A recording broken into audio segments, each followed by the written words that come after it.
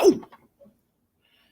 All right, ladies and germs, gonna be watching two separate cards. I'm gonna be watching the GARCIA versus TAGOE card, the Michaela Mayer versus Jennifer Hahn card. Those are the two cards that I'm gonna be watching. But I am also gonna tune in to the Lubin versus Fundora card. I think that card might go down later than the others, so we'll see about that. What's goody, Dr. Evil? Multiple blows to the back of the head. Discuss. Who? And yeah, man, it's gonna be a fun night. I just got my first look at Virginia Fuchs. I've been mispronouncing her name all this time, and I plan to continue mispronouncing it because for those familiar with Ring IQ, you know I've made it a habit to mispronounce people's names so that the boxing world can feel the pain that I have felt since I was born, because my name is often mispronounced. Now they will know the pain that I have known. And Virginia Fuchs, my goodness. Yo, dude, I heard a lot about her because of the amateurs. I heard a lot about her, and I just saw her pro debut. I had to watch it back because I hadn't realized that she had fought already. But I just saw her pro debut, and the girl's amazing, dog. She's amazing. Amazing jab, amazing feet, amazing pivots and shifts, amazing straight left hand. Like, I feel the excitement that I felt when I saw Caroline Dubois. Virginia Fuchs and Caroline Dubois, they have something in common. They're both Olympians that just turned pro, and they're both very spiteful southpaws. I told you guys before that I love a spiteful southpaw. I love a southpaw that likes to punch and likes to be there with their opponent and lay into them. Those are very always very fun fighters to watch. And I'm very high on Virginia Fuchs. I just saw her for the first time, and my God, dog, just my God. She's excellent. She's excellent. Please put her on another card. Get her another fight. It was excellent. Like, for those that don't know, Virginia's actually very good friends with Michaela Mayer. No coincidence that she's making her debut on a card that Michaela is headlining.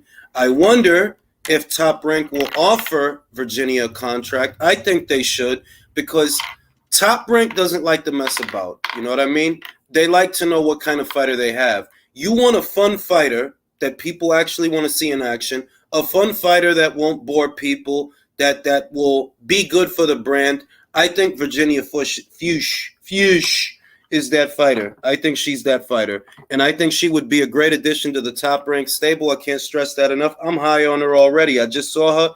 She fought in a 6-rounder against Morales, stopped her in the 4th. Couldn't miss her with the straight left and was outworking her with the jab. Everything was off the jab. Many jabs thrown. Excellent fighter. The buzz is warranted. The hype is real. Virginia Fuchs is the real motherfucking deal. I was goody G-Ho Park. Was goody New Country. Was goody Warped. Was goody Joey. You know what I mean? Appreciate that, Joey. Dr. Evil, Jay was good. Bobby was good. Timmy Nealon was good.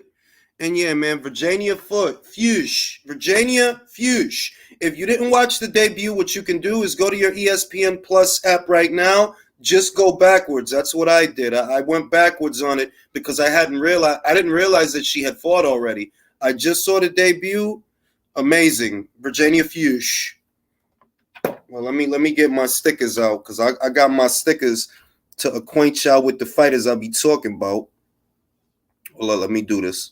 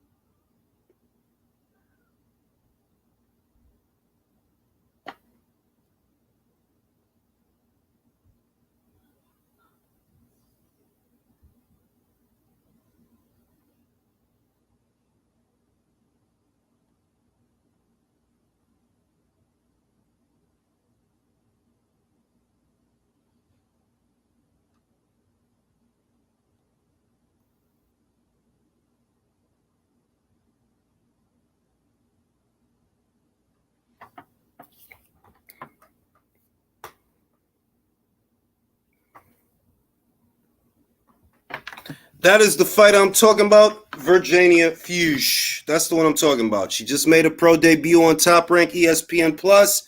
Excellent fucking fighter. Southpaw, very aggressive, very spiteful, very busy. So you don't have a boring fighter that has a minimalist approach to boxing and wants to just stay on the outside. She doesn't seem to have an overly amateur style. She stays in the pocket. She's in and out, very busy, jabs a lot, brings over the straight left beautifully. I'm high on Fuchs. I like Fuchs. I like the Fuchs. It's a good Fuchs. Yes, it is, right? Like it's like right there, like Jenny Fuchs. You know what I mean? But she was great. It was a great debut. It was one of the better professional debuts I've seen.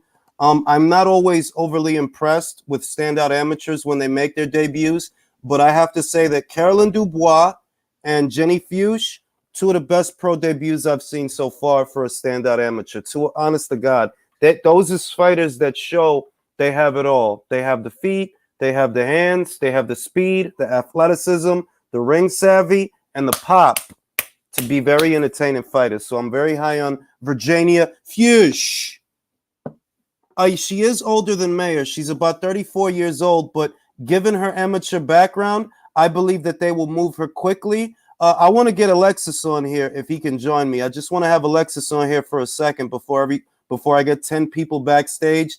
The link is for Alexis. Understand?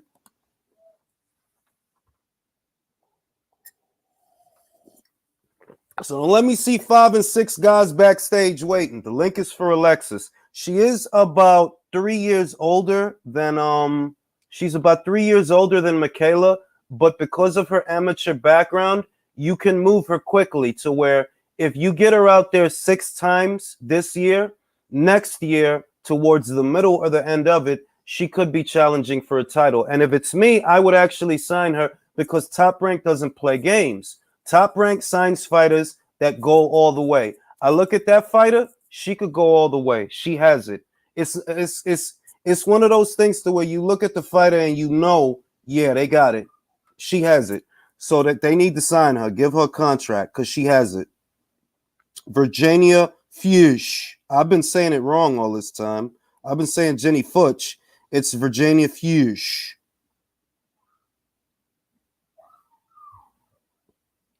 Let me see. And that was in the flyweight division. Very interesting division. Also set to be in action tonight are 2 of the flyweight division's champions, Marlon Esparza and Naoko Fujioka.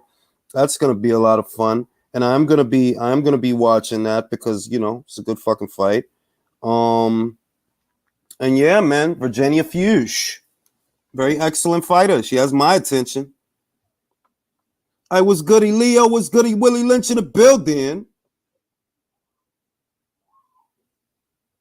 It was goody Sawab. Like I said, I posted a link for Alexis to join me because I wanted to talk with Alexis about earlier today's fight. I do not want to see 10 people backstage because if you do, you're going to end up staying backstage. So Alexis, if you can, click the link.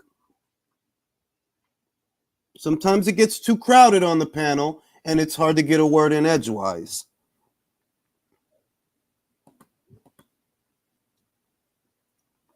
And yeah, man, Virginia Fuchs, remember the name. I'm not always this excited about a prospect because, you know, prospects that are standout amateurs, they have to transition from the amateur style to the pro style, and that could take a couple of fights. Whereas with Caroline Dubois and Virginia Fuchs, I see that it's not going to take them long. They have it already. They have what it takes already. So I'm very excited. Very excited. Please, Top Rank, sign her. Please.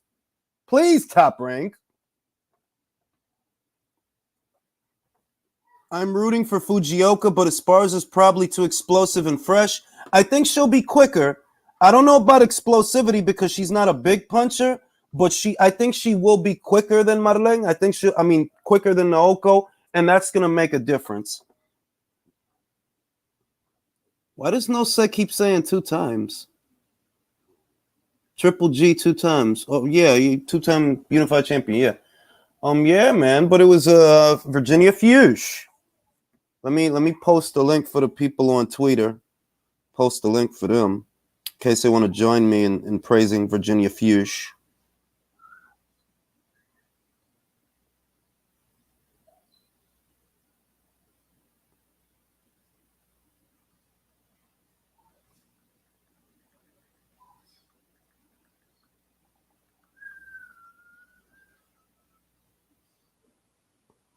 Okay.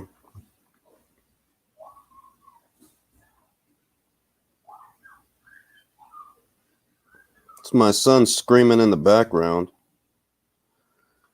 All right, so I posted the appreciation rant link. Was goody Timmy Nealon, but has a beautiful style. Click the link. Luciana, click the link, dog. And yeah, man, I'm very impressed. Like I said, not every amateur that debuts as a professional, they don't always have a strong debut because they have to transition from amateur style to a pro style. And there's nothing wrong with that. It's understandable. The amateurs and the pros are different beasts. But some fighters that perhaps didn't medal as amateurs, they make some of the best professionals because their style is better for the pro ranks as opposed to the amateurs. Caroline Dubois, Virginia Fuchs, those are those kinds of fighters. They, my God, I'm blown away. I'm blown away. Virginia Fuchs, all right? Give me a second because I'm keeping the link traffic free right now, right?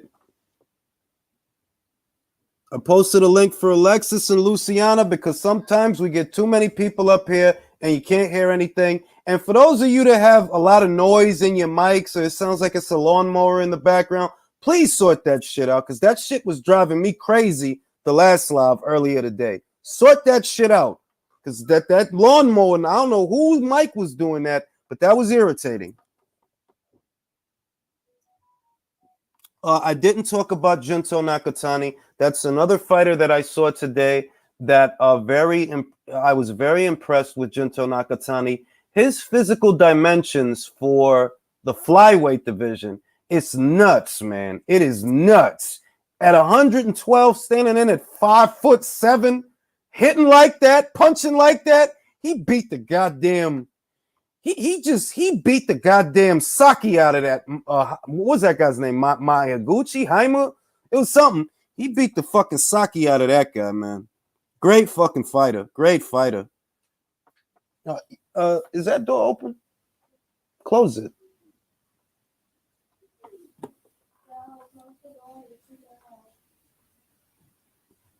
So yeah, man. That was a lot of fun. Right now we got Maloney up here. I don't think the Golden Boy Promotions card has started yet. Ni le da el casaco contra el japonés mujer. What? Mucho de la vida. What's going on? What's happening in the comments? That poor guy looked like Avatar. Yeah, that's the same thing I said. The guy looked like Avatar. He looked like Mario Barrios in the Thurman fight. Like his shit was just smash. Like his shit was caved in. He is all right, all right. Yeah, yo. It's wild though, man. It was a good fight. Alexis still has not clicked the link. I don't know what he's doing, but if he doesn't click the link, feel free to join Luciana. Let me post the link again. Garcia is going to beat Harrison. I like to know the odds on that fight. Yeah, I have it the same way. I made up my mind about that fight. Even in fights where Tony is winning, I actually think a lot of Tony's boxing. I think he's a great pure boxer, but he doesn't take the best punch, and that's kind of working against him. Sergio is a busy puncher. He likes to throw a lot. He's busy. Even if he looked a little less than spectacular with Sebastian Fundora, Sebastian's 6'5". It's hard to look good against a guy who's 6'5".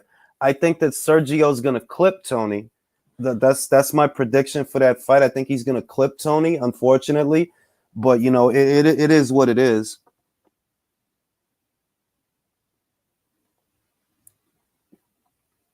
On Golden Boy Promotions card earlier looked good. Katsuma Appreciate that. Keep an eye out for light heavyweight named Ali Ismailov. All right, all right. And yeah, man. Yeah, man. A lot of cards on tonight.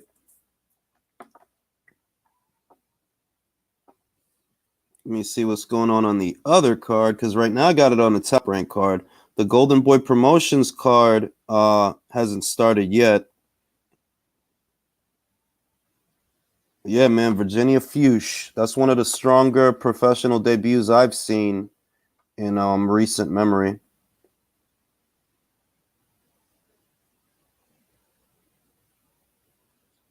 But I want to get Alexis on here because I like Alexis's controversy. Says I'm backstage. Oh, I got you, bro. I got you, bro. I posted the wrong kind of link. Click this one, bro. I don't know why that keeps happening. Because I know damn good and well I'm not posting a link from the last one. Click that one, bro. Click that one. You think? Oh, yeah, I do, Dennis. I think Sergio Garcia can KO Tony. I do.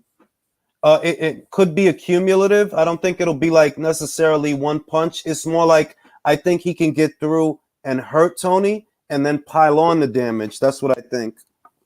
Bro, I just said it's for Alexis, Chris. I just said nobody joined the panel yet. It's for Alexis. But yeah, I do think he can knock Tony out. I think he can. I think Sergio can force a stoppage, and that's more or less what I'm going with. And I made up my mind about Fundora and Lubin. I honestly think Erickson Lubin is a better boxer than Sebastian Fundora. He's more experienced. He's more put together. But I just don't trust his chin. I can't trust that for 12 rounds, he won't get caught. I feel like he's going to get caught. Like he could be up on the cards. He could be winning most of the rounds, but he's going to get caught. That's what I think. So that's who I'm going with. I'm going with Fundora by way of knockout after the half. I was goody Don Dada.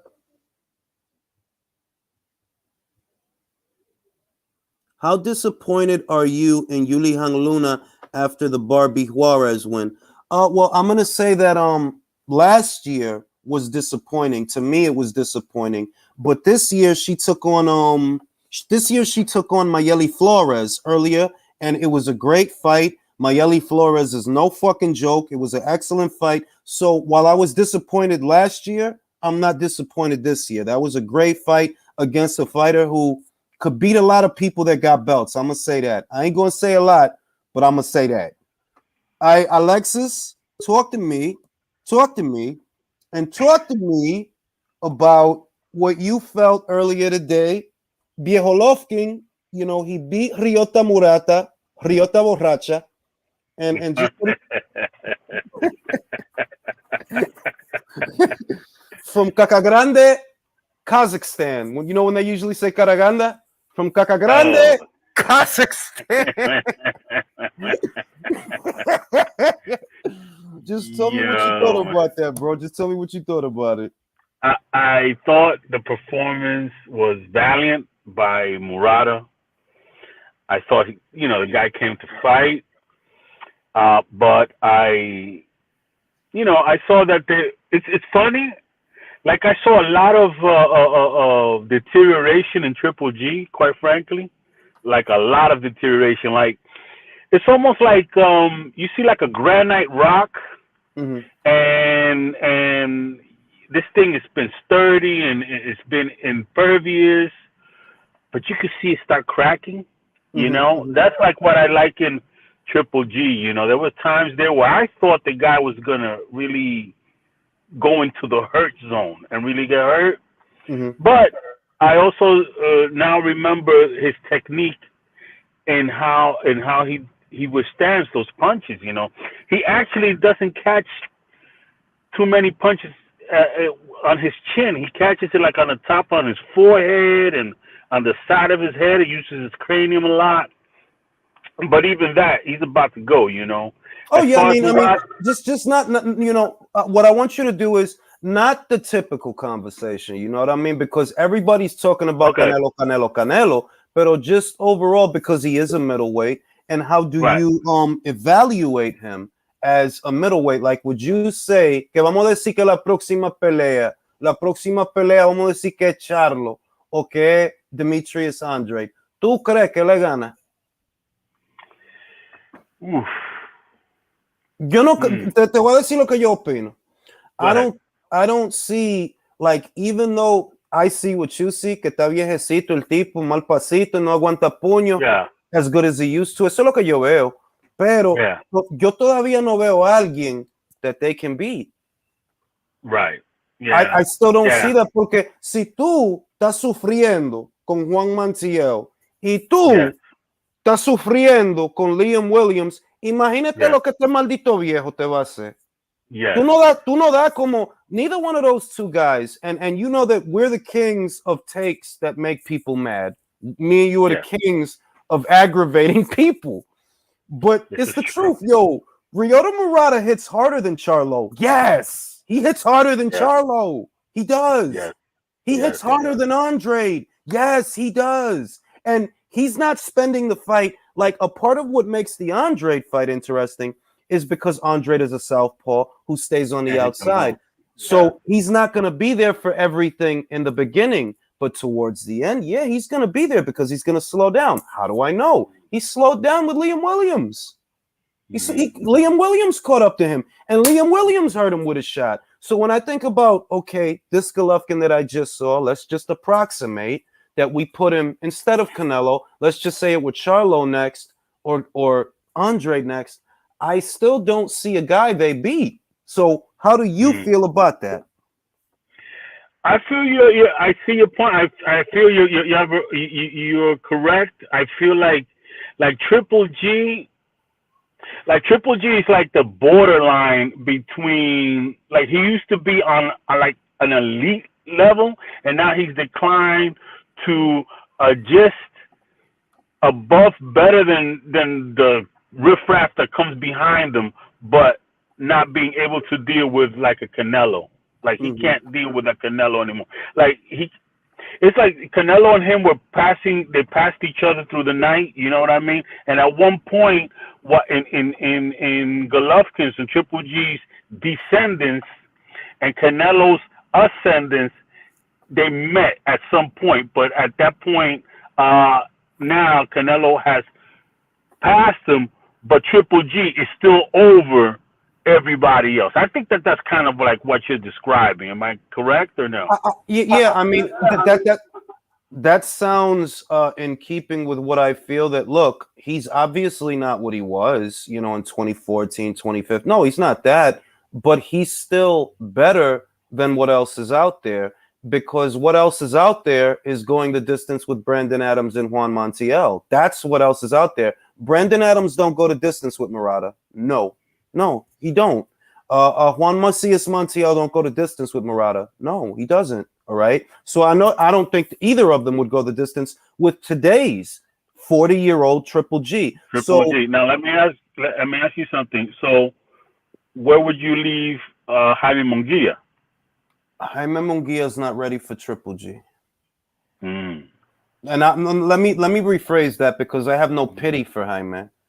Jaime's still not ready to beat. Jaime still does not have what it takes to beat him. That's what I mean. Absolute war if you did the fight. Absolute war. Pero ese tipo, he gets hit a lot, bro. Like, he gets hit a lot. Y eso es con gente que no tienen pegada. Gabriel Rosado was touching him. Fucking Toriano Johnson was touching him. El tipo da duro, but he gets hit. So it's like, bueno, I don't. Triple G is not just a guy que tira puño para estar tirando puño. No, él tiene su plan, su táctica y su técnica. That it's not just, he's just winging shots and hoping for the best, which is sometimes what Jaime Munguia likes to do. Like, you're kind of just going, he explodes on the guy and then he eats like 2-3 punches. Then he explodes on the guy and he eats like 2-3 punches. And it's like, Triple G's a little better than that. He defends himself better than he's given credit for, which is why he's still here at 40 years old. Because I could tell you right now, a los 40 años, ¿tú crees que Charlo todavía va a estar aquí? No. Ganando título. No. Who you think hits harder, Munguia, or do you think he hits as hard as Murata? No, No, right? I think no. Munguia doesn't hit as hard as people think. He's a volume type puncher, but not impactful as a triple. Definitely not as a triple G. And I think he would get caught in exchanges and get hurt just like Murata did. It'll I probably look agree. a lot like the Murata fight actually, Yo te voy a except decir he algo. throws more punches. Si yo soy el Triple Y, yo peleo con el mofongo que con Canelo, porque yo le gano al mofongo. Yo le gano al mangú instead of Canelo, and I could do a big thing con el mofongo, and instead of going, because he's going to get knocked out by Canelo. Of that I'm certain. If Canelo beats Bivol, or even if he gets upset by Bivol, maybe he loses a decision. La próxima pelea va a ser Golovkin. Va a ser Golovkin. Whatever happens, win or lose, and Canelo's gonna knock him out. Like he's gonna knock him out. And I said that shit 2 years ago already. Like, it's not a new prediction. I've always thought that if you do a third fight, time is not on your side, and Canelo is in his optimal. He's in his prime, bro. 168 will be remembered as Canelo's prime weight. You know, he's prime. He's gonna take you out over there. But I'm for, I'm here for it, man. A lot of people want to poo-poo all over it. The same way they poo-pooed all over Amir Khan versus Kell Brook. Yo dije que, mira, sea lo que sea, diga lo que tú vas a decir antes de la pelea. The day of that fight, the world is going to watch. That's why Top Rank picked it up. Porque bullipeo y hablando mierda, that shit don't mean nothing. That fight, people wanted to see it. People wanted to see it in America. They wanted to see it in the UK. Past prime, do viejo y everything. Everybody was fucking watching. Name recognition. Yeah, definitely. Now, I'm going to tell you my take on that. I think that, first of all, if Canelo beats Bivol, I would make Triple G come up all the way to at least 170, 171, 172. I don't think Canelo should come down actually 1 ounce. But if it's for the catch weight, I would like it to be for the 175-pound trinket on the I would like for Triple G to go up to 2 weight classes. Pero él no lo va a hacer. Él no lo va a hacer. You don't think for the money? No, it would be 175 would be a lot. De verdad, mira, for him to go up to 168. No, it's too much. It's too much. Eso es demasiado. 168 is a great weight for him to go to, porque tú ves que tenía una pelea que fue medio dura, right? It was a hard fight, this one. Pero el próximo campamento, he doesn't have to cut 8 pounds. 8 pounds is a lot to have to cut. That's a lot, bro. So for the fight to be a 68, it's a great weight for Golovkin. It's obviously a weight that Canelo can make. So I think it makes sense. And remember, si Canelo le gana Bivol o no le gana Bivol, either way, you're the one coming down. You're the one that has to come down. It's more of a chance of losing something on the way down than on the way up. You know what I mean? Figuratively, because we know that Golovkin rehydrates and they're all coming down. But 168 is more of a walk-around weight for Golovkin, so it's comfortable. Canelo is up there at 175. You're going to have to cut, 7 pounds? In other words, it's more taxing that way. So I like it. I'm okay with it. I'm not one of these fake-ass fight fans that listen. If the people that's poo-pooing all over Canelo versus Golovkin 3, they fucking wish that Charlo could get a Golovkin fight. You wish. This is true. You fucking wish that Andre could get a fucking Golovkin fight. So no me diga la vaina que no, ese tipo está viejo y no sirve. When if it was Charlo fighting him, you wouldn't be saying that. You wouldn't be saying, oh, it's the greatest thing ever. He's fighting fucking Golovkin. Imagínate si le oh no, Golovkin was the best. Because you fucks was about to do that with Manny, with Spence. If Spence would have fought Manny, 42 años, inactive for the last 2 years, if Errol would have beat him, what you think the narrative would have been on Sunday morning? They wouldn't have said, oh, he was old and inactive. They would have said, oh, no, he has the biggest win in the bunch of dickheads. My thought of the day on the Charlo situation is, and the PBC, I was thinking to myself, like, hey, if you pay Canelo $40 million to fight Plant, Was it 40 million? It was 40 million, right? Mm-hmm. Why haven't you at least made an offer of about 20 million to Triple G to get Charlo? Bueno, es diferente. Te voy a decir la diferencia. Con Canelo, he's a free agent. Con Golovkin, Okay. he's under contract with Matchroom. So ese lío con Golovkin que él todavía le debe pelea a esa gente. Okay. It's not the same thing. Like when you're negotiating with Canelo, Yes, you're negotiating with a free Yes. agent. But when you're negotiating with Golovkin, he's still in. You know, I don't know specifically what got amended, but what I do know is the deal that he signed was a 6-fight deal, and this was the 4th fight of that deal. Right. So he's still under contract. It's not a situation where he could just go wherever he wants and do whatever he wants. Least of all in America, where he's supposed to be under contract with the zone. This is correct. And as far as have you known, did Eddie ever try to get Charlo over to the zone to fight Triple G? To fight Triple G? No. To my knowledge, that never happened. The only time I saw that Eddie Hearn was trying to bring one of the Charlo brothers over was for Andre. All right.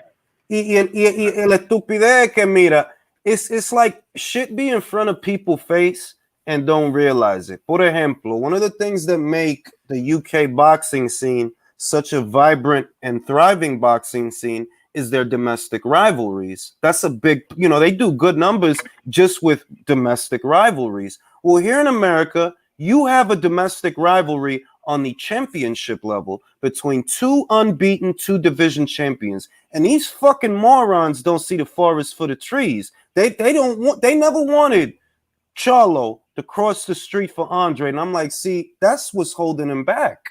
He should have had that fight, won that belt, and then you would have been a motherfucking man. We wouldn't still be talking about, oh, Canelo's ducking Charlo or oh, Canelo's ducking Andre if you take each other out. Take the other guy out. There's no 2 fighters in boxing that needed each other more than Andre and Charlo.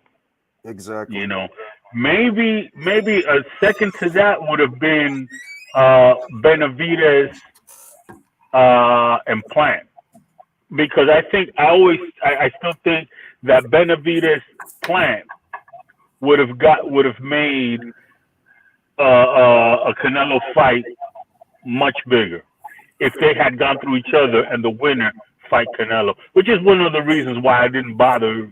I wasn't interested in that fight.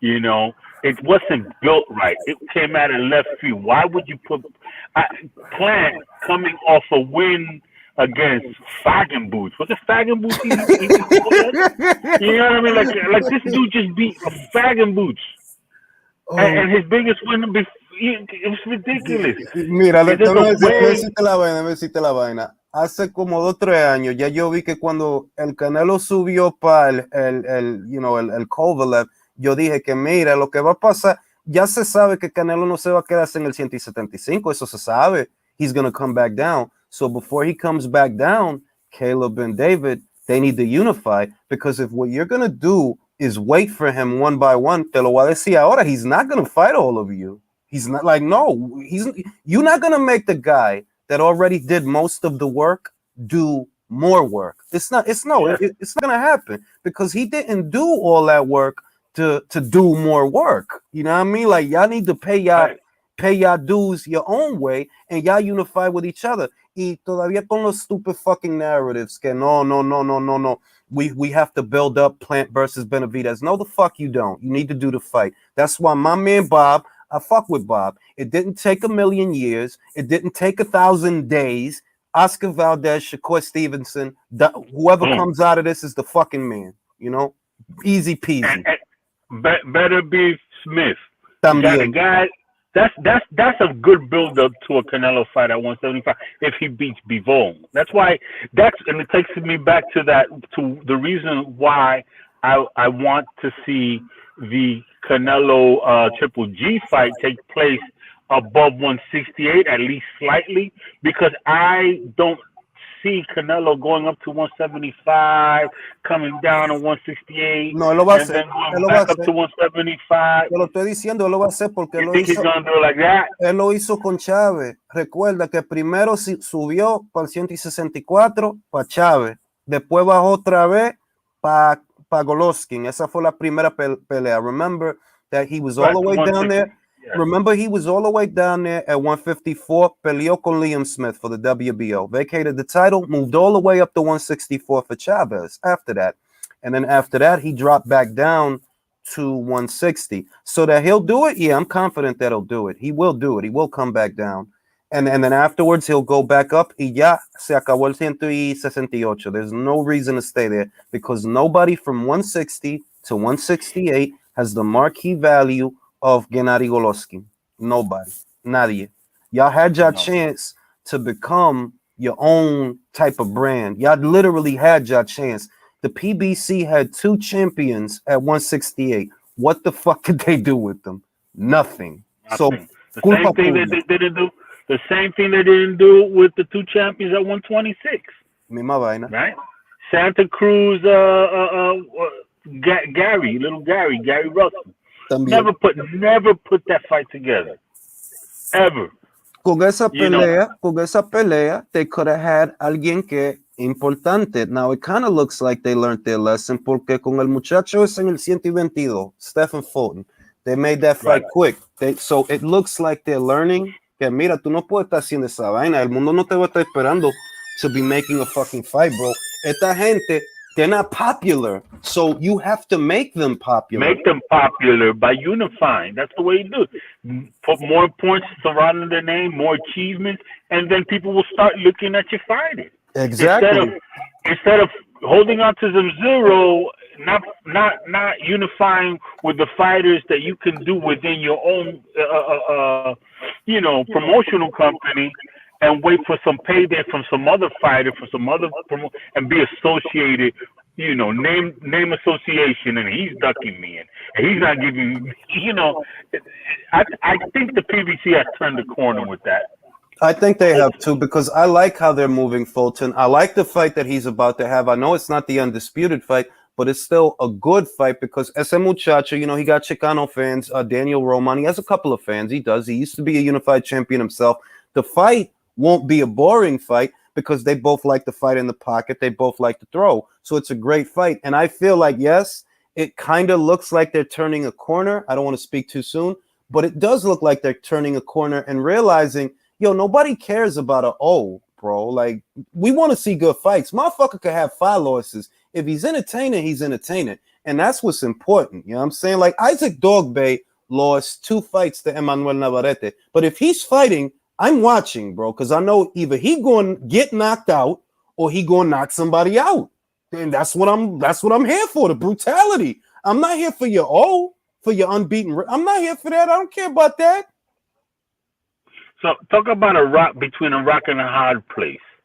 What do you think Santa Cruz does? Does he fight Lee Wood, or does he go up to 130 and then have to deal with the guy who, the winner of the guy of Gutierrez and the guy who, exposed I'll Cole? tell you. First, let me read these 2 super chats. Drew says, the jerk jobs dissing the trilogy can't fathom non-American fighters being cash cows. Isn't that always the case? Luis Puente, shout out to Luis Puente, el mejor show del boxeo. Sup, Jules and Panel, I was goody, bro. 2 more super chats. Drew says, that's why I want Zerto and Benavidez. Exactly. Yes. They need each other. They need each other. New Country says, Andre versus Charlo would have pushed one out of... Exactly, and that's the point. The process of elimination. Take out the competition, so it's one less guy until it's one guy standing there. The Canelo, this is who you need to fight. You take out the competition. Instead, it's 2 of you right there, and you're indistinguishable from each other. Neither of you is all that important anyway, so having 2 of you there just makes you harder to choose. Now, when it comes to Leo Santa Cruz and Lee Wood, the fight will not happen, and I'm going to say it's a high-stakes game of chicken at this point. I don't know who's going to walk away, but I sense that someone will walk away because they both have the same option. On the Matchroom side of things, Lee Wood has Josh Warrington. That's a big fight, whether it's a unification match or not. In the UK, yeah, that's a big fight. He was just in a Fight of the Year candidate. He doesn't actually need a belt to have that fight. That's his end of it, right? On Leo's end of it, he has the winner of Mark Magsayo versus Ray Vargas. They're about to fight this summer. He has the winner of that fight, and it's the same situation to where even if I vacate the WBA title, me versus the winner of this fight, whether it's Ray Vargas or Mark Magsayo, it'll do decent business. So I don't know which one is going to walk away, but I sense that somebody's going to walk away because they don't need that fight. Leo's not going to the UK, and Lee Wood doesn't have to come to America to make money. They both are on the same boat, just across different, across the pond. So I don't think that fight's going to happen. The Lee Wood situation, though, you have to take into account that this guy just suffered a broken jaw, so he's going to be out for a minute. No, that's true. You talking about Josh Warrington, right? Correct. I don't think the Lee Wood fight happens this summer. I believe it happens in the fall. They're going to give Josh a break. That's what I believe. Mick Conlon may end up returning to action before Josh. I already heard they got a fight. They want to bring him back this summer. Wow. Yeah, I seen that last week. Wow. Not against Lee Wood, though, but, against someone else. Yeah, but that they want to get him back out. And I think that we could probably get Lee Wood versus Josh Warrington in either the fall or the winter, because Lee Wood does not have to kiss Leo's ass to be in a big fight and get a big purse. The same is true for Leo. Leo doesn't have to go to the UK to be in a PBC size fight. I'm not even going to say a big fight, a PBC sized fight. A pseudo big fight. Yeah, a PBC special. PBC special, like a dollar menu, like a value menu meal. You know what I mean? He has the winner of and that fight is about to go down this summer, which sets up his ring return for either the fall or the winter. I don't get the sense at all that those two guys will fight each other. They have options on their own side of the street, so it won't happen. It's just, who do you feel is likelier to walk away, and which promoter can outmaneuver which promoter? That kind of leads me to believe that the Matchroom people, Leo might keep his belt, right? Because the Matchroom people say, well, we don't actually need Leo. We have Josh Warrington. He has the IBF. We can make the fight between you and him for later on this year for the IBF title. We know damn good and well that this is going to do great business over here in the UK. And it is. It is. It's a great fight. Josh throws a lot of punches, but Lee Wood is heavy-handed and he has real toughness. He showed that. We don't need Leo's belt to make this a big fight. So that's what I'm leaning towards. I'm thinking that Matchroom plays the game of chicken, goes after that belt, knowing fully aware that PBC is known to drop belts. And then they'll just get the belt and fight him somewhere, somebody else in the UK for that belt. Because then it'll be for vacant, or they'll just give him the belt. I don't think so. No, I mean, well, honestly, if Leo were to drop it, what would happen is he'd be immediately elevated. He wouldn't even have to fight somebody for it because he's already regular. He's not even interim. He's regular. Exactly. Champion. So he wouldn't even have to fight anybody for it. Luis Puente says, does or should Brandon Figueroa move up? I think he should. Porque él es grandecito por 122. And there's names en el 126. If Brandon moves up, he can target the winner of Ray Vargas versus Mark Magsayo. Y porque Brandon, he's of Mexican descent, you can turn him into some money. Him versus Ray Vargas, that'll get attention. That's not even capped. That'll get attention. A Mexican national versus a Chicano boxer, yes, that'll get attention. Or him versus Mark Magsayo, if Mark beats Ray, that'll get attention. Filipino fighter versus Chicano, yeah, that'll get attention. You'll make money with that. So I don't even think he should stay at 122. You're not getting a rematch with Stephen Fulton. And why? Who wants to see a rematch? And you're not going to fight MJ Akhmadaliev. So what the fuck are you doing? Why even cut down? This is true. So Wob says, Does Wood get the belt automatic? Yeah, he gets the belt. If Leo were to drop it off top, he'd be elevated to full champion off top. Like, he's the full champion. He's the only champion. I forgot what division that already happened in, but it already happened that, guy, belt got dropped and guy got elevated. I think it was Roger Gutierrez because I think it was Roger Gutierrez at 130 because it was Roger because Leo had the belt, Javante beat him for it, then he vacated it, and then they phased it out, at which point Roger Gutierrez became the full-fledged WBA super featherweight champion. Nobody knows who the fuck he is but me. Exactly. But we're gonna know because he's gonna fight a guy. He's gonna fight Hector. Colbert. He's gonna fight Hector. I mean, if Hector's smart, what the fuck am I gonna give Chris a rematch for? I beat the fuck out of him the whole fight.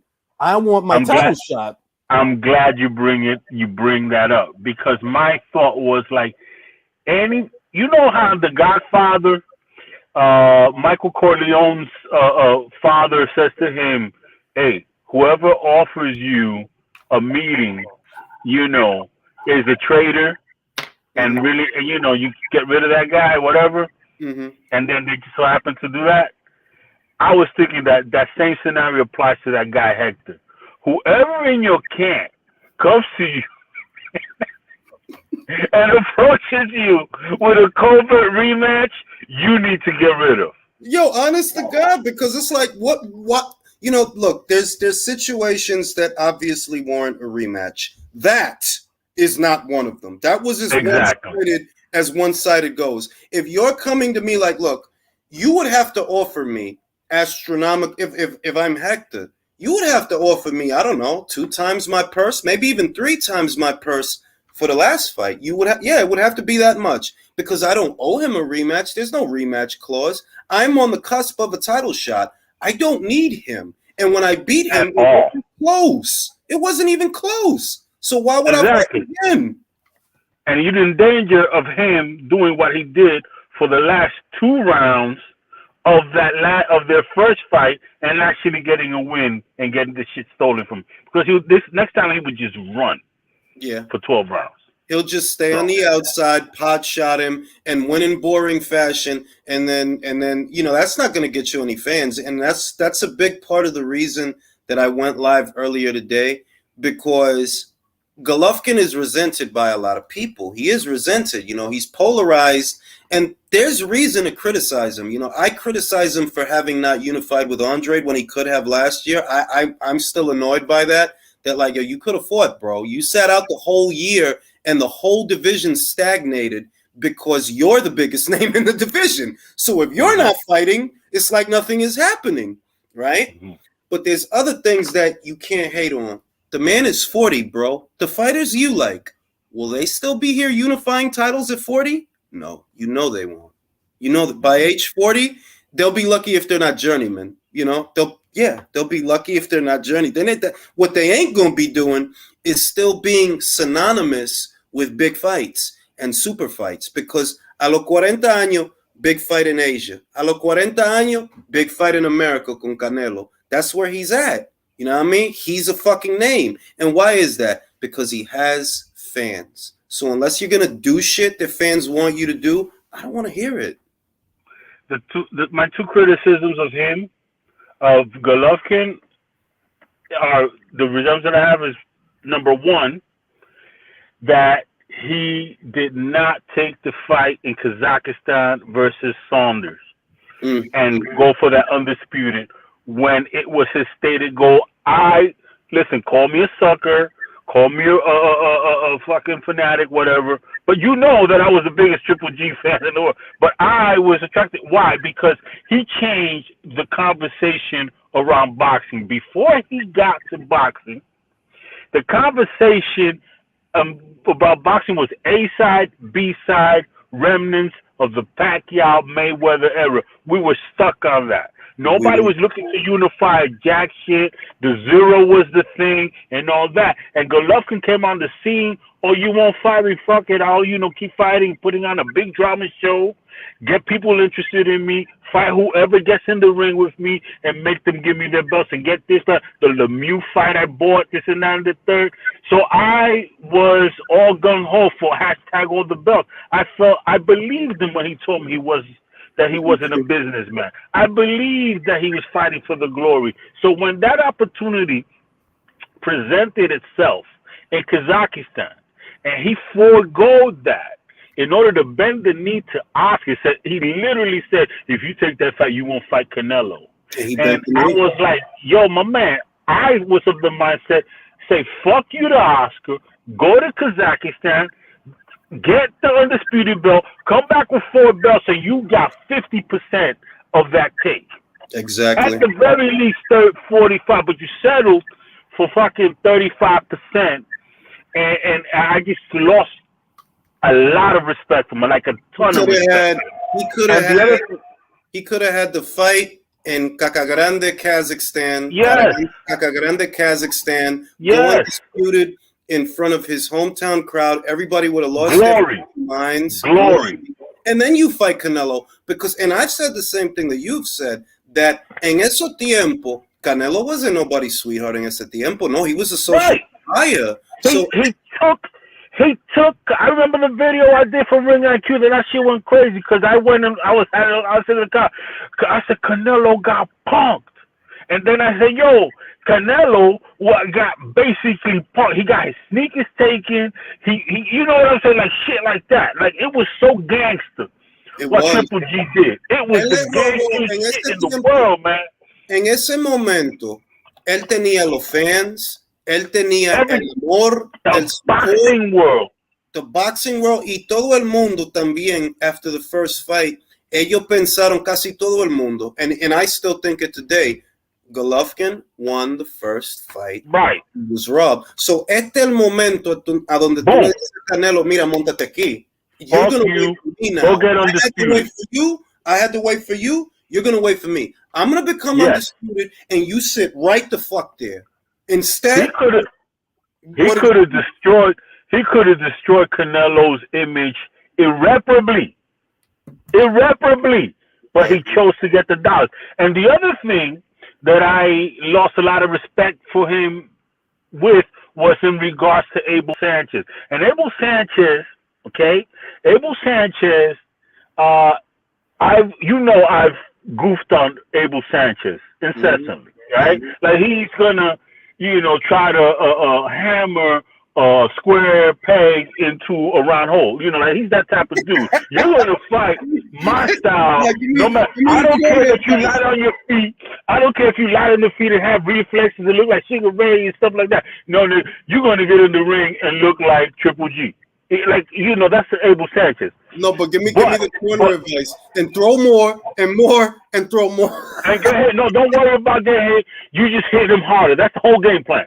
So the thing is this, though.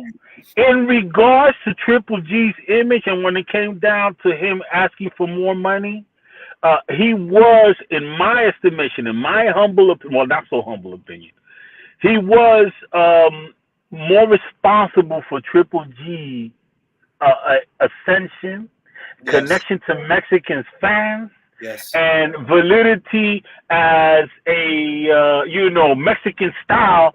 Like if Golovkin had a Russian coach instead he was a Mexican, it wouldn't have worked. No, vamos a decir que él tenía un boricua as the trainer. It wouldn't have been Mexican style. It wouldn't have worked. It wouldn't have worked. Exactly. It was perfect. Exactly. It was a perfect combination of people hating Canelo, Triple G having a certain style reminding of Chavez, and Sanchez talking shit for him when he couldn't talk. So Sanchez deserved the money. The dude. The dude tried to jump over the top. Go away.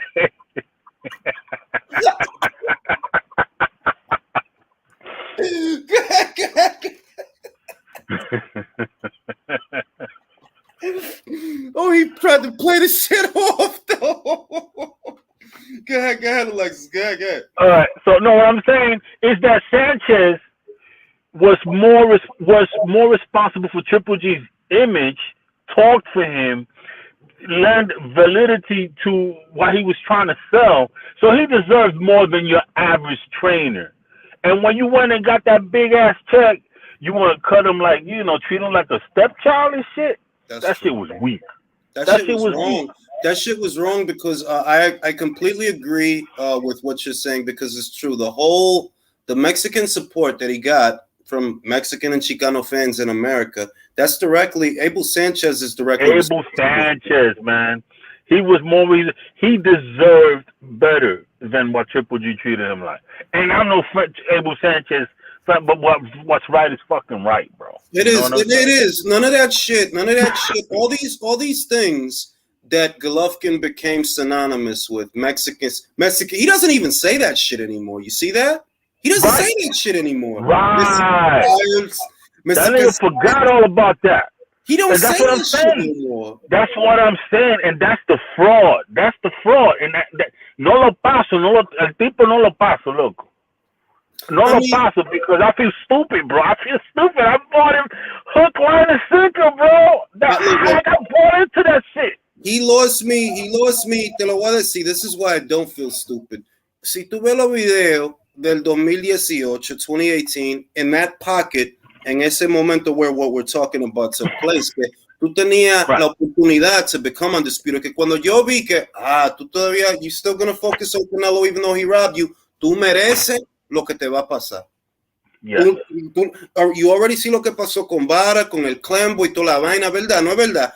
Todo eso pasó. So from where you're sitting, because this was always my perspective, from where you're sitting, he's a cheater and you got robbed in the first fight. That is what you're saying, and that is how you feel. So if you feel that way, why would you prioritize a second fight with him if that's how you feel? Oh, tú no más quieres el dinero. Okay, coja tu dinero entonces. You made your bed. You could have unified with Billy Joe Saunders.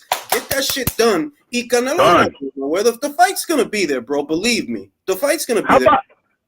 How about that fake ass tour he went on when he was a free agent? He was fucking fake ass talk. He went visit the ESPN and visit with PBC. Well, all the time you knew you were just sniffing Canelo's ass. Whether he landed, you were gonna go. Yeah, oliéndole el culo. Your fucking deal with them was all around Canelo. Like the whole deal was around Canelo. Man, I got no respect for that, man. Honestly and truly, bro. Pero también lo que me molesta es que, okay, vamos a sacar the political aspect. First, let me read the super chat. Leo ain't fighting Lee Wood. We all know it. Drew says, how big can Zurdo versus Benavidez be? On a regular pay-per-view, I think you could do about 300,000 to 400,000 buys with that fight, and I'm not joking. With no belt? No belt. Wow. Es que la gente no tiene imagination. Wow.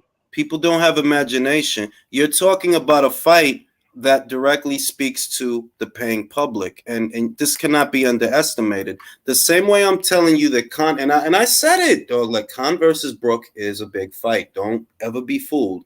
Zurdo Benavidez is a very big fight. It is, no belt. It's a very big fight. You do that on the West Coast, or you do that in Texas, or anywhere, anywhere close to that's a big fucking fight. Pero they want to be safe. That sells out Staples Center. It does. I'm telling you, that it does. Like, no bullshit. That fight will sell the fuck out for no belt because it speaks to the consumer, the actual consumer, not these mouth breathers on Twitter. It speaks to the actual consumer that pays money to see boxing, and it'll bring it to light that look, what we want our fights. The belts is nice. Don't get it twisted. The prestige and the glory, all of that stuff is cool. But if you tell people, Zurdo about to fight Benavidez at 175, I'm going.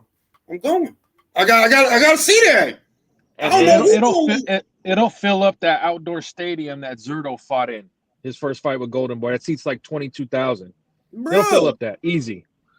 Here's where he fell down. And in regards to Triple G, when he changed Like all boxers, he changed when his wife took over managing his career. Really? She took. He That went to happened with Triple yes, G too. she took over once the second Canelo fight was done, and he got the DAZN deal. That's why Abel Sanchez got fired. That's why Tom is like, okay, you're just going to be like a glorified manager. Oh, really? And we're going with Eddie I in didn't DAZN. know that. I didn't know. I didn't know Yeah, that his wife had. Mrs. Golovkin took over the show. From Caraganda, from Cacagrande. Yeah, Cacagrande. yeah, she took over the show. Remember, like when Zurdo's wife took over the show, or Zurdo didn't know what the fuck he was doing? The Battle of Rio Grande. Was that her? But like, remember when Tim Bradley's wife, when the wives get involved, bro, it's just different for the fighter. You notice it. It worked out for Tim Bradley. Back end. Well, it did. Hell yeah! Like it worked out. Tim was Tim's the exception. Yeah, Tim is did right by him because he's a successful restaurateur. He's getting good money to be an analyst, and I enjoy his commentary. By the way, his honesty is refreshing. So yeah. She did right by him. She did right by him. That's for sure. I agree. But I remember the interview. Shane one at a time. All right, go ahead, Alexis. No, I just remember the interview. The guy that used to train Joe Diaz. They used to train Joe Diaz. I remember this interview where he had just left Tim Bradley or whatever. They had a falling out or whatever, and it was about the time that she took over.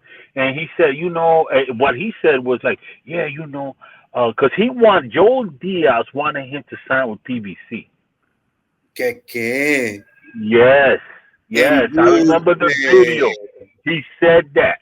He said, yeah, I remember, yeah. That's when PBC had just gotten really like hot or whatever. He said, yeah, and then, I told Tim, this is guys and they're interested in you, blah, blah, blah, blah. But he went the top ranked route. Yeah, but Joel Diaz. Hey, Alexis, real quick. Yeah. I like that Joel Diaz impersonation, bro. Do it again. Are you serious? I don't know. I didn't even know how Joel Diaz. No, you were doing it for a second. This guy, I was doing it for real. Because Joel Diaz sound like he's from Fordham Road. He don't like. I don't know where he. No, he don't sound like. Yeah, he don't sound like. Yeah. He's like, oh, dang. I don't know. Now I can't do it. But anyway, the point is. You had it for a second, though. You made me self-conscious. Thank you. Now, no, but the dude, I remember that video, and that's why I was able to do it because I remember the fucking video.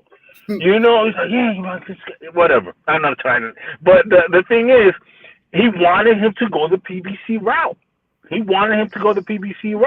And it was his wife who saved him from that fucking disaster, bro. Desastre. Right. And eso hubiera sido un desastre. What's crazy too, though? You give a PBC fighter Tim Bradley's resume. Oh, he's top 10 all time. Like the shit they would be saying about Tim Bradley if someone was on PBC's resume. Like if you think about, and I say this all the time. The only fighter to date, the only fighter that ever beat Tim Bradley was Manny Pacquiao. Remember that tweet I put out? I said simply, don't argue. Timothy Bradley is the third best welterweight of his generation, and motherfuckers went crazy. Unbeaten Devon Alexander, unbeaten Lamont Peterson, motherfucking all them dudes that they get credit for at the PBC for beating. Timothy beat Lamont. And I get pissed off. Brandon Rios before Junior Witter. All of them. Then where I get mad is Tim don't really get his flowers for where he is as a fighter. He get him here. Tim is so unappreciated, like for the resume he had and the fights he took. Yo, and the thing that kills me, this is the one that kills me, bro. Because that's the other, because the Mexicans get mad at me. Listen, para ya esto, mis amigos mexicanos que están allá afuera, yo no quiero insultarlos, pero quiero decir la verdad. Motherfuckers get mad at me when I tell them, hey, y'all don't like talking about that Timothy Bradley Marquez fight. Okay? He put a fucking schooling on Marquez. And that was, for context, that was right after Juan damn near killed Manny. That was the fight he got right after that. That's the same dude. That's when he had those Julius shakes of Pence. Right. That's them dudes. That's them dudes. And so what I'm saying is because it's the craziest. That's why I don't really get into debates with these fucking boxing fans no more, because this is ridiculous and stupid, right? They say, oh, well, he fought an old Marquez. You know what it is, Alexis? You know what it is? They thought he was going to fight Marquez the way he fought Provodnikov. Right. And the Mexicans started hating because he did it. Let me see it. This is right. You're right about that. Y'all looking? ¿Qué narga tiene esa tipa? Yo, what the fuck you looking at, bro? On a Golden Boy card, BS. That tipa. Oh, you watching TV? Damn, yes, damn. Okay. No tiene un maldito culo más grande que el diablo. Maldito. All right. Shit, I lost my train of thought.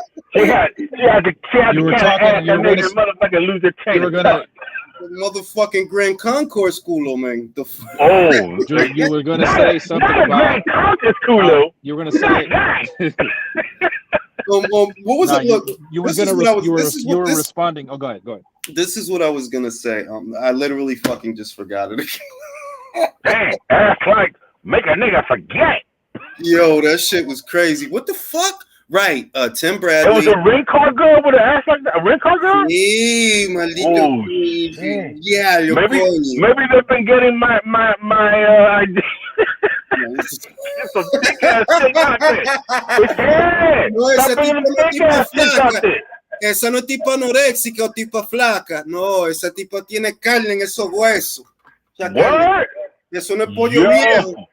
Quick, tell me what round it was.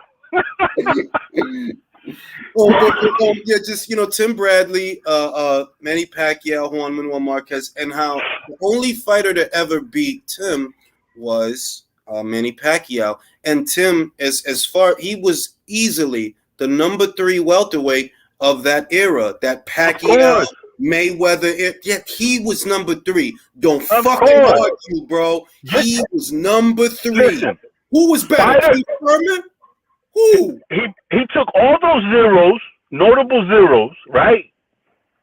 He was only beaten by one man who happens to be the second best welterweight of his time, right? Mm-hmm. Then he emerged victorious in a fight of the year. Okay, he went across the ocean to get a strap from Junior Witter when he was like the man in that division. Mm-hmm. I mean, what else you can say? No se puede decir nada. Listen, let me just be honest about this. That thought dawned on me just one day when I don't know why I was looking at Timothy Bradley's like a box rack, and I said, "Holy shit!" Like this motherfucker, because I wasn't a Timothy Bradley fan at all. And I'm gonna tell you, here's an unpopular thing. I saw the first Manny Pacquiao Bradley fight. I don't think it was a robbery. I don't think it was a robbery. Because I remember I was a Pacquiao fight. Let me just say this. I was a Pacquiao fan. And after the fight, I just felt like Pacquiao didn't perform at his best. I just don't know what the fuck was going on with Manny. I just felt like there was something off about Pacquiao. And when Bradley got announced the winner, I wasn't like, I could see it. It was a close fight. You know what I mean? I didn't think this was literally one of those fights that could have gone either way. And that term is used far too often. So vamos a decir esto también, que para mí, it's like what just happened to Josh Taylor, right? todo el mundo lo quiere atacarlo a él ahora because, you know, I don't think he deserved that victory, by the way. I don't think he did. Pero él es el único que had a... No, a lot of people think Floyd lost to Castillo. You know, like, yeah, a lot of people think that. A lot of people felt Oscar unofficially lost to Felix Sturm. It's boxing, bro. It fucking happens, all right? That doesn't mean that he's a terrible fighter because he was in a close fight. Like, what the fuck are you talking about? You know what I mean? And right. I relegate Bradley versus Pacquiao 1 to that file. That, like, look, great fighters have close fights. Every great fighter has one of those. So, I mean, you know, it is what it is. Can you imagine thinking that a guy who only lost to Manny Pacquiao, not getting the flowers that he does? I mean, it's ridiculous to think that a guy lost to an all-time great. It's nuts. You know, you know what I blame it on? I blame it on this because haters makes you all kinds of makes you think really weird shit and rationalize things that just make no sense.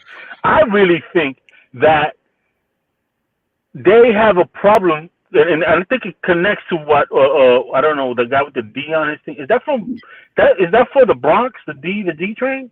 Well, anyway, no, bro, his name is Drew, so they put a D. Oh, I thought he was representing the Bronx or some shit. But Drew's from the West Coast, bro. He's from California. I didn't know. I had no idea. Listen, this is what because in case you don't know, Drew, that D is the same D that's used on one of our train lines. Mané, cuando yo vivía en la 175 y Selvin, I used to be on that fucking D train, bro. I know. No, I'm telling him because he's from the West Coast. He wouldn't know that. So what I'm saying is, so here it is. The thing, I think it's as convoluted as it sounds. I think that those that don't give Tim Bradley that that credit, you know, that his perch as a third best welterweight of his generation, don't do it because to do so would mean that you somehow aggrandize Manny Pacquiao having beaten him. Well, no, mira, es el juego. Es el juego. Look. Before I pass it to Eson, who hasn't had a chance to speak yet, look at how they treat Terrence Crawford completely annihilating Jeff Horn. You know what I mean? Look at the fight that Jeff had with Manny, right? Look at that. He made Manny look old. We all thought at minimum he looks old, bro. He's getting roughed up and pushed around, right? That same Jeff goes in there with Crawford, and Crawford just Omaha, Nebraska's the shit out of him. Like, now you ain't shit, and you just not gonna be shit tonight, and that's it, right? And you don't want to big up Jeff for doing what he did to Manny, because then you would have to aggrandize Crawford for wiping his ass with him. You see it? You see? Exactly. Hey, that's what they did before Crawford fought him. Before Crawford fought him all those years, where they say, "Oh, Manny's old. Oh no point." Everybody was so, "Oh no, Horn beat him to hype up to shit on Manny." Then Crawford beats him. Oh no, Horn wasn't shit. It's like loser, exactly. Loser shit, man. And look, thank you, Eson, for reminding me that the day of the fight, right, and the day after the fight, and the weeks following that fight, they were saying, "No, Jeff really beat him. Jeff really beat the shit on Manny, you know, to keep shitting on Manny." Right. Well, okay, Jeff really beat him. Cool. I'm a facts guy, so when I look, okay, yeah, you know, Jeff beat him, whatever, fine, cool. I know that Jeff, he don't stand a chance against my guy Crawford, not a chance. And when Crawford wipes his ass with him, Jeff Horn hear it. That Jeff Horn would give Danny Garcia all. Yes, thank you. And Keith Thurman. Thank you. They don't want it, bro. Yes. They don't want to admit it. They don't want to admit it. They don't want to admit it. I don't know why. They don't want to admit it. Look, I stand by this. I stand by this. Danny Garcia is not a busy enough pusher for Igis Kavaliauskas, and I'm on that hill. I'm on that hill, and I'm going to be on that. Like, no, he's not busy enough. He's not busy enough. If the Igis that fought Crawford fought Danny or Keith, it's a wrap. It's a wrap.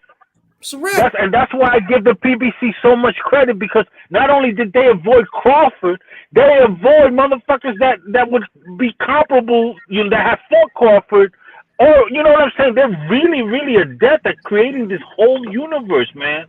It's crazy. You know what they did? They created a level. They created a universe of B-level fighters having B-level fighters, and then they made that. You. Oh no, these are the elite welterweights. Crawford ain't fighting no elite welterweight, but it's like nah, y'all just got a bunch of B-level dudes that are interchanging with each other. Yes. No, let's clear the air a little bit. I want to clear the air a little bit because I got Leo on here. I want to get Leo's reaction. Let's go back to this morning a little bit because I didn't get to talk to Isan about it, and I didn't get to talk to Leo about it. This morning's fight. Just Leo, what did you think about the fight? Did it live up to your expectations? And what were your closing thoughts after the fight was over? Okay, the obvious. Triple G looks old. Mm-hmm. It's been looking old for a long time. Now, you can actually... I don't want to compare Gennady Golovkin with the resume of Manny Pacquiao, but it's in a similar state. Pacquiao was old, but everyone was saying it. This old dude is doing things that all these young dudes are not doing. They cannot do it. And Golovkin has experience, amateur and professional experience. So to someone beat him like that, steamroll him? No. I disagree with Julius about the Jaime Munguia fight. I think Jaime Munguia beats him. I like it. Because just because activity, because the Derevyanchenko fight, Derevyanchenko won that fight. For me, I saw it 3 times. Derevyanchenko won that fight. He connected more punches, more clean punches. He won that fight. Let me see it. In case you forgot, I had it 6-6 with Golovkin winning by a point due to the knockdown. That's how I had it. I had it very, very close. But the knockdown is what saved it for Golovkin on my card. That is 6-6, but what saves it is he has a 10-8 round and you don't. But Golovkin is still 40 years old. I'm not saying because I think Ryota Murata has a chin, but I knew what I saw in the Ryota Murata versus Golovkin fight. Golovkin broke something on Ryota Murata. See. So you can have punch resistance. I think Kell Brook has a very good chin, but if you let him, Golovkin is gonna break something. Yes. So it's not gonna be easy for none of these dudes to just go there and beat him convincingly. I wouldn't be surprised if Murata has a little bit of, and I'm not being funny, by the way. I wouldn't be surprised if Murata has a little bit of brain damage. That 9th round, go back and watch that 9th round, bro. Hell yeah. Some switch. Bro, he got hit in the head so damn much, and bro, Golovkin landed. He landed. This is so weird. He landed a counter right hook from an orthodox stance over a fucking left hook, bro, and it literally spun Murata like Charles Martin was from Ortiz, and he literally looked. He was looking to the other side, and he was trying to like find where Golovkin was. And I think a left hook grazed him before he went down. His equilibrium was shot, bro, but he took fucking punishment. To me, that fight should have the referee let him get hit too much. Like it was a little hard to watch. I don't want the guy to be brain damaged. Those moments where he got put into the ropes and he was taking punishment on the ropes, that's too much, bro. Like, get that guy out of there. The corner's not throwing the towel. The ref is like, yo, dog, that dude is finished, bro. Get him out of there. Like, it's over. And Murata is a tough son of a bitch, and he's too tough for his own good. Yeah. Leo, I gotta say, I don't think Munguia has enough power to keep Triple G off him after watching that Rosado fight. Eso es lo que... Gracias. Porque si ese tipo estaba en una pelea, que es una pelea con Gabriel Rosado, who Golovkin por poco lo mata. So I don't... A young version. This is what I mean. That, like, you know, he's a fun fighter to watch because it's always competitive. But it should not be. Not with Rosado at 160. No, was it 160? Either way, it should not be. Yeah, it was 160. He came down after 68. And it should not be. When he was in there with Turiano Johnson before he split his lip, it was fucking competitive, bro. Like, it's like, yo, dog, like, Turiano getting off, bro. Like, he getting off. Like, it should not be. If you're trying to convince me that he steamrolls Golovkin, you got to be able to steamroll these guys first, and you're not.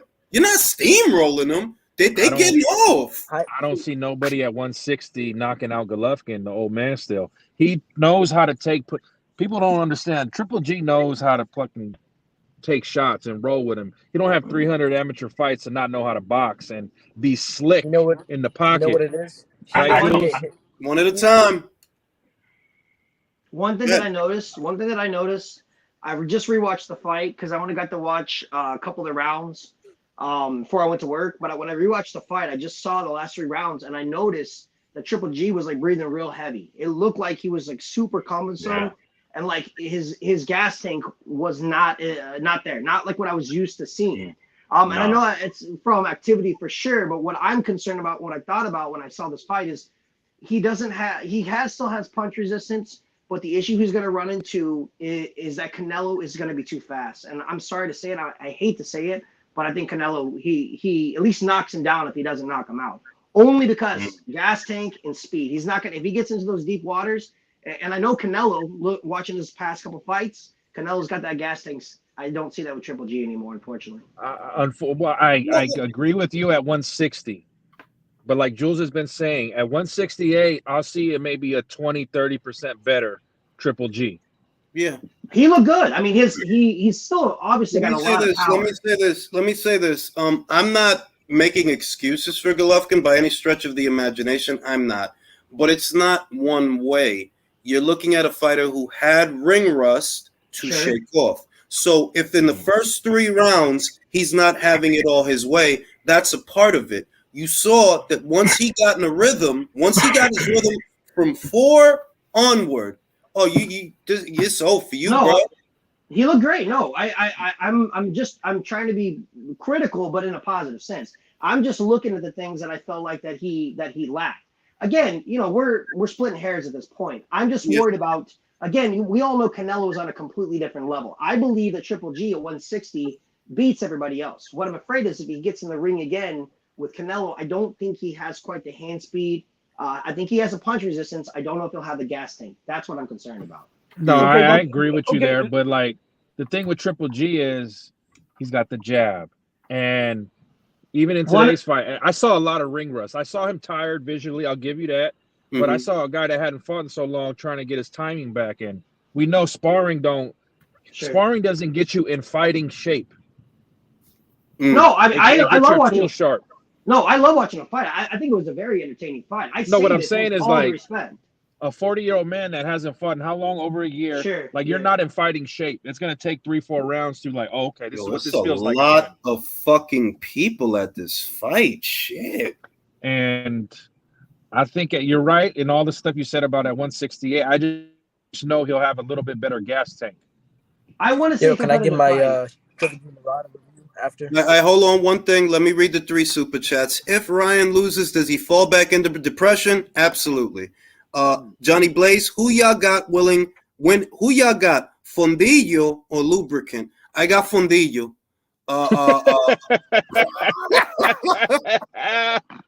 That's the beanstalk, baby. That's his name, the beanstalk. I got Fondillo. I got Fondillo by way. For those that don't know, Fondillo means ass in Spanish, or it's a way of saying ass or posterior. Warp Speed says Goosen, the one to make Ryan focus on fighting. Perhaps we'll see. I honestly think Ryan's going to win by way of knockout tonight. That's my official prediction for those that didn't catch it. Emmanuel TAGOE is a very basic fighter. There's worse people to fight than Emmanuel TAGOE, but he doesn't have the talent of a Ryan Garcia. Just being honest, like I know we take the piss out of Ryan a lot, but all things considered, he doesn't have the talent of Ryan. Julius, if Ryan Garcia lost tonight, he'd go off the deep end worse than Teofimo. They're neck and neck of who's he's crazier. Gonna be sniffing coke He gonna sniff all kinds. He's gonna go get another Julius, chick, and he's gonna go get a IG model pregnant if he does that after the night. Him, I him and want to say Oscar. I want to say the last thing about Canelo versus Golovkin. Look, we saw the second fight, the second Canelo versus Golovkin fight. We saw it. For me, in terms of body language, it didn't look so different from the Ryota Murata fight to the second Canelo fight. I'm talking about Golovkin. The fact that he was gassing up, he was breathing from his mouth, he was backing up. It didn't look so different. But even in that state, Canelo didn't go for the kill. Why do you think that? Okay, first of all, Eddie Reynoso said, Canelo, don't go for the kill. Don't try to knock this dude out. I think Eddie Reynoso knows that Canelo can. Yeah, he said he's too. I'm sorry. Eddie Reynoso knows that Golovkin can hurt Golovkin. So he said, okay, though you have the fight, box with this guy, and win a decision. So I agree with Julius in that sense that Golovkin is getting older. Canelo might catch him, but Canelo's gonna have to take a chance. It's gonna be dangerous if you try to just go for a knockout. I think we all agree. I wasn't criticizing. I was just expressing my concern for a third fight. Oh, that looks good, Julius. He has just as much ability to hang in there. I'm looking at it from a critical standpoint of I haven't seen him that gassed out that late in a fight before. That's again my 2 cents. Take it for what it's worth. Yo, can I get my my review, Julius?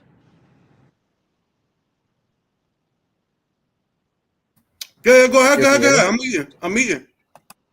Oh my, my boy stuffing his face. Yeah, my bad. I wasn't looking at the camera.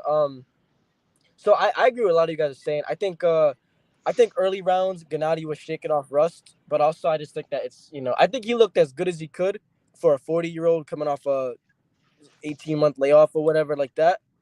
I think early rounds he was shaking off some rust, but Murata was getting him to the body. His gas tank has been declining over the years. You can see it if you just watch his fights in consecutive order since like 2017. I feel like after that, that's when it was like the downslide. But I don't really want to see a third fight either. But I do think that people are underestimating how competitive it'll be. I understand not picking Golovkin. I Canelo was the obvious choice in that fight. But I think I don't think it's the kind of wash people think it'll be because that jab is still powerful. It's still stiff, and for all those 24 rounds, that's what Canelo could never figure it out. He never made it past. He never figured out how to slip that jab. Without a doubt. Isan, it is. But the one question is because Golovkin is 40 now, how much can he take the punishment from Canelo is the question because he doesn't I don't think he wins that fight. I don't think he wins. No, he's not going to. But I mean, it's like it'll be competitive for a little bit, but I think at some point he's gonna fold to the to the pressure from Canelo. That's kind of what I was getting at. I mean, here's my thing. All right, I got. Do you guys view You guys aren't listening to what Leo said. Leo even said it right. Canelo to knock out Golovkin. We never seen him knock down, guys. To knock out Triple G, he's got to go through the fire. He's got to put himself in harm's way. Sure. That power. Triple G can still punch crack. Harder. He'll punch harder at 68. He'll punch harder at 68. Don't forget. He has heavy power hands. Is always the last thing to go. And that's 8 pounds. And the thing is, this, fellas, it's going to be way more competitive than Billy Joe Saunders, Caleb Plant. Yep. All these guys still at this. I gave Triple G the first fight. Do you guys view Callum as do you guys think Callum is more durable than Golovkin? I think it's safe to say at this point because he's not fucking 40 years old and okay. I still say Triple G's a better fighter. At this, even at 40. Yeah.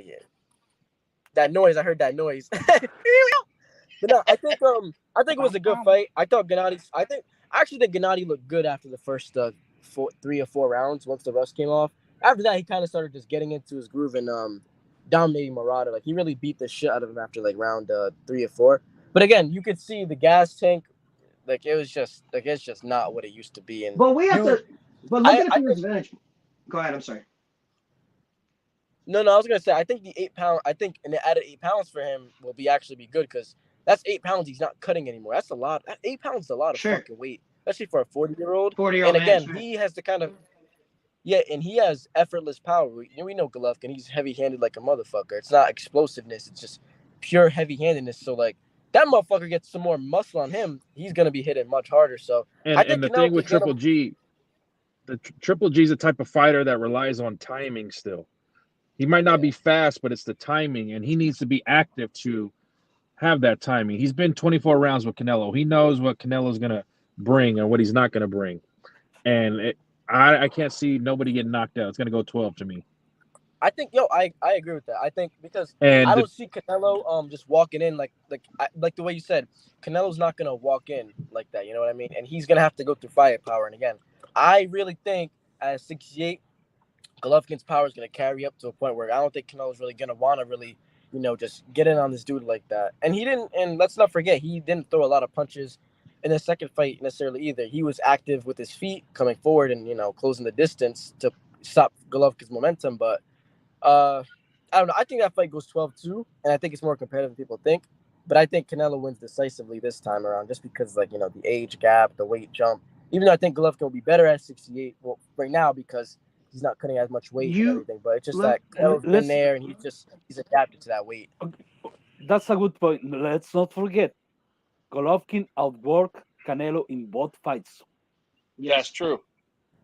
I saw a post from I don't know if you guys follow him on Twitter, Batman Boxing.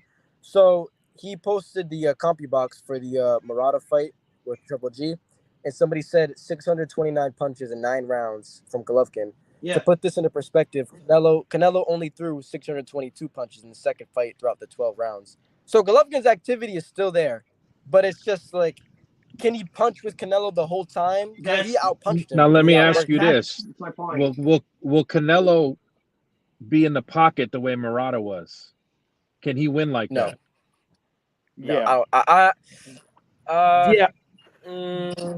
think you want to go through that firefight like that. But not early. Not early. No way he'll do it early. He'll stay on the outside like he did against Plant.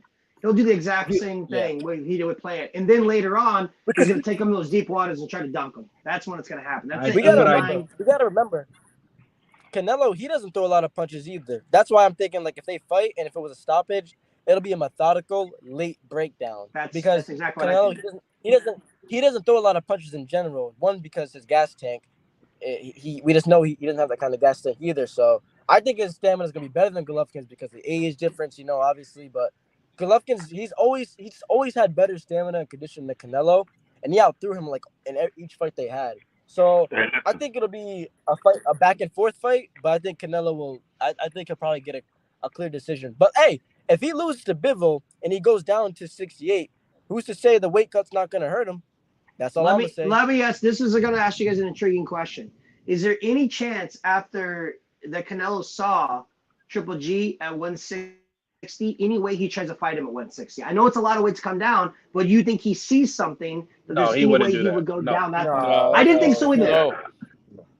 And you don't think. I know, I understand that. You don't think Canelo will ever go down to 160 again? You think 168, 175 is where he's going to stay at? No. There's nothing for him would there. He kill himself No. I meant just for the fight for Triple G. That's all I'm saying. Just that fight. Why would he have to? No. Why would he have to? I'm saying if he doesn't want to deal with the power at 168 is what I'm saying. If he sees something that he's gassed out for 160. And again, cutting weight for Canelo now. That's too much weight. It'll affect his cardio. Bro, he's ripped. Let me ask y'all something. He's ripped at 60. Am I the only? 60. One at a time, gentlemen. Jesus, go ahead, Alexis. I'm just saying because I'm hearing a lot of stuff about these Canelo fights and stuff like that. I saw Triple G win the first fight. TNT. I saw Canelo win the second fight. And I think that I saw Canelo come forward on Triple G because it was because he was combating the criticism he got for running around the first fight. So the second fight, I saw Canelo come forward. As a matter of fact, I saw Canelo tell Triple G, "Where you going? Don't you want to come forward, like in the ring?" So that's what I saw. The one punch that I saw, or the later moments of the fight, I saw kind of Triple G doing a lot better than in the early portion of the fight. And I'm talking about like around, I'm talking about like the 9, 10th round around there, where I saw Triple G really he threw this uppercut. He was like really doing his Triple G thing, where he does that sneaky uppercut and boom, and hits you with that he disguises it as a jab. I don't even know what the hell he does. And he caught Canelo really flush. Talking about the headbutt and the uppercut. Because Canelo wasn't pushing him on the back foot all night. Triple G took over the second half of that fight. Yeah, I had it a draw. He adjusted like it was a draw that nobody dominated. The way Triple G clearly dominated the first fight, 8-4. Canelo didn't do that in the second fight. No fucking way. And you know, I wouldn't say that. I wouldn't say. I agree. He didn't dominate like Triple G. He did not. Canelo did fight. not dominate. It's the same thing as like when we were talking about Tim Bradley earlier. That Tim Bradley fight with Pacquiao, it's not closer than the Marquez Pacquiao 3. That was a close robbery. That was a robbery to me. Say that again. Remember when the first fight Bradley won against Pacquiao? Yes. I could see that more than Marquez losing to Pacquiao in the third fight. Yeah. Okay. Because you guys were talking about, I didn't get able to get in there, but like you were saying, Alexis, like the Pacquiao Bradley fight, it wasn't no robbery. It was a close fight. The first one. Yeah, that's what I thought. You know what? But go back to like giving Bradley his flowers. Go back to that Marquez Pacquiao 3. I thought Marquez clearly beat Pacquiao in that fight. He was outboxing him beautifully, and then he had to get the memo shakes for the fourth fight to like fuck this. He looked like Superman in that fight, bro. He didn't even. That wasn't even Marquez, man. And you know the telltale sign about Marquez? That was Canelo. Canelo. The problems that he Canelo. had after those fights, the problems with his knees and how his body just got destroyed after doing that. You're right, because his back got too big, bro. His back and his shoulders, he got too stiff. His body broke down in a very, very strange way. The kind of way that only happens to steroid users, and nobody fucking talks about that shit. Alexis and Drew, I wanted to say, I like in the second part of the second fight, the second half, Golovkin, he started finding Canelo in combinations. He really did. Like he would throw uppercuts. Yes. He would jab, and you know what he did to Canelo fight? He would keep Canelo from setting his feet, because a lot of people don't talk about this, but for Canelo's power shots, he has to set his feet. If he's on the move, his power is not like as devastating as what it's looked like. Well, that's what the jab does. Triple G's jab always made Canelo reset.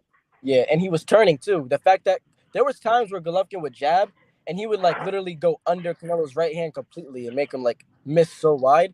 And he would later in the fight, because Canelo, he actually got tired, but Golovkin, his gas tank was going down like early in the fight, but for some reason he was able to steadily stay ahead of Canelo. And like after like round 6, Canelo got really tired, and Golovkin started just peppering him with jabs, and he couldn't miss those uppercuts. And every time he would turn him, Canelo would turn to follow him. He'd just walk right into it, like a left hook or an uppercut. And I think here's the thing: Canelo is at his best right now. Round 10, Golovkin buzzed Canelo with that 1-2. He walked right into that shit that turned him sideways. He buzzed him. I know Canelo, he dodged beautiful fucking defense. Beautiful defense. He dodged like 7 punches after. Beautiful reaction, but he was buzzed right there because his body language afterwards, it was like he was on the ropes after that sequence. And I was like, damn, Golovkin finally caught him. But I'm gonna tell y'all this. Yeah, Canelo's in his groove. Real quick, Alex. Canelo's in his groove right now, but his gas tank still don't have the gas tank to fight that kind of fight with Triple G. He'll always get tired at the end.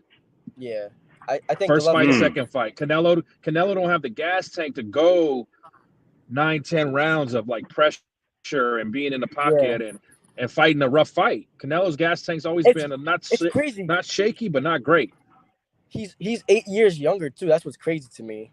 That's what always blew my mind. He's 8 years younger, and But Golovkin's gas tank just seemed to be much better. I'll tell you this though. But it's because Canelo's explosive. It's his explosive counter-punching style. It takes up a lot of fucking energy. But I'll tell you this though. Canelo is a devastating body puncher. Even in the first fight, Triple G didn't like it to the body. He doesn't like it to the body now, and Canelo, that's his bread and butter. I'm just saying, he will work that body. Alette, do you have it being closer than Canelo versus Saunders, Plant, and all these dudes? Hell yeah. Hell What, yeah. a third that fight? was the punishment Yes. that I was saying Triple G might suffer Probably, from. yeah, because it's Triple G. He's a better caliber of fighter, even at 40, you know. Even at 40.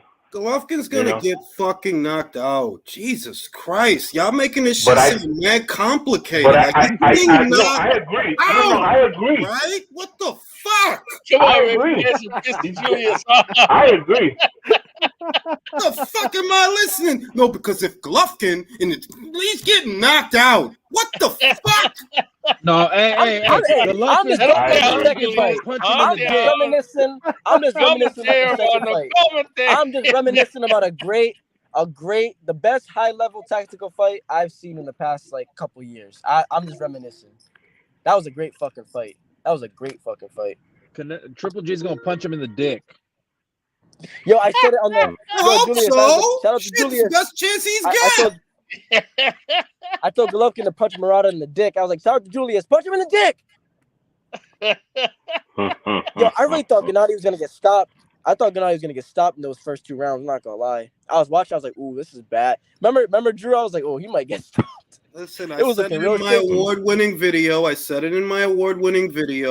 That Murata had the right game plan, but he is not physically able to stick to implement it. So He the can't, question, because hold on one at a time.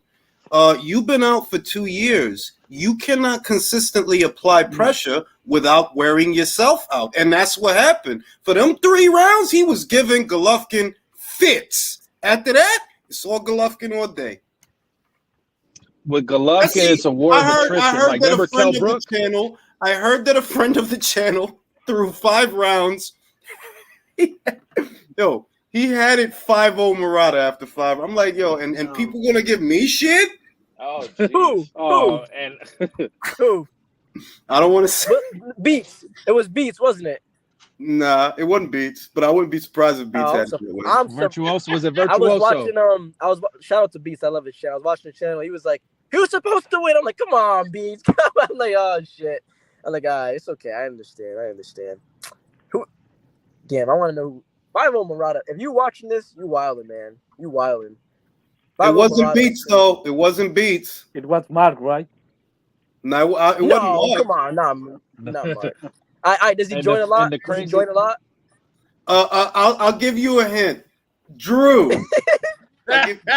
Drew often poked fun at this individual over the purse bid situation of last year. Oh my! Was it this dude, the Fury fan? Fury fan? No, he's a friend of the channel. Yeah, friend of the channel. There was a guy I used to have on a.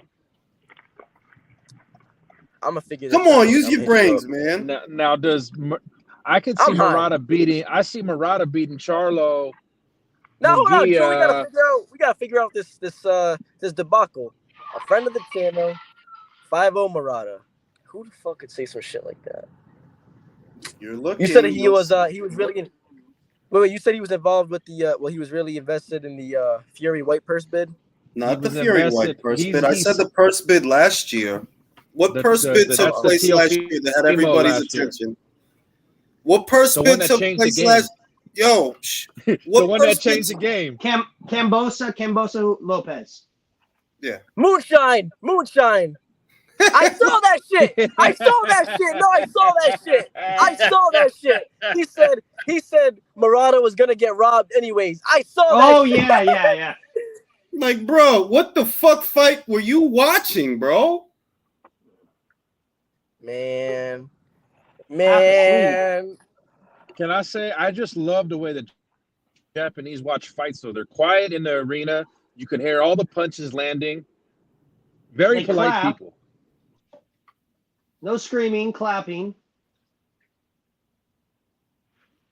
They're a very Come on, somebody sing a song or something. I can't talk right now. I'm scoring this fight. Somebody sing Wait, a song. when does the Okay, Fukuoka I have. start? What The fight Japanese are are you a very saying? different type It's of just- fight fan. Fujioka? Fujioka Yeah, versus- Fujioka's fighting Esparza right now. Yeah. My question to the panel is this. Go ahead. Oh no, I was gonna ask you. Now you can go. I was gonna ask Julius what he thinks about Junto, but I'll ask him after. Shh. Go ahead, Midwest.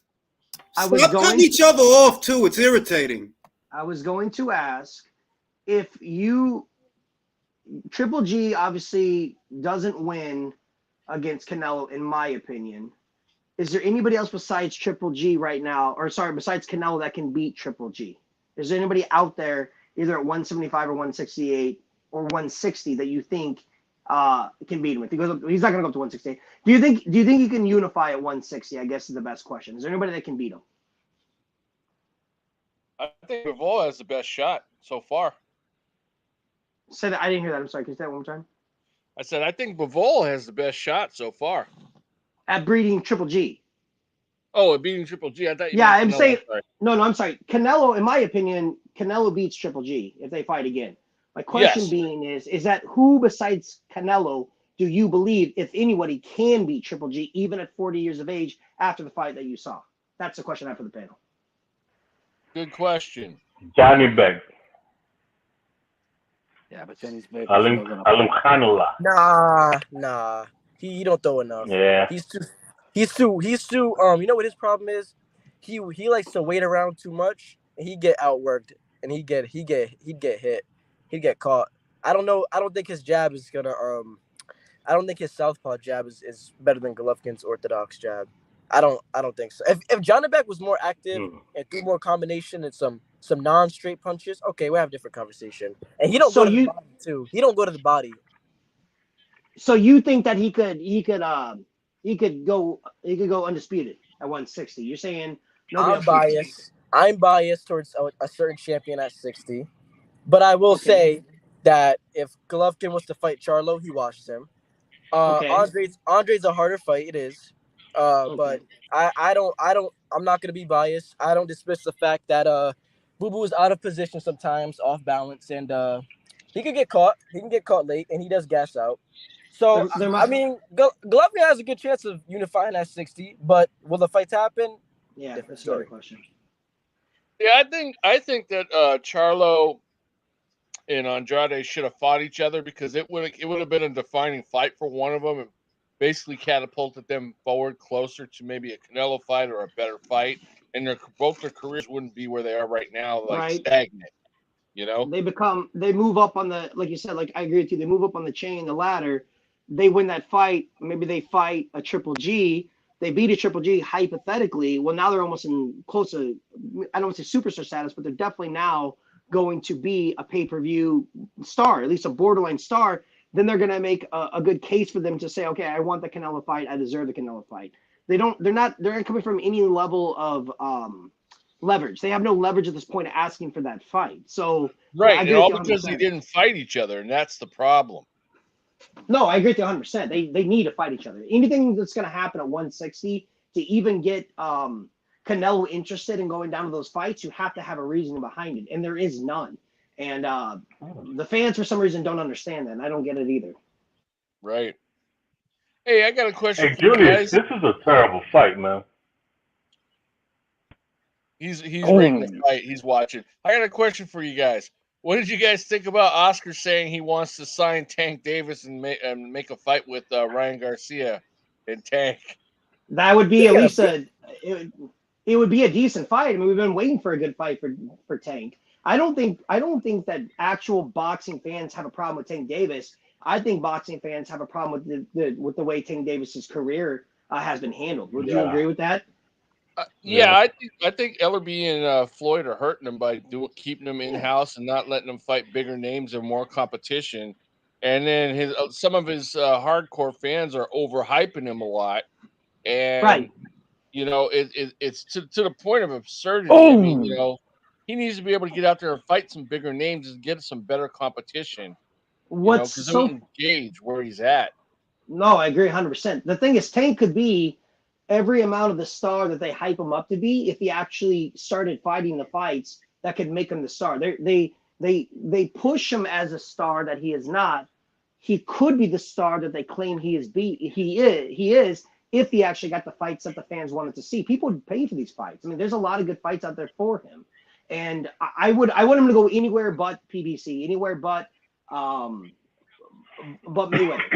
I mean, and I agree with Jay.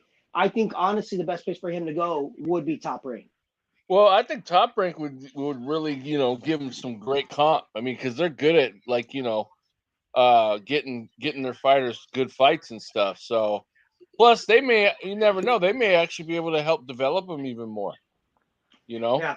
Yeah. Probably would. Davis at Top Rank is the best place. A secondary, so he gets a Garcia fight. Let's just say he does sign with Oscar. So he gets a Garcia fight. Where does he go after that, though? Is he not back in the same position he was being with Mayweather? Will Oscar be able to make those fights? Pretty close. If I was him, I'd rather go with Top Rank or be a free agent like Canelo. You know? Right. No, I would agree. Free agency would be better.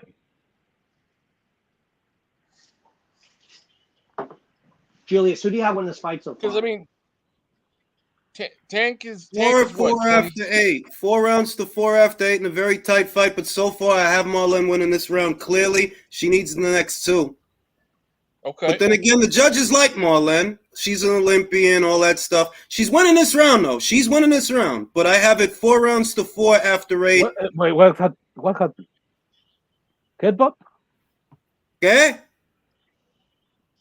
Did Esparza headbutt Fujioka? It looked that way. Shit. Punch her in the dick. No, I'm just playing. No. Yo, is anybody picking Kambosos to win? What the hell? A lot of people. Yo, Alexis is picking Kambosos to win. Does I'm picking anybody him see too. Brian Perella right now? In this ridiculous outfit? Yeah, he looks like he Yeah, just stepped out of the club. he looks Yeah, like he looks like ridiculous. a Halloween pimp.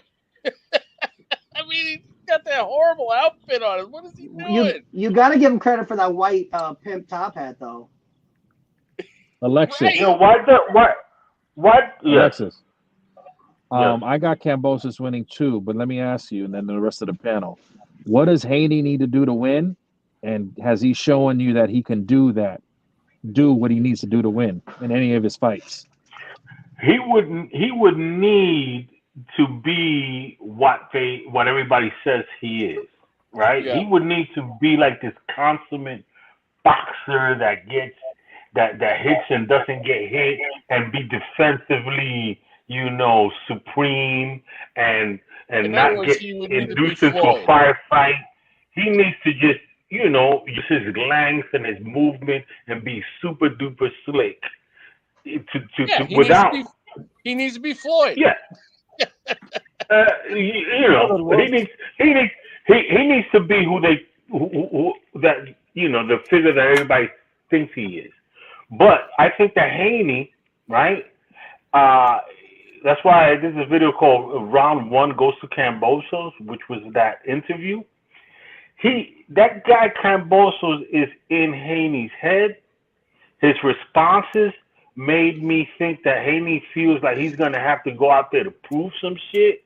Yep. And he's going to get into a firefight with Kambosos. One of the things that Haney did was just shocking to me. Linares, after the Linares fight, where he goes to Linares' locker room and asks him, "Oh, did you feel my punches?" I'm like, what the fuck? Oh my God! Did you feel my punches? Did you feel my punches? He didn't do that. Yes, he did. He said, "Did you feel my punches?" and do I hit as hard as Lomachenko? And I'm like, coño, like, well, that's the height of insecurity, bro. Yeah, I was gonna say you want to talk about So being you insecure. this is not a well kid that's going into that ring against Kambosos. Kambosos is gonna play with him. He called them boy, which he knows. Everybody I think knows that that's like a real insulting thing to call a black man, right? Yeah. And then Oh, you didn't know he that. says, and then he gets Haney's responses with the you know he didn't want that fight. He didn't want this fight. And then Kambosos just said, you were chosen. And then Haney's response was like, no, we chose you. No. And it went into back and forth with it. I said, man, what kind of mental midget is this? When did Haney start talking like Michael Jackson? All his life.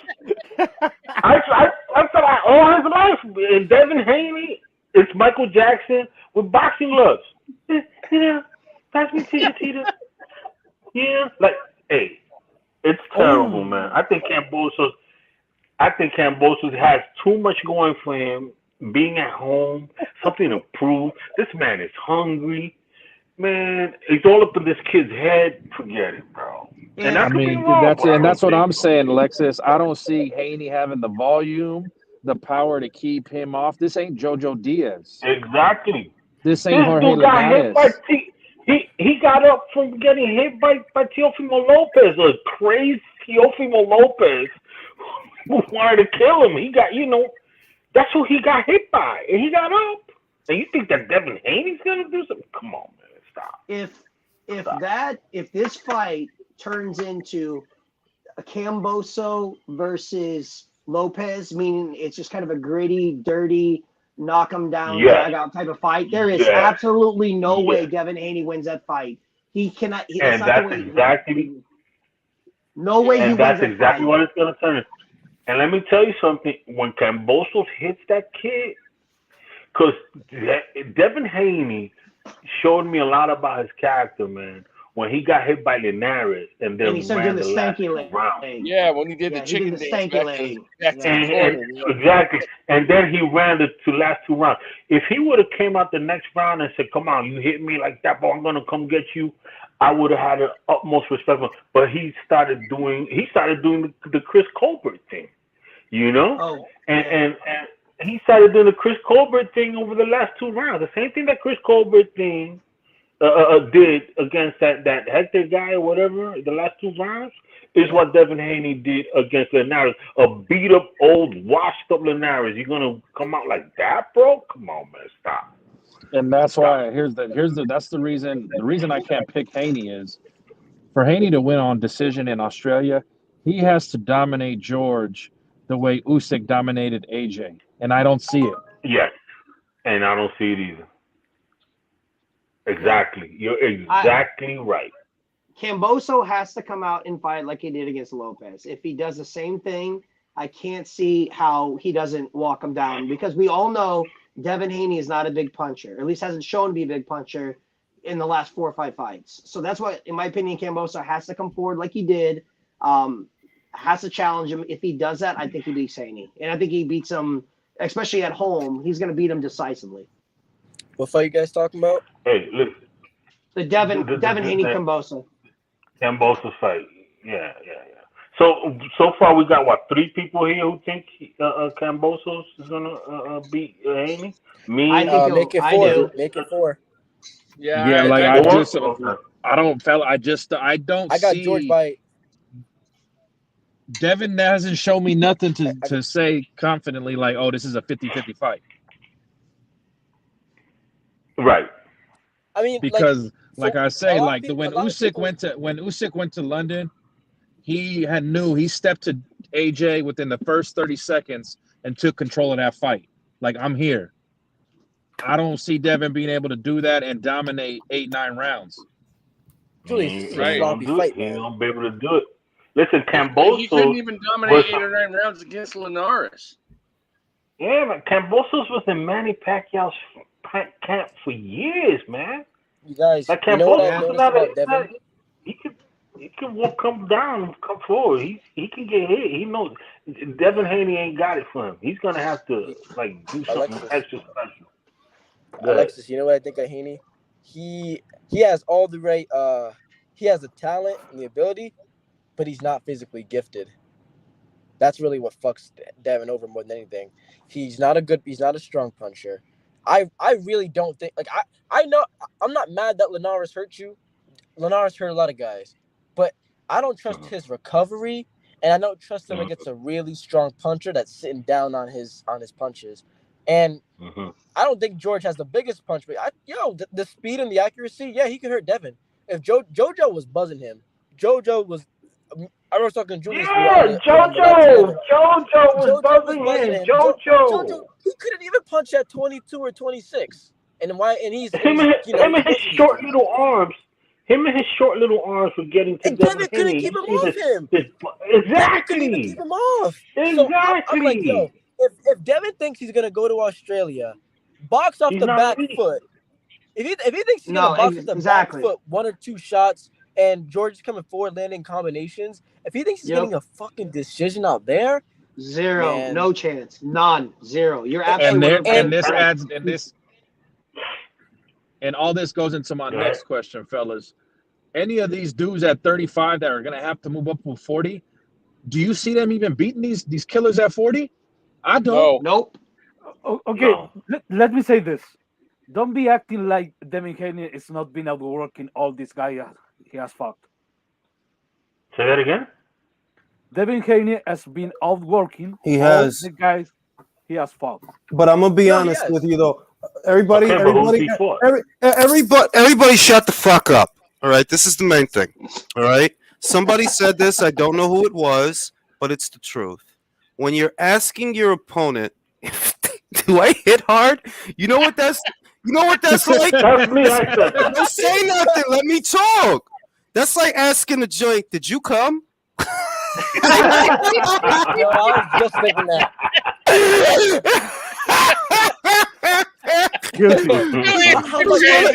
Listen, when I seen him in the locker room and he was asking Linares, that's what I see. Like that's like asking a joint, did you come? It's like, yo, really? Are you gonna call me tomorrow? Yes. Yeah. Funny thing is, though, hey, that's the same thing Caleb Plant did to Canelo in the 10th round. Exactly. Oh shit! I'm not bad, am I? I'm pretty good. I'm not bad. I'm 21-0. I'm not bad. Like, are you really saying that shit? Can you imagine Roberto Duran? Can you imagine Roberto Duran ever asking his opponents? Could you imagine Chavez being in? Could you imagine Sweet Pea being in there with Chavez asking that kind of? I'm not bad, right? Pretty good, right? I think he knows he is. Let me tell you something. I think he knows. Let me tell you something. Let me ask y'all something. How old is Kambosos? He's about 28. He's 28. 20, right. Yeah. This dude is a man. Okay? Yeah. And here's the thing about Kambosos. He's a man. He's with a family in his hometown, right?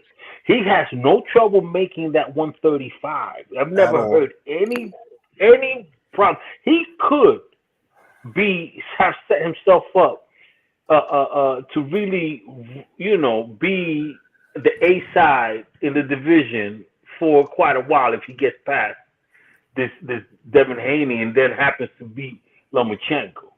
But here it is, so man. Go ahead. Wait. Let me talk because I've been quiet the whole time. All right. This is what the universe has revealed 2 scenarios to me. If George Kambosos beats Devin Haney, right, he's in a pole position to transfer the undisputed to young Shakur Stevenson. At which point, that's the fight that's going to come down. At which point, Vasyl Lomachenko will come back, further adding to the Shakur Stevenson legacy. That's one way it could happen. You know what I mean? It all depends on, does Vasyl come back before Shakur moves up or after? Because I don't know what the fuck's going on with Lomachenko. I don't know when he's coming back. You know what I mean? Yeah, but either way, he doesn't get wounded in combat either. Either way, I see Shakur, if he, provided Shakur beats Oscar. If Shakur beats Oscar, he could rule 135 with an iron fist. That's what I see. Who's beating that kid? If Oscar don't beat him, who's beating this kid, bro? I'm telling you, he's hard to beat. I think Loma's a But the tough thing is that style, but Shakur will have it's to go not to Australia it's not too. gonna last long. One at a time, dog. Like you hear it, one at a time. Go ahead, Alexis. Now, I was going to say that, be that as it may, Shakur will also have to board a plane and go to Australia to do it. He can do it in Australia. He can beat him because Shakur. No, I believe you. Shakur is what Haney would like to be. Yes, and he's from New Jersey. He's from New Jersey. He's from our part of the world. And I want to add that Shakur is not small by any stretch of the imagination. No. For super feather or lightweight, he could cap off at 140. Looking at him, I see a guy who could cap off at either 140. Maybe he plays with welterweight. Maybe. I think I Yeah, think you're right, 140 Jules. At 140, like 147's pushing it with the power and the physicality. Yeah. But he can do 40. I think at 140. I think at 147 he loses his power, but he could probably outbox people. Still at that weight. All of them. Exactly at 140, I think he's pushing it. Maybe he retains a little bit of that, but I think 135 is like his sweet spot. That body reminds me a lot of Floyd. What's that guy? Floyd, but also this dude, el tipo ese, Shane Mosley. Oh, Shane. Big build. Like he reminds me of Shane Mosley. 135 is where Shakur's gonna make his Hall of Fame run. That's what's gonna get him in the Hall of Fame. 135. No, I'm gonna say this. Let me read the super chat. Jules, you got a bot in the chat, man. Hold on, let me read the super chat. Luis Puente says, "Why is Rosado fighting Mosley Jr.?" I don't know, bro. I honestly don't know, but it's gonna be a good fight. Do you guys think that Canelo has improved since his last fight? Yeah, I think so. Yeah, definitely. Different challenge in front of him, though. Different challenge in front of him than Caleb Plant. I don't get the sense that Bivol is going to tough fight. I don't get 175 is always intriguing. Yeah, like I don't get the sense that Bivol is going to be on his back foot all night. Something tells me he's going to be more aggressive. He might be more aggressive than we've ever seen him. He's muscular. I agree with you, Napoli. Hold on, one at a time. I agree with you, Napoli. I had it a draw, but I'm okay being off by a round because I could be off by a round. I had it a draw, 5 rounds to 5, but judges like Esparza. You had what a draw? Jay, the fight I just watched. I hate to interrupt. Okay. Can you? I have all this on mute because we're all talking. What was the actual scorecard? Can you tell us what the scorecard was? I'm reacting and watched it, but I didn't get to hear it. I didn't get to hear it either. He just told me it was wide. I don't know how wide it was though, but he's telling me it was wide. I don't know what it was, but that doesn't surprise me to hear that it was wide because it was Esparza. It's always wide. Mm-hmm. She looked like she won from when I was watching the fight. I'm okay being off by a round, and if I'm off by a round, she won. So that's why I'm not. I'm okay being off by a round, and I do think that she could have won because she was making Naoko miss a lot. I saw in the last, I'm gonna say somewhere in the last 3 rounds, she was making a miss a lot. I'm okay with her winning because it means I was right. But I'm gonna tell you what, it wasn't for me. I don't think that was a good example of women's boxing. That's because look. Marlene is not. This is the thing about Marlene. Marlene has no power. Every woman I've talked to that ever fought her, and I've talked to a few, they all say the same thing. She has no power, but she knows how to win rounds, and that's the truth. If you can wrap your mind around that she knows how to win rounds. She doesn't really have power. She cannot keep you off, but she knows how to do enough to win a round. I see what they mean. It's the little things she does. It's the little things. Weaving under a punch, coming back with a counter, even if it gets no respect. She knows how to win rounds. She's crafty, but she's going to get found out. Really, she already got found out by a homegirl from East LA. Shout out to Joe Cool Estrada, Sinicia Estrada. I love them all. She already got found out. She got beat by her. And there's other girls. The girl that debuted on Top Rank, which is why I love Top Rank. Shout out to Bob Arum. Sign Virginia Fuchs. She will mop the floor with Marlene. What I just saw. Really? What I just saw. If you want to see a good advertisement for boxing, Alexis, the unofficial promoter of Top Rank, unofficial promoter. What I want you to do is go to Top Rank's card tomorrow. Go to the preliminary card. Look for the blonde girl, right? You'll see what I mean. Like, you want to see a great advertisement for women in boxing? Watch this woman, man. What? It's beautiful. It's fucking beautiful. Pivots, shifts, straight left hands, busy with the jab, and it's clean. It's nice. It's clean. It's I heard all about her for years. Virginia Fuchs. She's Michaela Mayer's one. She's her best friend, basically. And I heard a lot about her, but I never really saw her fight because I don't really watch the amateurs. But my God, dog. My God. Animal. I'm high on her. But other than that, yeah. And they're in the same division. Virginia Fuchs is in this division. And I would pick Virginia to mop the floor with whatchamacallit. Is that Kate Abdo or not at the PBC anymore, are we? Hey, with the leather Jules. pants and the big old thigh. Hey, Jules. Yeah. What kind of pizza you got, man? It was what was that? That was mushroom, spinach, mushroom, onions. Oh, they looking nice. Nice. You got the Fendi. That sounds pretty good. And Sinicia looking real nice too. She beat the shit out of everybody. Sinicia Estrada, goddamn it. Mushroom, spinach, and onions, huh? Yeah. Julius, I have a question. I want to ask Delphine Persoon, super featherweight. Yes. Who's gonna beat her? Honestly, believe it or not, Alicia has it. Alicia has everything it takes to beat her better than Katie did. I've seen it already. Watch what I want you to do if you don't believe me. Watch a fight called. Hold on, let me finish. No, but wait. Are you talking about Alicia Baumgartner? Yes, she has everything it takes to beat her better than Katie Taylor did. Literally everything. But she's moving down. No. Delphine moved down to super featherweight. Alicia's at super featherweight. They're in the same division.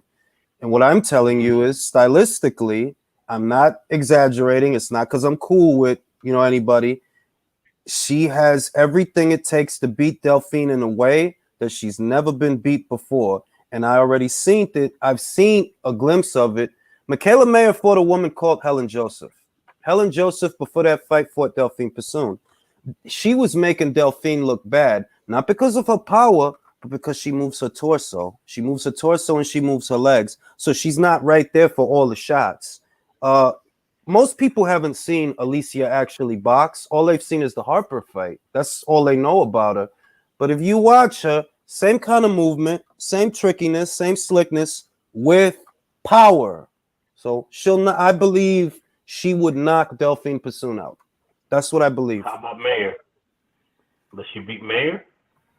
Who are you talking about, Alicia or Delphine? Yes. Alicia. What's good about Mayer? This girl, I'm confusing Alicia with the other girl that the girl from lightweight. Yeah, no, not Terry. Alicia. Now the girl that beat Terry. Yeah, the girl that beat Terry. She'll beat Delphine Persoon. She'll beat her. Terry, I would not like Terry's chances against Delphine. Have you interviewed Michaela? No, I haven't gotten a chance to. Really, I don't think I'm going to get that chance because of the Clarissa Shields shit. She's cool with Clarissa, and Clarissa literally posted my fucking tweet talking shit about me. Yeah, man. She's cool with Clarissa? She's cool with Clarissa, man. They amateur buddies. They came up in the amateurs together. You on Clarissa Shields' list, ain't you, Jules? I am. So I don't expect behind that. She did it twice. So I don't expect that I will be able to get that interview. Which is fine because I don't really want it. Getting back to the Baumgartner thing, does she Mayer against Baumgartner? What makes Mayer formidable for Alicia is Mayer is a fully maturated, fully developed fighter, and she's comfortable winning boring if that's what it takes, and she can be very difficult to get to. She's mature, like Alicia is in her prime. Don't get it twisted. But Michaela's been in there with a lot of fighters, and she's mature. She showed with Hamadouche, if you want to bang with me, we could do that. But other fights, she's shown, yeah, I could win with my jab. I could win with my jab and a half step here, a shift there, a pivot there. I could win like that too. So that's what makes that fight closer. I think Alicia, if she can land clean, she could hit Mayer with shit she hasn't dealt with. I think that if she goes to the body also, that'll really do a lot of damage. But that's a 50-50 Jab to the body. Jab to the body. Yeah, that's a 50-50 fight. Like, without shitting on nobody, like, yes, I'm partial to Alicia, but that's a 50-50 fight. It is. It's close. Julius, I want to ask you, so is it, I know Mayer signed their extension with Top Rank. Are they really going to block that fight? Yes. That's It won't ridiculous. happen. That's ridiculous. It's not that they're going to block it. It's that both of them want something. And you kind of, like, look, you think Michaela signing an extension to Top Rank, you think she wants to cross over to the zone? No. But do you think Alicia, hold on, do you think Alicia, seeing how the Hamadouche fight was scored, do you think she's going to give up leverage and go to Michaela? No, you fucking guys didn't give that woman a round, and we all know she won at least 3 or 4 rounds. We all know that. The early round, she was getting in Michaela's shit. Early round, she was getting in Michaela's shit. So if looking at that card, bro, I don't give a fuck. I'm not going to Top Rank. No, I don't give a shit. If you want it, come get it. We already sent you a champion. We sent you Maiva. It's time for you to cross the street now.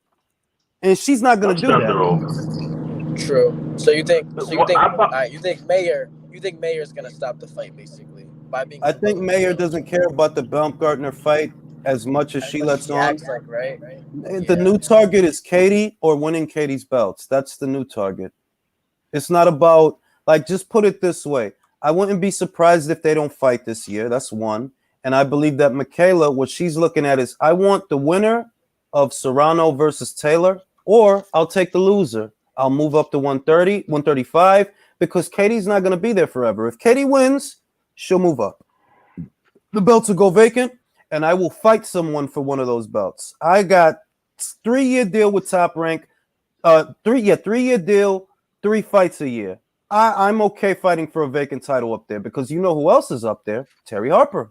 And the whole thing starts over again between Terry and Michaela, which I think Michaela liked. That's a duck, in my opinion. Michaela preferred the situation when it was about Terry. This situation is more uncomfortable because, y'all calling each other bitches and dumb, and it's getting real hostile. It's getting real messy. It wasn't like that with Terry. Like, somebody would say some slick shit, and then somebody would say some slick shit back. With Alicia, y'all calling each other dumb bitches, and I'm a dog walk the bitch, and it's getting real just nasty. Like, I don't think she liked that shit, yo. I don't think Michaela liked that shit. You know what I mean? I think that I don't think that's Michaela's lane exactly. I don't think it's her lane either. I feel like Alicia is gonna become the super featherweight division's undisputed champion, but without Michaela, because she's gonna knock you and Choi out. I don't have no doubt in my mind. Fucking Choi, man, she's a waste of fucking time. She's not a bad fighter, but I could tell that you wanted it to be Terry. You didn't want it to be. She's doing a Murata. She pulling a Murata, yo. Yeah. Why the Japanese WBA champions always sitting on the ass? She not Japanese. She Korean, man. Don't get me in no trouble. My bad. Listen, get me in no trouble. Yo, who's this little ass ring announcer? The opinion you should follow should be That's your Isaac Cruz with hair. Come on. That don't look like Isaac Cruz? Yes. That should at least get him a milk crate. Yo, he looked mad little. He looked mad little standing next to them 2 big old asses. Be like, them asses is bigger than him. Seriously, yo. He look mad little. This is Shane's son? Yeah, this is Shane's son. This is Blaine Mosley. Shame. Is that the guy? Because I saw him. You gotta be stopped. He's not that good, right? I look. He's not Shane. If that's he's not Shane. I mean, no, because you know. Because I I mean, that's remember seeing him. when you talk about the son of a famous boxer. That's the question. Is he his dad? No, he's not his dad. He's not his dad. So Unless Tim it's has a child. good chance. Hey, Tim Zoo has a good chance. but that's what I mean. Like most, I'm just saying that the question when you hear about a famous boxer's son, Yeah. the question I that just thought he's everybody, not that good. yeah. So I mean, like Tim Zoo, Tim is closer to Costia by far and wide. He's closer to Costia than Shane is to his dad. Like Shane is not Shane. He's not Shane. Yeah, he's not Sugar. Let's put it that way. He's like sugar substitute. He's like the pink. I think he shook way too many hands on his way to the ring. Man. Call him Sweet and Low Mosley. Sweet and Low Mosley. There you go. Sweet and low. He's Sweet and Low Mosley. All right. Call him aspartame. Aspartame. Oh, I think Rosado would fight. Rosado would fight in a trailer park if they paid him enough. I don't think it matters who. He's a Capricorn, bro. He got it's a winner in there somewhere. He might not win the boxing match, but he winning that life. But really, you see the guy anytime, anywhere, any place. He's that guy. And that's why he's gonna have something after he retires that most fighters don't have. He's gonna be remembered, and respected, because that's a dude that when he say anytime, any place, anywhere, he fucking meant it, just like Derek Chisora. You have to admit, no matter what, when you see him fight, you appreciate him, win, lose, or draw. Napoli said Splendor Shane Mosley. No, it's Splendor Mosley, like Sugar Shane Mosley. Splendor Mosley. We don't even say the Shane. Splendor Mosley. Stevia Shane Mosley. Yo, monk fruit Mosley. Shit. Yeah. Oh shit, yo. Like he's not his dad. If that's what you wanted to know. He's not Shane, he's not. He's just. Yo, who's this ring girls, bro? You right? Yeah, the girl on the right. Bro. Fucking told you, ese maldito culo que tiene ese tipo, man. Una fucking mordida, man. Shit is right. I think they've been seeing my tweets. Porque pero es que esta es la vaina. ¿Quién quiere estar bregando con mujer flaca?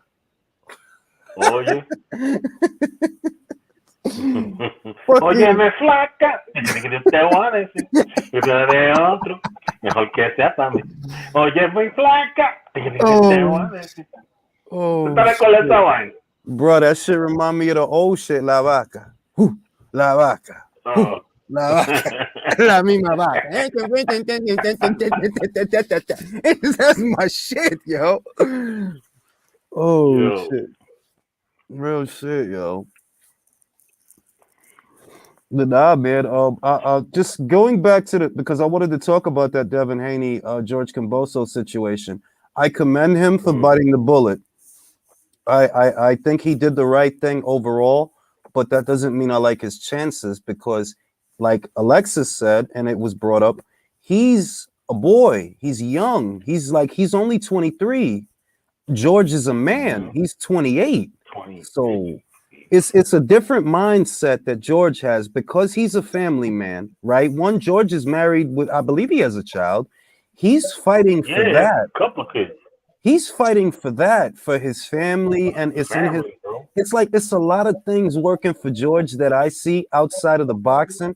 There's other things that are working for George that you have to think about. He is not a child that is developing. He has no issues making 135 pounds. He has no issues with that. So nada. And all he has to do, the world. He's at home. The fight's not taking place in Vegas or at the Punch Bowl on the West Coast. It's in George's neck of the woods. All he needs to do is be a little busier than Devin. That's it. And you know what about Cambosos? The exchanges, the verbal exchanges. Cambosos, he did it to Teofimo Lopez too. Cambosos, it's like when you're you're an adult and you know how to get into a little kid's head. Yeah. You know, like He knows what to say. pressing all the buttons in their heads and shit. He knows what to Yo, say. Cambosos is like, yo, easy, man. Easy. The way he was talking to Teofimo, the way he's talking to Devin, you know, just the psychological aspect of it, how he's handling himself. He doesn't feel the need. Like, one thing I notice about him that I don't see that's being said is he doesn't feel the need to address any of the things that Lopez said after the fight. You know, that I was sick. Like, man, fuck all that. I beat you and that's it. That's what the fuck I know. I don't need to fucking explain myself. The rest is noise. The rest is noise. I don't have to even partake in that. Yeah, like, I don't need to sit here and justify my reign as a champion when everybody picked you to beat me. Fuck that. I beat you. But here's a kick, Julius. Because I don't know if you caught that Lopez interview recently, how mad he was when he asked him about, yo, fuck that fight, that. Let me tell you, so you know what that's about? That anger he feels, bro? The money that's being bandied about right now for the Haney fight is the money that he was promised. Yeah.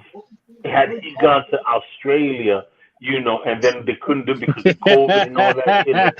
One at a time, yo. One at a time. So he's seeing. So when they ask him that, he knows the numbers, bro. He knows he was promised from 5 to 8 million that he was supposed to make. He was going to go to Australia as the A side with all the belts, and now fucking Cambosos is down there. Fucking A side. It must be killing that kid, bro. Yo, it must be fucking with that kid, bro. No, look, this is what I'm gonna say, right? When I seen that kid, right, I'm a dad, and I'm sure there's a couple of dads up here, right? When I seen that Fight Hype just kept asking him shit, I honestly felt sorry for him, because his dad ain't shit. Like, I'm gonna be real. Like, when your daddy trying to take your thunder instead of falling back and being proud of you, they're like, yo, that's my son, B. Like George's dad, you could see like George's dad was immediately relatable to me when when Lopez walked in the gym. Fambosos! And I fuck you. I'm like, yo, what the fuck is wrong with you, fam? It's not about you, Lopez Senior. This is not your show. This is not the Lopez Senior show. This is Lopez Jr.'s show, and you keep trying to take his thunder. When I seen how George's dad handled himself, I was like, yo, see, that's a good father. Like, bro, we not here for me. We here for my son. And then when I seen how proud he was after the fight, it's an IFL interview with George's dad. He didn't mention himself at all. He just talked about his son beaming with pride over his boy. That's how you supposed to be, yo. You let your son shine. Let him be who he is. Nah, Lopez Senior, you ain't fighting shit. Teofimo fighting, bro. What's the matter with you, bro? It's legitimately cringy to watch it. I mean, I feel bad. I feel bad for Lopez watching his dad acting like a 25-year-old dude. It's like, for real. I mean, what are you doing? That's your son. The way you're supporting him, you're trying to be on his level. You're not climbing in the ring. You need to move completely different than the way you are. It's as the father of that child, right? I'm sure Lopez's father knew more than I did, because I knew that Lopez was struggling to make that weight. He's huge for lightweight. If I know that, you guys that are actually there with him, you know that. And you kept him there for money instead of telling your son, listen, go up, son. Don't do this. If you're going to drop the belts after you fight George, then fuck George and do what's right for you. Nah, y'all kept him there for the bread. And on top of that, it's not just his dad. It's that Four Eyes fucking dude McWaters too, filling the dad's head up with that bullshit. Yeah, he's getting it from all corners. McWaters and his dad. All right, but don't overstate the role of McWater, because if your own father telling you, look, fuck the lawyer, fuck that, right? Fuck all of that. If you struggling, go up, because we not staying here. We not staying here for no bet. We ain't staying here for nothing, right? After George, right? All right, so drop the belts and go up, bro. We beat Lomachenko. Who the fuck is George compared to Lomachenko? Let's get out of here, bro. that. Let's get out of here, bro. Imagine how that guy was in Chio if he was in Little League. I mean, but he was fucking you just know, as bad back then. That guy hit the home run. No, you didn't. The Fimo hit it. yo, we Sir, hit get off the field. You're drunk. The buck has to stop with Lopez, but he wouldn't be allowed to come to his son. One at a time. I want to let Liam Rockwell talk. Liam, go ahead, bro. the buck has to stop with Teofimo Lopez himself, but he's not a boy anymore. He's a man. He can make his own decisions. He can't say, oh, my father, this, blah, blah. Yeah, his father's an idiot, but you're a man. Make your own decisions. Stand on your own 2 feet. And if you can't do that, then that's on you. The buck's got to stop with him. He should have known I can't make this weight anymore. Let me say this, Liam. See, this is the thing, right? Because his dad is from the streets, and I could see that his daddy from the streets, right? You there for your son. His dad is from the street, and he probably a cokehead or something. Like I could tell he was either smoking crack or sniffing coke. He was doing something, right? But he was hiding behind security guards when he ran up on Cambosis' dad. I know, because George's dad was going to twist his shit up, right? You see what he did to me? But this the thing.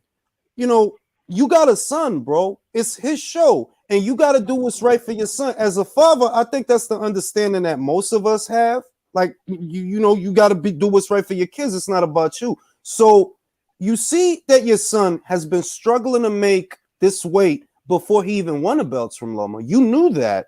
So you see that it's not healthy for your son. Forget your fighter, for your son. It's not healthy for him to keep doing this. And if you knew that after the George Kambosos fight, we're not even going to be here anyway, what we doing here then? Why are we doing this? Yeah. We lost a year on this. And we're not even going to stay here after that? What the fuck? Yeah, and as a dad, if you can't stand there and let your child have their moment, you ain't got no business being there with them, you know? Yeah. Just quickly, back to the Kambosos versus Haney fight. One thing that I don't think a lot of people understand as well is Melbourne is the second highest population of Greeks in the world as well, including in Greece. Melbourne has a huge community of Greeks, and they are passionate as all hell. They'll adopt George. George is from Sydney, but the Greeks down in Melbourne, they'll adopt him, and they are passionate guys. That stadium will be filled of people. It'll be a hostile environment for Haney to come into. Well, let me say this for those that don't know. For those that don't know, I actually get the climate for Australia from several guys, but Liam is one of them. And I asked Liam before, how does that fight do in Australia? Haney versus Kambosos, because George just got the belts, and he was the first one that told me, 50,000 people will show up for that fight. They absolutely. And we know. I don't have nothing against Devin Haney. But 50,000 people not coming. You're not going to get 50,000 people to show up to see him fight. No, you're not. So let's be real. You know what you have to do. You have to go down there.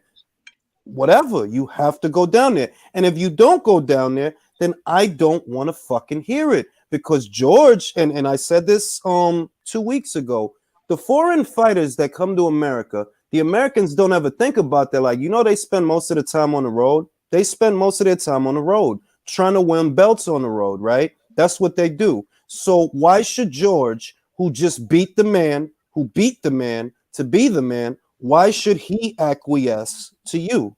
For what? A lot of people don't view you as a champion. Even if I do, I have to acknowledge that there's a lot of people out there that they don't view Devin as a champion. So you are not in a position to walk away. No, you're not.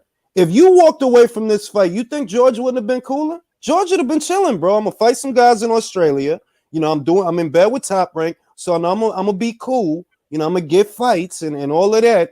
Like, he'd have been cool. And I said this in a video after the decision was made, that George had the leverage in the situation because George doesn't need this fight. But I respect that he's willing to have it. He doesn't actually need this fight. A lot of people here in America they don't like that, but it's the truth. You think George can't get money? You think they found a pay-per-view distributor? They found a pay-per-view distributor in Australia. without Eddie. Without Eddie. What the fuck? I can't. George could have played the mandatory route and just been cooling. He still can, and he might. Yo, he might. George. I can't blame George for wanting this fight in Australia. George could do. Good. I can't blame George wanting this fight in Australia. His last 3 fights, he's been on the road. Bro. He fought Selby. He fought Selby in the UK. He fought Theo in America, and Mickey Bay as well. And he beat all 3 of those guys easily. But there was one judge on all 3 of those fights that gave it to the home fighter. Kambosos outboxed him easily. There was no way that you could have given it to those guys, but there's still one judge on those cards that wanted to try to take it away from George. I can't blame him for wanting to fight in his home soil for once. Yeah, like I'm not. Of course, because it's a common sense argument. Like if the American fighters feel entitled, we talk about it all the time. But if you look at George's path to the Lopez fight, no, you gotta respect it, bro. He said it at the beginning. I want my next fight in Australia. So you either play ball or you don't play, bro. It's that simple. Because you don't have nothing over him. Nothing. George is taking a route like Usyk, like Hagler. I'll go wherever the fuck I gotta go. Let me just give me the fight. And people are not. Jules mentioned this. Alexis mentioned this. I don't think people really understand. That man was in wild card with Manny, getting his ass kicked by Manny, soaking up game by Manny. Like he's built for this, like toe-to-toe war of attrition. Like it's a tough fight, but I know how to handle this. Yeah, like it's hard. In other words, and I'm gonna say this. I think it's a hot take, but I don't know how the bookies have it. You know, I don't know if they have Devin as a favorite. To be honest with you, Devin's a favorite. He's a favorite right now. Well, I'll tell you He's what. like a plus 120. That's cool, but I don't know what the fuck that's based on. I don't know what that's just the money then, because I'm looking at it. This kid Shane Mosley looking good, bro. Yep. This kid Shane Mosley looking really good, man. And Rosado's looking off. Yeah. I'm gonna say I mean, even if the bookies have Devin as the favorite, I'm saying I don't. And I'd be interested to see what the bookies have it in Australia and Europe. Yeah, let's see what their books look like. Because look, you're not knocking George out. He took a clean big punch from Lopez and got right back up. You don't hit that. You don't hit like that, God Devin. I'm just being real. I'm just being real. You think you went 12 rounds with Gamboa? You think TOS Lomar Comey? Hey, do I hit hard, bro? Could you imagine? A lot of people, right? One at a time. Y'all get. No, I'm asking. I think we're all waiting on each other. Right? He's the only one to decision Linares.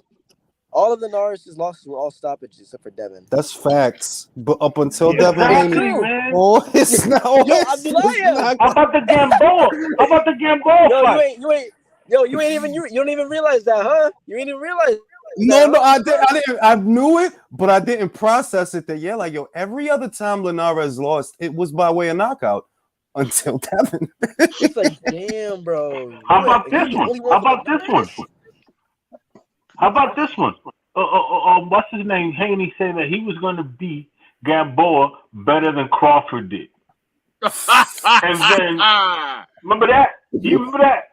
He said, I'm going to beat Crawford. I'm going to beat Gamboa better than Crawford did. Then he didn't stop Gamboa, did he? You know what's No, he didn't. You know what's crazy? Nobody beat Gamboa better than Crawford after all these years. No. But wait a minute. This gets better. Because he didn't stop Gamboa, but he still didn't stop him from claiming that he beat Gamboa better than Crawford because Gamboa didn't win a fucking round. Yo, my man.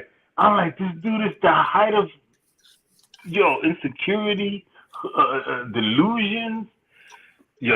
That's why I like Top Rank, because they let the fight they gonna keep fucking with you, man. Like they keep fucking with Berlanga. They gonna keep like we gonna find out what you are and what you ain't. Oh, yeah. I can't. We gonna Oh, find Well, out. and that's what look that's at right. Well, you They're just gonna said it, find out. Drew. Yo, You just look said at it. look at what Bill Haney said about his son beating the crap out of Floyd in sparring. Yo, is Gabe about to get Rosales knocked gonna out? get stopped, bro. You guys remember Is he that? about to get Rosado's knocked about to out? get stopped, bro. Rosales Alexis. about to get stopped, bro. Yes, his legs don't Finally. look right, bro. Finally. Alexis, Yeah. what's next for What's the up? hype jog, the phony one, Berlanga? Oh my A loss. god. A loss. Oh man, he's inches away from a loss, man. Inches A away loss? from a loss, man. If that guy doesn't like pack his bags and his family and his new son and all that to some kind, he needs to leave New York City. He needs to stop with the nonsense. He needs a career makeover, bro. Here's does, a though. hot take. Yo, Here's a hot Saunders- take. He needs to Here's get a hot the hell. take. He needs to get the heck. Oh, The Caleb Truex that fought Caleb Plant beats Berlanga. Yeah, I'll take that bet. Wow. Oh yeah. I'll take Wow. Yeah. Oh yeah. Yeah. that bet. No, yeah. Yo, He's not looking. They don't want no Caleb Truax in there with him. Nah, B. Like, nah. Fuck Nah. Fuck no. Come on, bro. I'll You tell got- you you what. got dropped by- Caleb Plant would beat Edgar Berlanga, right? Like, yeah, he would. Yes. He would. And I don't like Caleb And he'd Plant. say, how's my You power? got dropped by Caceres, bro. He Yo, said, see, "I this don't the like thing. This Caleb." the He was thing. fucking This the smacking. He was thing. fucking smacking he was smacking the air like a baby, like nah. Edgar Berlanga is every Boricua during the Puerto Rican Day Parade. Like, all right, bro, I got it. You're from Puerto Rico. I got it, bro. Like, it's just everywhere. And Caleb Plant is every kid with a hood pass. It's like they both really make me cringe. Like, oh my god, like, they just make me cringe. Plant is just that. Ugh, he's so. But it's all right, man. If he don't figure it out, if he don't figure it out, like that, bro. if he don't figure like Stop acting out. if like I couldn't like look a long time ago, right? Like a friend of mine, he had a studio, and you know he would have artists come through. He had a studio, and is this dude, and he was just like such a poser. This guy, and it's like I can't talk to you. I can't talk. I couldn't talk to the guy. Like nah, bro. I'm just, I mean, like motherfucker say something like, yeah, that's true. Yeah, I mean, like, I couldn't talk to the two because I'm like, yo, you wild. You don't even want to. B. You don't even want to engage with him because he's so phony. He's so yeah, phony. like it's like, look, I don't got nothing. As long as you being true to who you are, I get it. But it's times when it doesn't feel that way with certain guys. And when I look at Plant, I'm like, I get it, bro. You can't, because he did come up poor, and that's the truth. He did come up poor, but I would prefer if he was on some contra ass shit like Hank Hill. I could deal with that a little better. Kids I know because a lot of white people that came up poor. Because it would feel authentic. It would feel, if it was like that, then it would feel authentic. It would feel genuine. This feels staged, like, oh, I'm Mr. Sweet Hands. Because like Bubba Sparks and Paul Wall. It's natural. Yeah, like I like those guys, Bubba Sparks. Like I like those guys, man. Now, I got a question again, Alexis. Going further, how does Bruce Trampler and Moretti match Berlanga up next? Because he's going to headline the Puerto Rican fight card. Because Xander can't do it, even though I want him to. Bro, I don't know. What do you mean Xander can't do it? Either something's wrong with Xander? They're not going to put a main event as an 8-rounder. They should. Oh, okay. Yeah. That's it. Yeah. Oh, who they're gonna match him up with? You know what? Xander is. They're gonna have. That's a great question. I have no freaking idea, man. There's a kid out here. You're the top. Xander You're the is top musty. ranked. Alexis, you're the top ranked shill on the channel, so I figured you would have some inside information. I don't shill for Berlanga. No, I'm just fucking with you. But like, because that's supposed to be a big card in New York.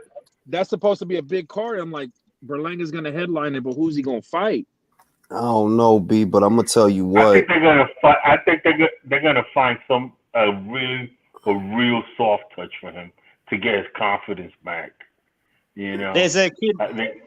oh my God, yo, Bro, that the Mosley last kid thing is he looking needs a good, soft bro. touch. Yo, the last There's thing a he kid needs out is a soft here. touch, bro.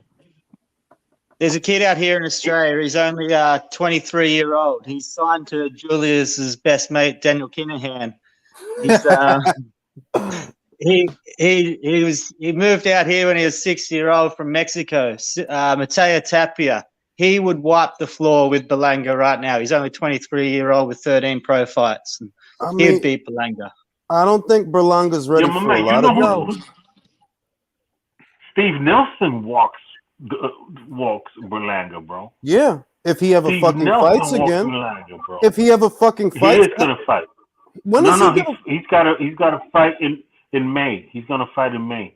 How long has he been out? That dude, that Trampler guy. No, he was hurt. He was hurt. Oh, okay. Because it's been a long fucking time. He was hurt. Yeah. That guy, Trampler. He told me. I keep fight hearing in about May, him. May some shit. Yo, Polo, Julius Polo from Polo on Twitter. Shout out to Polo. He's been mentioning that guy for a long time to me, like for months. He's been telling me like, yo, bro, Tapia would knock Berlanga the fuck out, and I've been like, who the fuck is Miguel Tapia? And I watched Shit, I'm gonna look him up. yo, Julius, look at him because he said it on a space, and everybody was cooking him like, who the fuck is Miguel Tapia? And I look at him, let me look. I don't think I have Berlanga at all. Let me look at this guy. I'm like, yo, real shit, he'll beat the fuck out of Berlanga. I'm not joking. He'll beat the fuck out of Berlanga. Had Rosado looked good tonight, that could have been the fight. Bro, even if Rosado loses, no, nobody say nothing. Even if Rosado, nobody say nothing. Rosado beats him. Bro, didn't I just say don't say nothing? See, now you done fucked it up. That's what I was gonna say. Even if Rosado loses tonight, fucking Berlanga's not ready for this Rosado, bro. No. What about Berlanga versus Beck the Bully? Beck can knock him out. Beck can knock him the fuck out. Come on, bro. Does anybody know what weight this fight is taking place at? Is this 160 or 168? I think this is 168. Yeah, 168. They're super middleweight. Bro, I mean, he's all right, but he ain't gonna win a belt. He's all right. No. Remember this. I haven't seen Rosado lose. Let me say this. This is how you know Golovkin, in spite of not having hold on. Let me talk. This is how you know Golovkin, in spite of not having a great resume, he is a great fighter. These guys can't make Gabe look how he made Gabe look. Ever since then, who the fuck has made Gabe look like Gabe been looking all right? He looked all right against Murray. He looked all right he knocked the fuck out of Beck the Bully. He beat Glenn Tapia. He doesn't look that bad with He beat Danny Jacobs and got robbed. Right. I forgot about I knew I was missing one. Yeah. And Golovkin had the flu that fight. He did. And here's the thing. These fools wouldn't be able to handle Curtis Stevens. He had the flu that week.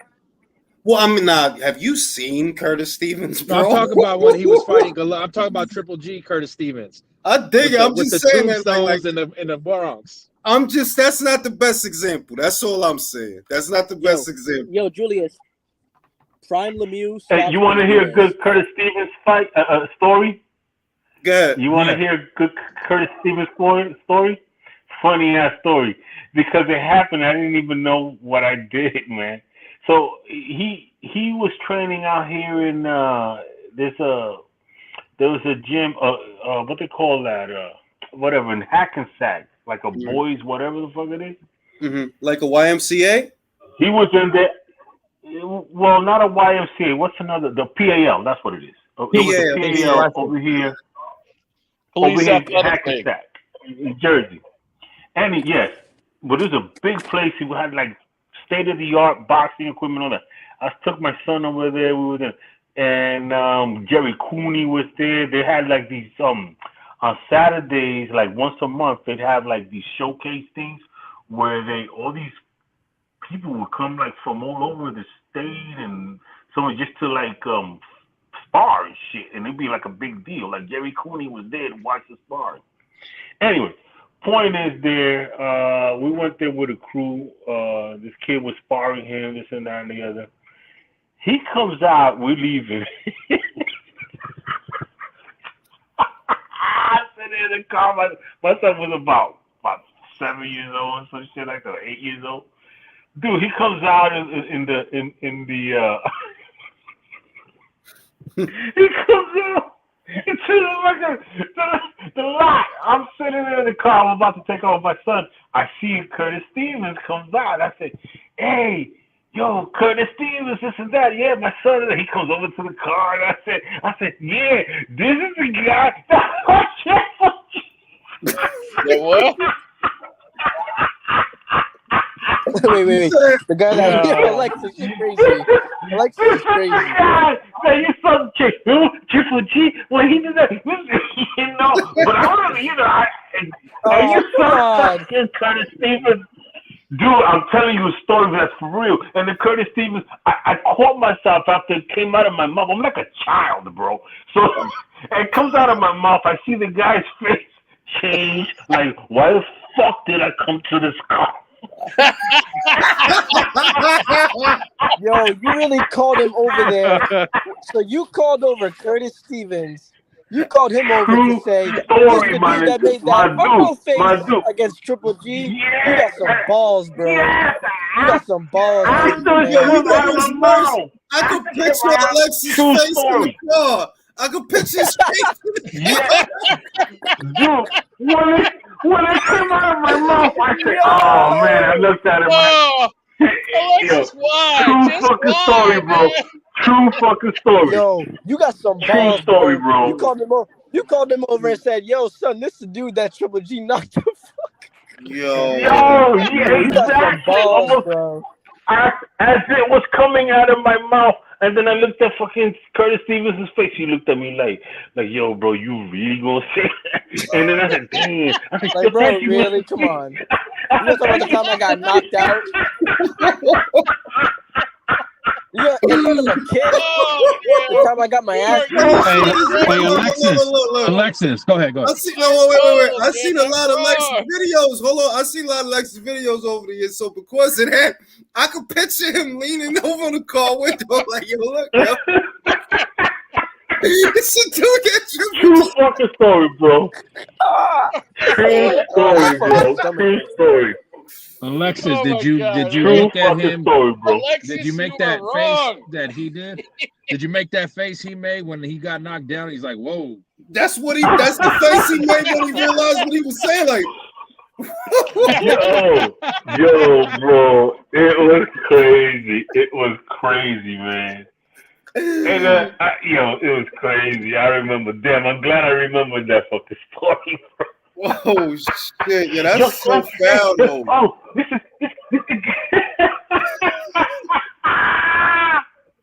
That's fucked up. Man. That's fucked up, man. I didn't mean to, man. I didn't mean to, bro. I'm just trying to scratch. Motherfuckers ain't right, man. Like, we ain't shit, yo. We ain't shit. You wrong, bro. We ain't shit, yo. But shit, man. I think Ryan is next. I think Ryan's fight is next after this. See, look, man, you even got Jules messed up a bit, man. Oh, man. Yo, man, my phone's about to die, my brothers. Later, peace somehow. I'll let you know. Have a nice one. Hey, man, I think Ryan, his fight is next. What's you guys' predictions for this fight? Garcia versus TAGOE. What y'all think is about to happen? I got Garcia by middle round stoppages. Same. Yeah. A country, how you got it? Yeah, more than likely Garcia, because from what I heard, TAGOE really doesn't have very, very much defense, so that's going to be a detriment to him in this fight for sure. All right. Villain, who you got winning the fight? I agree. Yeah, Leo, who you got winning the fight? Garcia TAGOE. Ryan Garcia, but I wouldn't be surprised that Ryan gets clipped in You some think? Do part you of the think? fight. Do you genuinely feel that Emmanuel can clip him? Yeah, Mm, mm, just because mm, inactivity. Fair enough. Fair enough. Isan, who do you have winning the fight? Ryan's fight. Mm-hmm. Ryan mid rounds. I don't see nothing special to go. I mean, I hope he gets something, but I got Ryan. Drew, who do you have winning the fight? I got Ryan winning the fight, unfortunately. All right, I'm gonna go back around in reverse. Drew, who do you have in Fundoria versus Lubin? Fundoria, baby. Okay. The Isan, gentle giant. who do you have in Fundoria versus Lubin? Fendora late stoppage. Oh wow. Leo, who do you have in Fundora versus Lubin? Fundora I'm all the knockout. way in. Wow, it's a lot of. I'm surprised. I thought Lubin was the favorite. Let me go down. Country, who do you got winning that fight? Good question. I think it's going to be interesting for a while, but I just can't trust Lubin's chin. So I'm gonna go with Fundora, based on the fact that Lubin has a habit of sometimes once in a great while gets caught and gets in trouble. So I think Fundora can take him out if he hits him flush and clean on that chin. Okay. Liam, who do you got in Fundora versus Lubin? I'm going to sit firmly on the fence. I question Lubin's chin, but I also think Garcia beat Fundora last time out as well. I agree. I'm going to sit firmly on the fence and say a draw. Okay, Jay, who do you got in Fundora versus Lubin and Garcia versus TAGOE?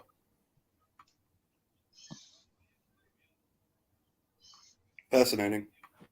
Can y'all hear me? My bad, my mic was messing. I agree. Wait, y'all, can you hear me? I can hear you. Okay. First fight, Lubin, Fundora. Honestly, it's a head scratcher. I don't know. I'm honestly, I genuinely don't know. That's fair. It is a 50-50 fight. Lubin is a better boxer than Fundora, man. He's a better boxer. Yeah, it's just better tested too. So because he fought Gachet. He got knocked out by Charlo, but I don't think there's any shame in that. No, I don't think there's any shame in that. And as far as Ryan versus TAGOE, I got to go for the upset. You got to go for the upset, really? Well, that's spicy. No, I mean shit. You never know. Like you never know. Ryan should smoke him. He should smoke him.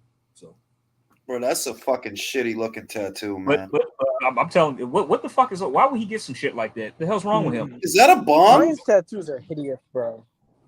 Is that a bong on his back? What is that? No, it's not finished. Ryan's tattoo? It's not finished. That is. He has half a bong on his back? No, it's Yo, but fellas, if Ryan loses, what we all have to do, we have to laugh in harmony for at least 2 minutes. Yeah, for 3 days. For 3 days. Bro, this fight feel like it's been on since yesterday. The fuck, yo? Yeah, Julius, I got a quick question for you. I'm gonna have to shoot out pretty quick. But who you got between Shanika Johnson and Esquivel? Shanika, man. Like, look, right? If Shanika Johnson versus Shannon O'Connell would have happened in America, there's a genuine possibility that Shanika would be a champion right now. Like that, like she's a great fighter. I'm okay that Shannon won it. I'm not calling it a robbery. I'm just saying that technically she's an unbeaten fighter. Esquivel, I've seen her. She's all right, but I feel like Shanika has more offense and defense, whereas Melissa is mostly defense. Like you're all right. You're all right. I got Shanika on points. One of my favorite prospects. Lastly, hypothetically, if they were to fight Jamie Mitchell versus Shotgun. Ooh. I'll tell you what, I'm going to be honest. I go Shotgun for the simple fact that Jamie Mitchell, most people don't realize she's the same age as Shannon. So what does that mean? Shannon's a lot more experienced and she hits hard. Yeah. I go Shannon. Mitchell think- hits I hard. think- though. Like Mitchell hits hard. Don't get me wrong, but it's like the girls you running through. You ran through Shannon, and I'm not knocking her, but this is reality. When you beat Shannon, there was something wrong with her leg. Because people don't like Shannon, they don't want to respect that. But it is the truth. When you beat her, there was something wrong with her leg. And I saw that even with that, she hurt Jamie 2 times on a bad leg. That's the Courtney fight. When you think about the girl she just beat, Carly Skelly, I said she's going to beat the fuck out of Carly Skelly. With Shannon, Shannon will... Shannon will make it. She can make it very hard for Jamie. I'm not counting Jamie out. I'm just saying that you're both the same age, but she's a lot more experienced than you I are. really want to see that fight. She beat 3 unbeaten fighters in her last 5 fights. 3 of them, and they're all upcoming talented girls as well. They weren't any easy beats either. Those girls, but she beat last 3 fights. Those were all those. She beat 3 blue chip and this is how you know it wasn't just any unbeaten fighters. These were blue chip prospects. Bianca Elmire was a very promising fighter. Taylor Robinson, very promising fighter, and Sharnika Johnson. I think it was a lot closer with Sharnika than anybody else. Like I could have seen Sharnika winning that fight, but I'm okay with Shannon winning. Like I get it. Like that's really one of those fights where it was about what you like. And I did feel Shannon's busier. Sharnika's moving too much. You're not throwing enough. You're not asserting yourself. You need to assert yourself. So I'm okay with Shannon winning it. She beat 3 blue chip prospects in her last 5 fights.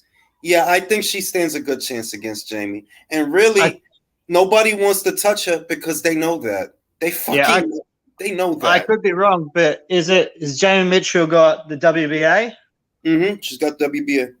I think Shotgun's number 1 in the WBA as well. So yes, but she's also I think they should really push for that fight. They got Glenn Mitchell. They got Glenn Jennings and No Limit behind Shotgun now as well. So there could be a bit of money for that fight to happen out here as well. This is the thing, right? This is the main thing. I don't think that Shannon is pursuing Jamie. I don't think, because that's not the money fight. She's number 1 with the WBA, but she's also number 1 with the IBF.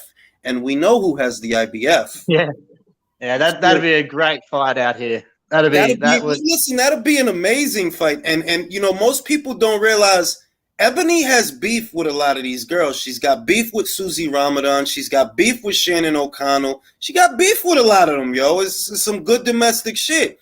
So I feel like Shannon is going to have to force Ebony to give her the shot, because she's not just going to give her the shot willingly. She's going to fuck you and get the fuck out of here. That's how I feel she's going to treat the shit if she can. Shannon has to force Ebony to give her that shot. Otherwise, it don't happen.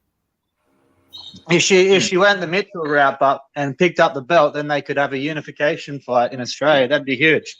It'd be major, but I don't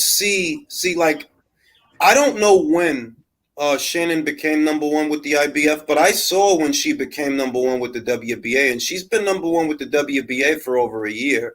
And I don't see Shannon calling out Jamie like that, and I didn't really see Shannon calling out Courtney, I should say, before that. So I don't know if she really wants the WBA. I'm not saying that she doesn't, but I don't see her pushing for that. Whereas more recently, she did an interview where she's saying, yeah, I want Ebony. I'm number 1 with the IBF. And I'm like, I figured that was going to happen, because Ebony, whether people like it or not, she's the woman to beat at bantamweight. That's saying that Dina and Luna are a lot more dangerous than Ebony right now. They are, actually, because they have the experience that Ebony doesn't have. But as far as marquee value, it's Ebony, bar none. It's not even close. Ebony has the most marquee value of any champion at 118 pounds. So if you're going to go after somebody, that's who you go after. I don't think it happens, though, for what it's worth. I don't think it happens. Hey, Joe's question right quick. Who's the name of the guy who tried to do his best Chris Eubank Sr. impression by, jumping over the ring? I don't even know who that guy. I'm like, yo, he made a complete ass out of himself. I don't be the last. Let me say this. If I'm Eddie Hearn, this would be the play for me. I signed Shannon O'Connell That would be the play. If it's me, that's what I do. And then I use Shannon to fight Luna or to fight Jamie potentially or to fight Dina, right? Because Shannon is good enough that, yeah, she stands a fighting chance against those champions, and you get more of the belts on your side of the street. Because I love Ebony, but I don't know if she's ready for Shannon. I honestly, it's like, I don't know. Shannon is very fucking experienced, you know what I mean? And she's a Capricorn. That should tell you all you need to know. Shannon's a bad motherfucker. Bad motherfucker. I think Shannon just signed a new promotional agreement with No Limit as She well. did, So but it she might be can be nice to co-promoted. get But in there now. no, she did. I saw that she did. For those that don't know, No Limit is the promotional outfit that promotes Tim Tszю's fights in Australia, and it's great. Like, I'm happy for her that she signed that. But she can be co-promoted. She can be co-promoted. Like Munguia is with Zanfa Promotions in Mexico, Yeah. but in America he's with Golden Boy. You can do the same. Shannon can be a matchroom fighter in the UK, but still a No Limit fighter in Australia. You could work it out. You could work it out. She's a threat. She's a threat. And Eddie Hearn needs to know, like, yo, she's a threat, and she's knocking on the door of two of your champions. So you kind of have to deal with her one way or another. Yeah. You can't keep her out forever. You know what I mean? You can't. All right, guys. It was a good chat. Catch up with you next time. Always welcome. All right, have a good one, man. Bye, Liam. Now we about to get the main event. We about to get this Garcia versus TAGOE. I do have Ryan knocking out Emmanuel TAGOE. I've seen Emmanuel a few times. He's nothing to write home about. He's got a respectable record. Hasn't lost a fight since his debut. The only fight that Emmanuel TAGOE ever lost was a TKO he suffered in his pro debut. All those other 30 fights were victories that he's had. But having seen him, he's just not that good, being honest. He's just not that good. That's all I'm saying. I think he's just fought in like Ghana, right? He's only fought outside of Ghana like twice, I think. Exactly. So you've seen it that like he only has one fight outside of he only has one fight outside of his home country. Other than that, and that means that you're basically a domestic level guy. You're not really a world level guy. You're not. So I think Ryan gonna give us a highlight reel. Or he about to. Yeah, I think so. And I honestly think that I thought it over because it's fun to make fun of Ryan. It is like, and we do that a lot, and we're gonna keep doing that.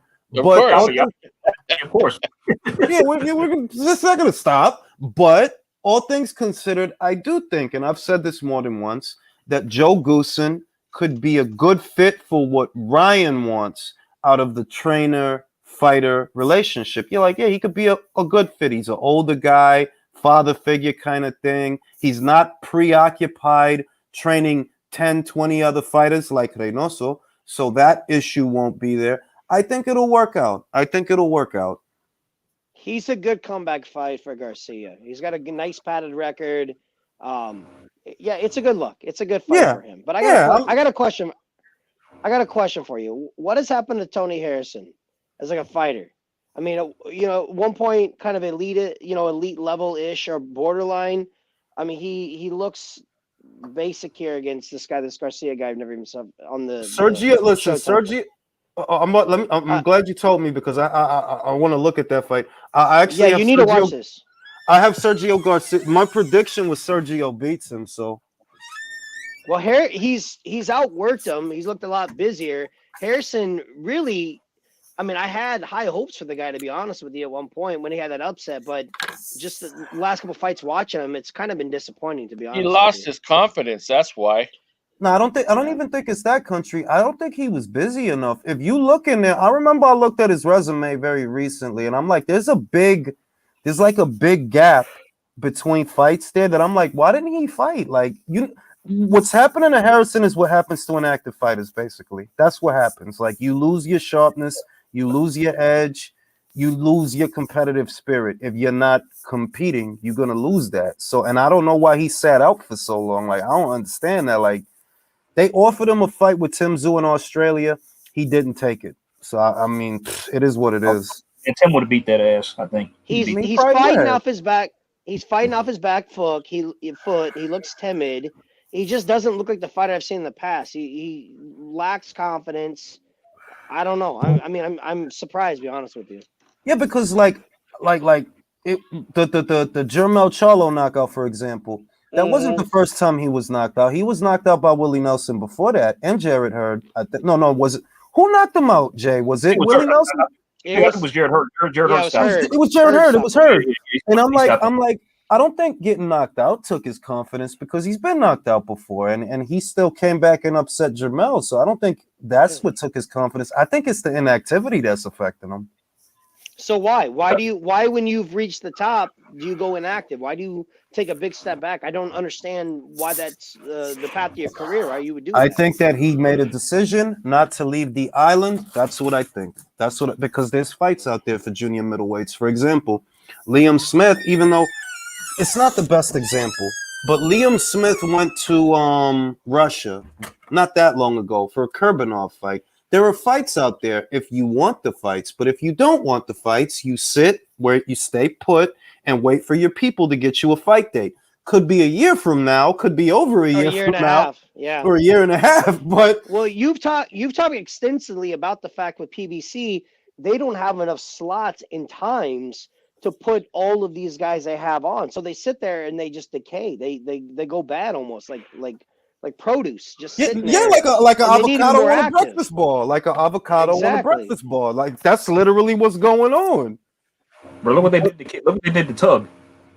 Exactly. Yeah. What kind of situation is it where you have a prospect unbeaten, doesn't even have 20 fights yet, and ahead of his title fight, he hasn't fought in a year? What kind of situation is it? Like, what are you trying to sabotage him? Like the fuck? How are you going to convince a prospect, someone up and coming, to come sign? All you have to do is look at these guys who are not getting fights, who need to be active. Why would I want to sign with your company? Now look at who the guys that they are signing, which is an indication. You don't see Keyshawn Davis and Kelvin Davis and Torres. You don't see them signing to them. Who you see signing, they're signing the guys that Top Rank cut. Elvis Rodriguez.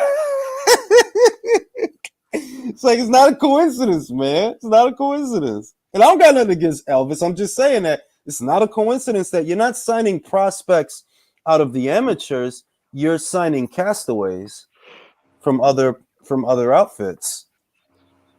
Misfit Island, if you will. Kind of shit.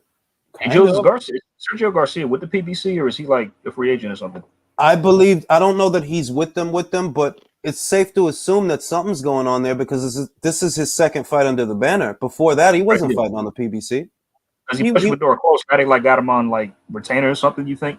I think that it goes back to what Alexis was talking about. That maybe they're turning a corner to where they're expanding their horizons and they're dealing with more fighters from around. Because you look, Abdul Kakarov, Butaev, Stanione, you know what I mean? Like, these is not the fighters that you normally see on a PBC card, but you're seeing that, no, they're opening up a little bit more, and that's not a bad thing. It's not a bad thing because the old crop is getting older. Jared Hurd, like, bruh, I wouldn't be surprised if he retired. Absolutely mismanaged his career.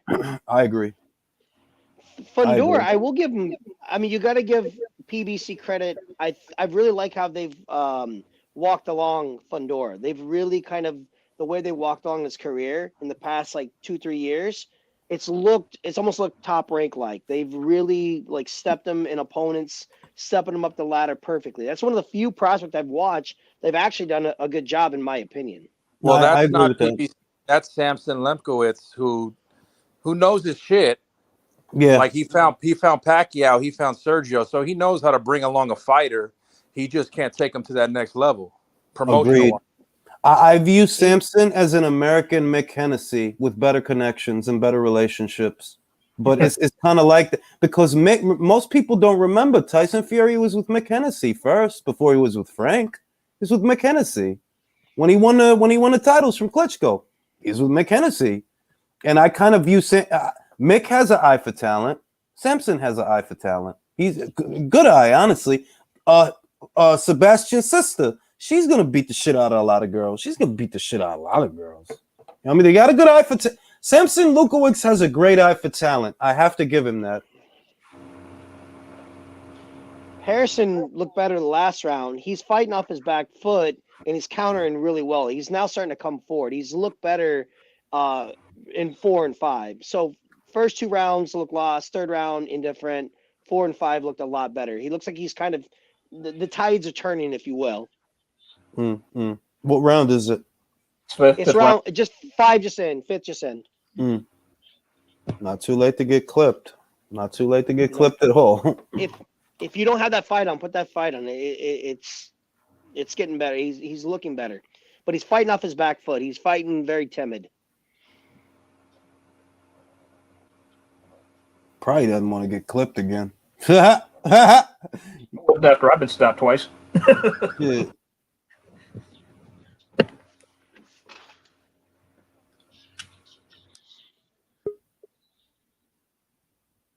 Why am I watching Orion? Same question, Virtuoso. Same question. Like, when is the start the fight already, bro? I'm fucking old and I'm getting a cramp. They're doing what they did with Berlanga. Now we got to watch like several documentaries and like, if you followed it all, he's talking about like he can fight through anything, and basically they're it seems like they're talking more about like how he's overcoming, adversity. The only adversity I see is like his Twitter fingers maybe getting calluses if there's any adversity the guy's had. Yeah, like did Ryan's dad do time and thing like Berlanga? Is that what they're saying? No, I mean, oh no, shit. you didn't get a 45-minute commercial about his dad being in prison. No, you didn't see that. Is he related to Muhammad Ali? Because Muhammad Ali got a grandson fighting. Really? There is a rumor. Yeah, What? there's a rumor, and I What? think yeah, Did you- they had like 3 fights.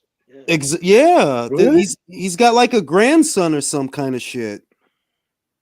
There's a rumor. Nah. Yeah, I'm telling you. You would think if it's true, they would actually promote him. Hey, I'm waiting for the news. What's his name? Couldn't begin to tell you. I wouldn't know. It's not they laughing. put him on the, Oh, they put him on the God. Stevenson Justice card, by the way. Yay. I'm His doing name good. is Thing- Kiko. His name is Hey, Kiko, like Kiko Martinez? You're right, though. Kiko, Jules.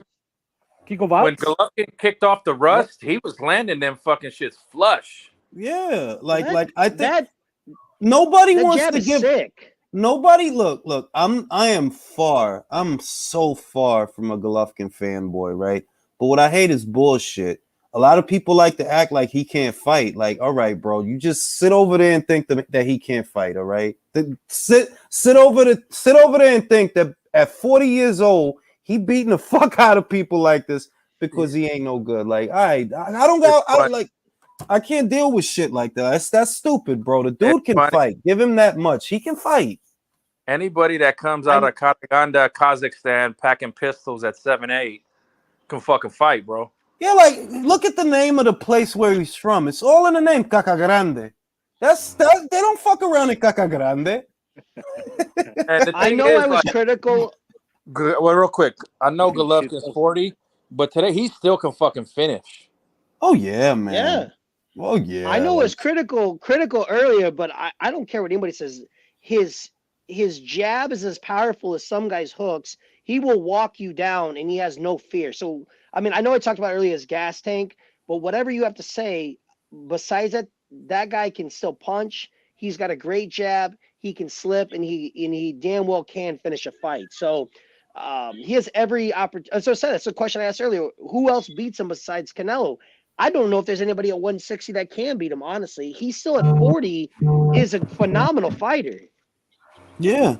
Yeah. Easily, because I saw some of the reactions. I saw some of the boo birds on Twitter that they have to shade him. I'm not like, look, if he wasn't a good fighter, he wouldn't still be here at 40, dog. There's no way. You got guys that by 32 is like, look at Keith Thurman. Look at Keith fucking Thurman. Like, nah, bro. And he's in his early 30s. Well, that's Okay, injury and activity. I mean, it's his own fault. Keith No, wait, villain, wait, because yes, Keith was inactive. So was Gennady. but he knocked the fucking guy out. But what I'm saying is Keith is his, in my opinion, Keith is his own worst enemy. Gennady being inactive, I think is different than Keith. Keith chose to be. I see it different. Let me say this. They both chose to be inactive. They both chose, right? The both of them had it within their ability to fight within the last 12 months. They both did. The difference is Gennady is great, and Keith was always, he was just good. Keith was never great, bro. Right? Gennady, hold on, I'm making a point. Gennady doesn't have a great resume, but yeah, he's come on, like we're gonna act like Gennady's an average fighter? No. You know, he's got a better resume than Thurman. Yeah, that's what I mean. I'm like, yo, like certain shit stands to reason. If you're still here at 40 unifying titles, you must be above average because the average 40-year-old boxer is not doing that. That's all I'm saying. Nope. Go ahead, country. Well, one thing you got to remember too, that Gennady wasn't out there having a kung fu moment, playing a flute in his, inactivity like Queef was. That's true. We should. What the hell was he doing? Quai-Chen Keith. Guys, country, I know you gonna remember this one. Quai-Chen Keith. The legend continues. Yeah, exactly. That's what he was doing. He turned into Quai-Chen Queef. Guys, let me say this. Who is the last guy that defend? Who is the last guy that defended a belt against Canelo Alvarez? Defended a belt? Yeah, Caleb Plant. No, that kept a belt. Oh, that kept him. Golovkin. The guys have been beat. It took Canelo 2 fights. It took him 2 fights to take a belt away from Gennady. It took him 2 fights. He didn't win the first fight. I don't care if they call it a draw. To me, Golovkin won the first fight. I'm settled on that. I have a 1-1. I'm 1-1. That's where I'm at on those. That's what makes sense to me. They're 1-1 with each other. I think, Golovkin won the first fight. And he made Canelo look the worst. He's made Canelo look the worst, I'll say, in recent memory. Since Mayweather. Exactly. Since Mayweather. Yeah. And bear in mind that the Canelo Golovkin, the first fight, that shit was 4 fucking years ago. So this is like, Canelo's fought a lot of guys since then. Everybody shut up. Jules, rate Joe Gooson's denim tonight. I'm looking at it. He looks good. The green denim? Very sweaty. Right, man. They got a lot of fucking people in there for that Ryan Garcia fight, man.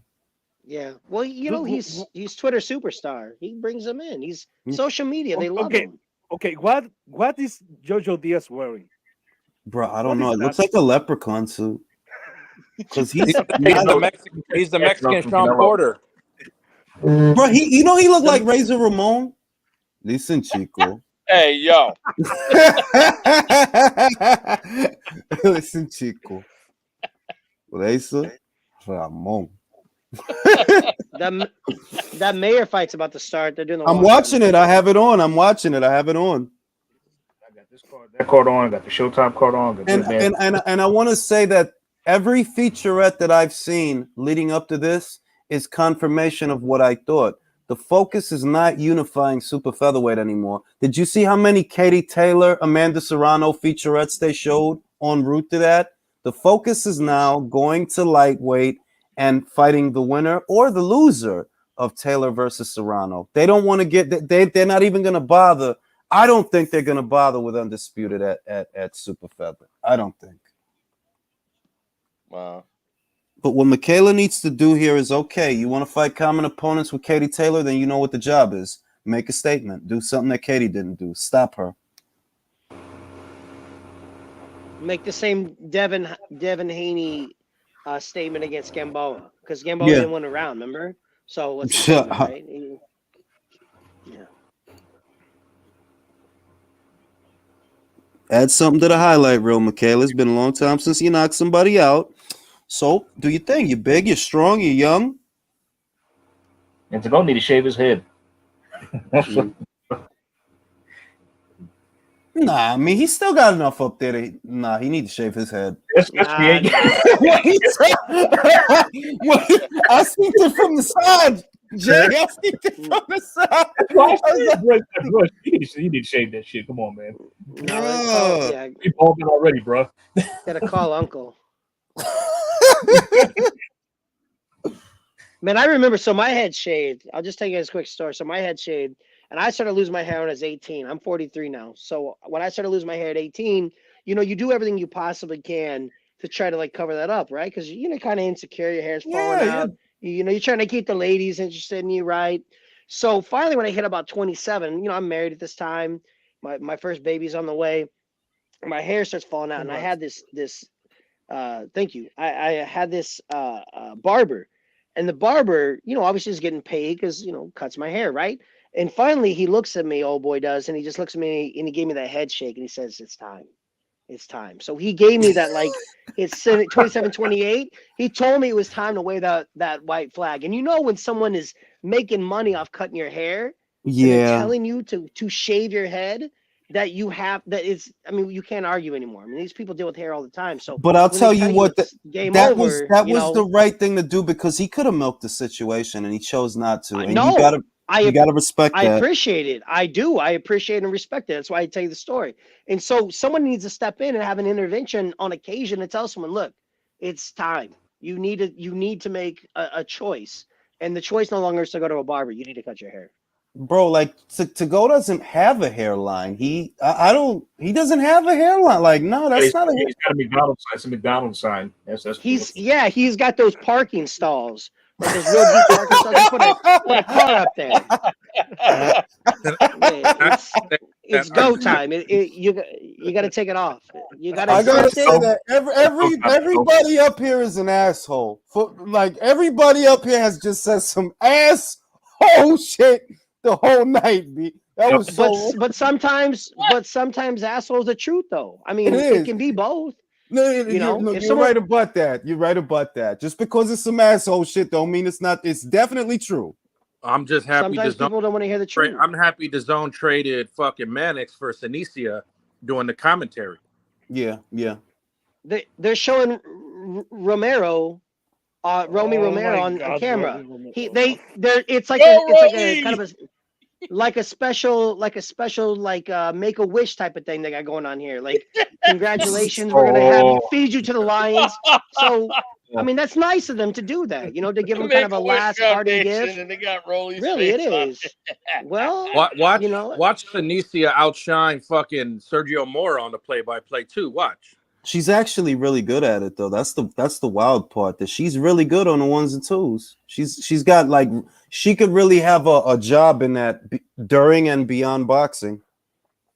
And TAGOE's a good dancer. He getting down. Shit. He getting down, yeah. But he's gonna get knocked out. He is gonna get knocked out though. Yeah.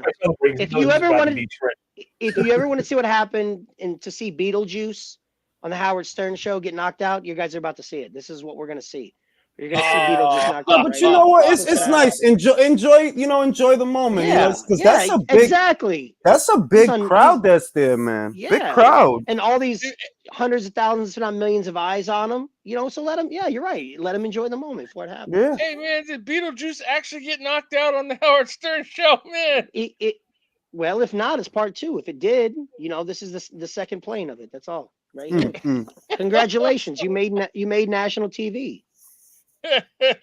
Wait, quick question for you guys. Like, is it just me, or did Golovkin in the Murata fight look more muscular than he's ever been? Yeah, he did actually. Say that one more he time? looked huge, bro. He looked. You talking about Golovkin, right? Golovkin, yeah. He was ripped to shreds in that. He looked fucking huge, and once he rehydrated, he looked huge, man. Yeah. It's like, okay, great. I'm not the only one in us. I'm like, dude, he looks fucking cut to shreds here. It's like, this is the most. He's got some of those Mexican steaks. He ordered them fresh. At his age, good for him, man. For real. He's gonna need that at 40. He's gonna need it. Oh yeah, especially if he's gonna fight Canelo. That's exactly what I was like, but he gonna need them muscles when he fucking get knocked out, because he gonna get knocked out. Like, look, it was great, and all of that is cool, but I do think he's gonna get knocked out, and I'm settled on that. Canelo's gonna work that midsection like crazy, man. He's because the news is out. The word is out. They're like, yo, go to his midsection. That's it. That's it. That's all he's got to do. And Golovkin, he may have to provide the onslaught, man. I don't think he can. Between midsection and countering him, man, that's where he's gonna, meet his doom. Mm-hmm. Ryan's tattoos look fucking ridiculous. I'm just gonna say it again.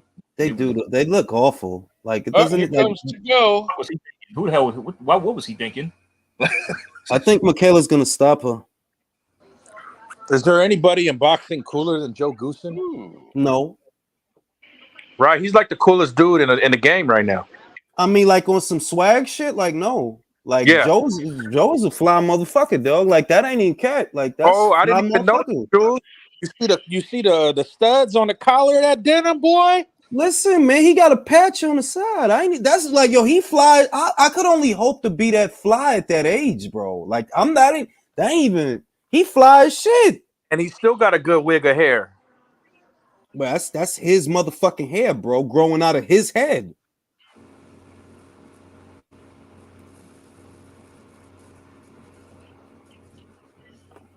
Yeah, I think Mayer's gonna stop her. That's good. That's good.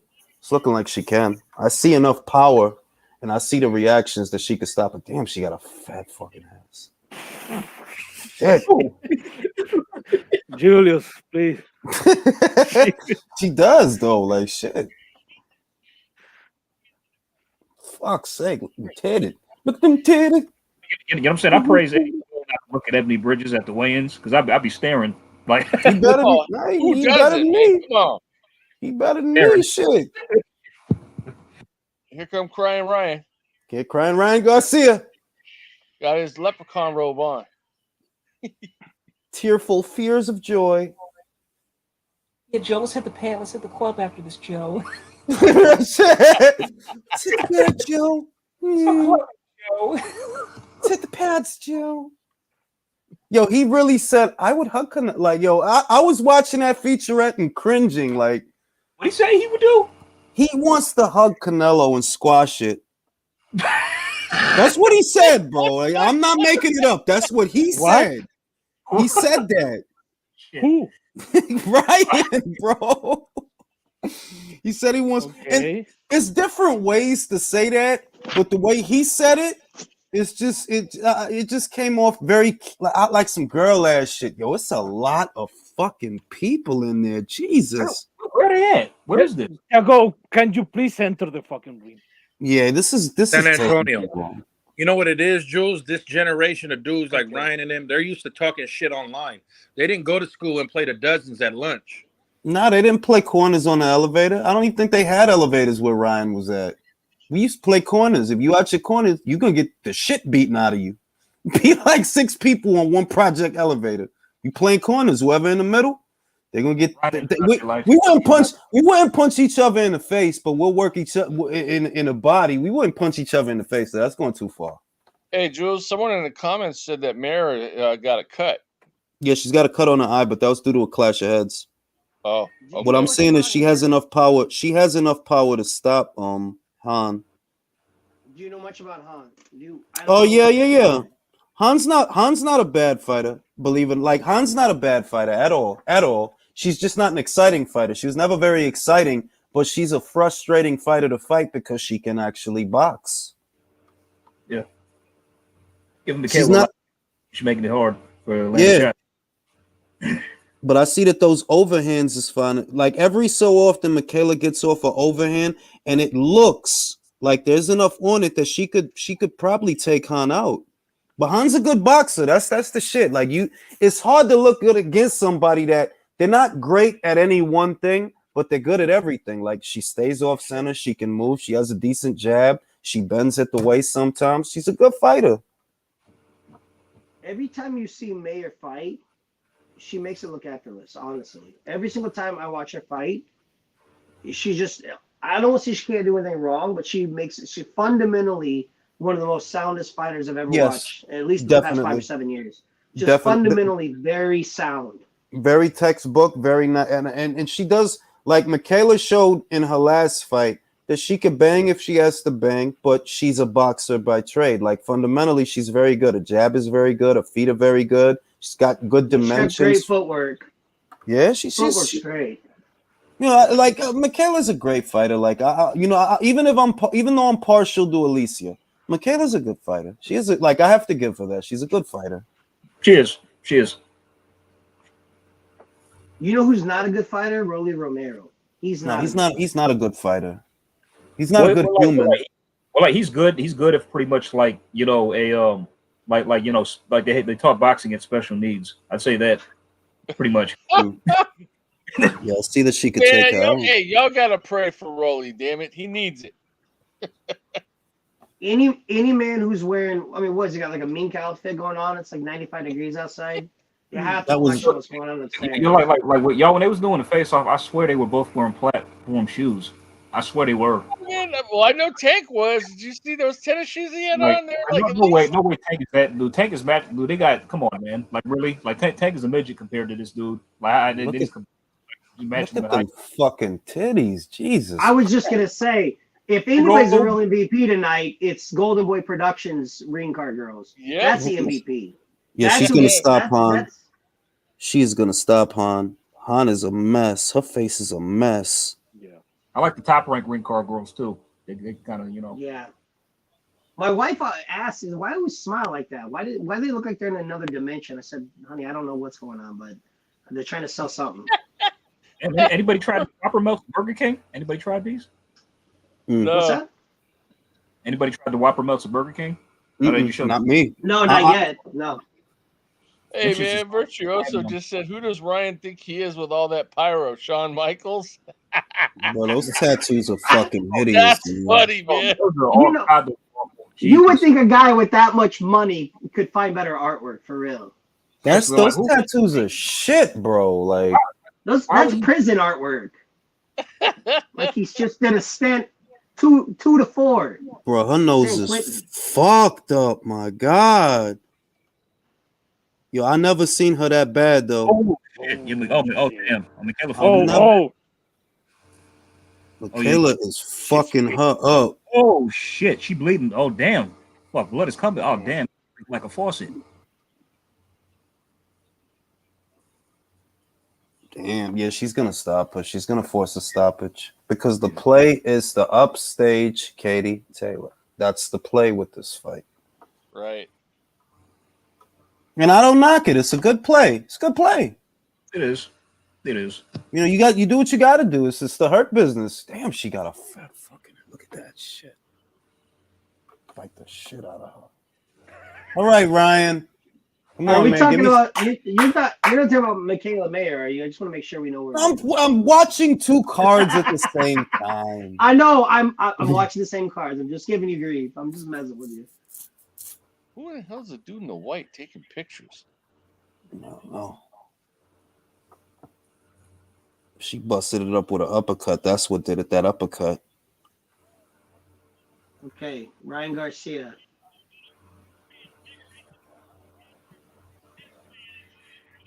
Who's got don't get me in no trouble with that audio. Yep. Come on, Emmanuel.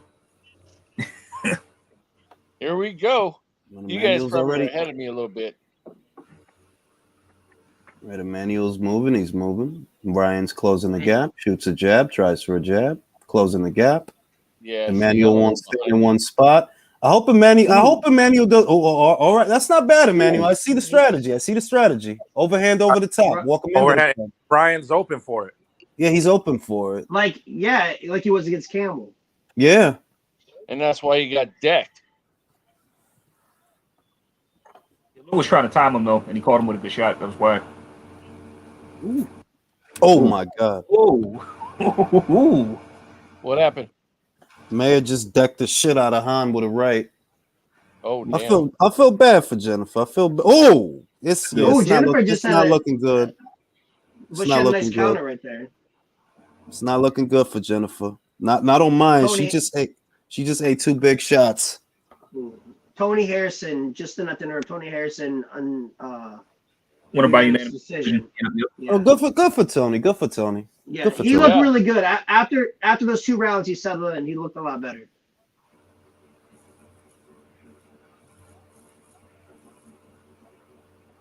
What do you see about a 6th, 7th round stoppage for Han? I'd say 8 rounds are short. If she's gonna stop her, it'll be late. But that nose ain't getting no fucking better. Is Yeah, so Beetlejuice gonna far. run around the ring the whole time? Is that the strategy he's going with? Yep, looks like it. I would. I don't want to get caught one of those left hooks. Bro, you So far, like I'm about to change the channel if this shit don't stop. But okay, dude is literally running, man. Like he's literally running now. Like I am gonna change. I'm not even playing. Like, bro, what the fuck are you doing, bro?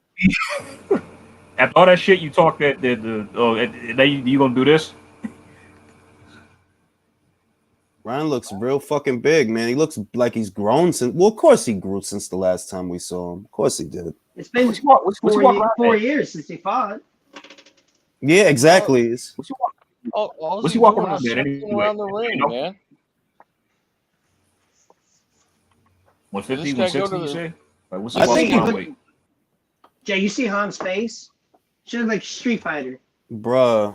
She looked like when they ask you, do you want to continue that shit? That's what she looked Yeah, like. exactly. Yeah, yo. exactly. Do you want to continue? Like, nah, I don't. Please, they do the countdown to 10, 9, 8. They got that Yeah. going Oh, on. and then if you don't press start, it mentions, oh, or Chun-Li. That looks like This guy go to the Rigondeaux School of Boxing or what? Jeez. Yeah, he's not trying to fight. No, Nope. he's just circling around the ring. Survival. Throw a punch, damn it. What's Ryan right now? You think 154, 160 his weight? I think 150. I'd say maybe. No, that's too high. I don't know. Maybe he does look thick around the shoulders though. Look Looks bigger big. than look big. Looks like a small welterweight. Yeah. Yeah, she's gonna stop her. 2-piece. Even Will's Who's like, got that, Lauren, what is who's this got that guy audio? doing? Yo, whose audio is that?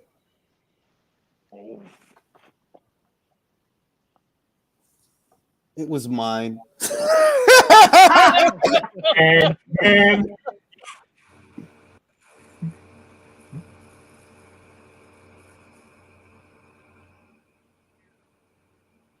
all right, now I hope the go gets knocked out for this nonsense. Like seriously, like bro. Well, he's not moving as much now. He's like a little more stationary. He doesn't have to go to war, but damn, man, throw a few shots and try to do something. Jeez. He is. He's running. He's doing something. It's running. Yeah, but that's what we don't want him to do, you know? No, I don't disagree with you, but you said do something. Boy, He's doing going around the something. ring He's like, running. help me! He's trying to take Oh. my money! Help me! It's a fucking mess. Jesus, oh man. All right. Jennifer. Yeah.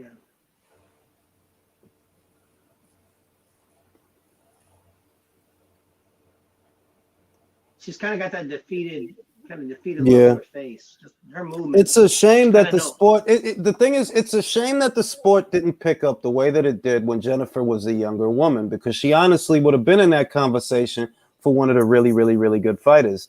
Things are picking up now that she's 38. So my heart bleeds for her, because you know what I mean. It's fucked up that it didn't pick up till you were up there in age. And you can tell she still fundamentally is good. She just obviously has lost a step. She can't. Her head movement not nearly as good, but you know, at 38, Yeah, I mean, you can't get mad at her for it. Ooh, that Uh-oh. there go. Garcia. Ryan. What happened? Beetlejuice not happy about that. There you go, Ryan. I was saying it was We gotta take the fight to this dude. Not let him Oh run. shit! Oh, yeah, he got a taste of that power now. He really gonna be on the move. It almost like he pushed him down, though. Not that I'm defending Beetlejuice. I'm just saying it looked like that, though. Beetlejuice. Happened kind of fast. I'd like to see a replay. Caught him with them. He caught him with that combination.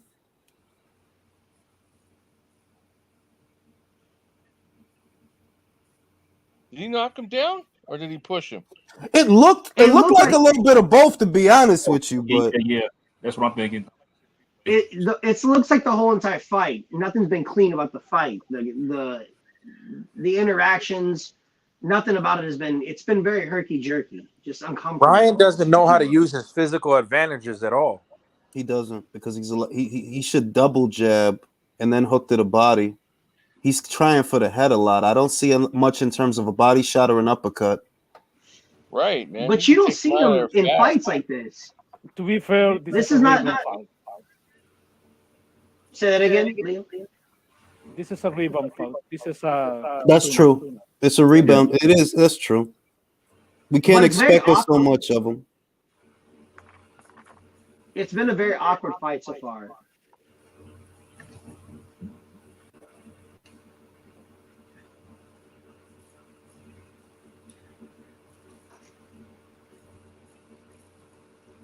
No, it was a knockdown. It was a knockdown. Oh yeah, clean punt. Yeah, clean punt. Yeah. That was a yeah.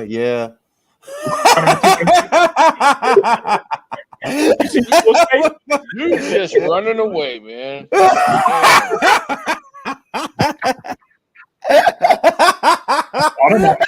Act like he got pushed. Oh, I fuck with to go for that. He gonna act like he got pushed. Like, bro, you got pushed right in your face. B, cut the shit. Hey, he did the spin like Glass Joe and Tyson's Punch Out.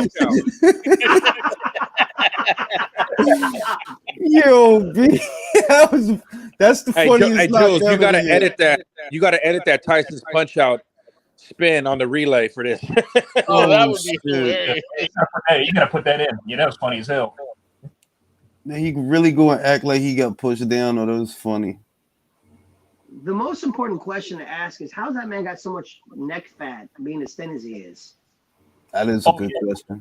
I mean, look at that. Okay, there you go, Ryan. You put something downstairs. Nice little shot to the body. You got the dinner rolls. From what I'm seeing now, Ryan Garcia, for TAGOE, the jab overhand right is right there. Mm-hmm. It's leaning back exactly in the same way Campbell called him. TAGOE could clip Ryan in the same way because he's leaning back every time TAGOE throws a jab. He leans and he drops his left hand.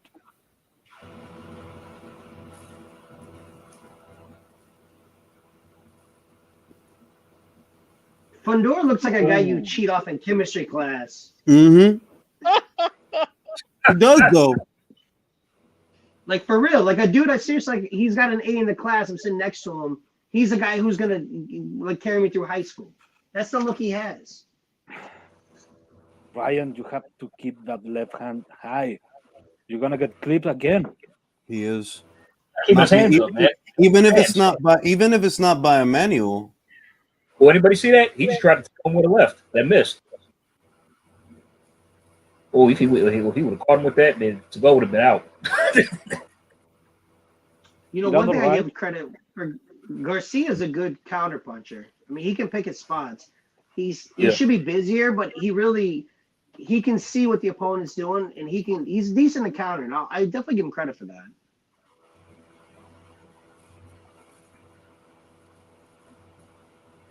How do you guys see a fight between him and Tank going? Man, I don't even know. I don't know. When I think about a fight, like the fight's not about to happen, so it's hard to weigh in on it because it's not like it's all right. Ryan right now, based on Ryan right now, you have to give Tank the edge because he's an active fighter. Look at him; he's struggling to corner this guy. But are they about to fight? No. So it's like, well, you know what I mean? That it's momentary. Whatever we're looking at right now, is that the Ryan that's going to fight Tank next, or is it going to be like 2-3 fights from now when he's more developed? The other question: at what weight? That's because it won't be here. I don't think. Joe Goose looked like he joined the army. Nah, Joe Gooson's dripped out though, bro. Look at him rhinestones. His rhinestones on the collar, bro. Joe Goosen looks like he joined the Navy. And that's stitching. Joe Goosen. I like the stitch. He's got drip. Just said there's no one cooler in boxing. But he didn't give up the height. Look at that. He does a comb over. He said, "Yeah, I'm going bald, but I'm not gonna let no one know." Man, that's a hell of a comb over, though. It's good. I respect. I mean, that's a really high level comb over. Like, I didn't even realize it until you just said it. Yeah, no, that. Well, I mean, being bald, I know what all the tricks they use. That's honestly one of the best comb overs I've ever seen. Yeah, he's protecting that. He's protecting his back. He's got the back right there, really, really protected. He's swirling it around. You can see he's gonna make sure there's coverage back there. Oh.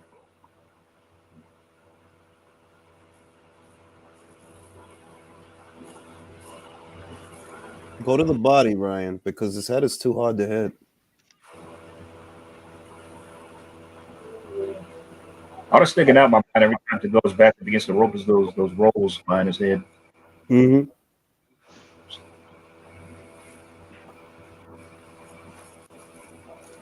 Oh. I was like, don't hit me like that.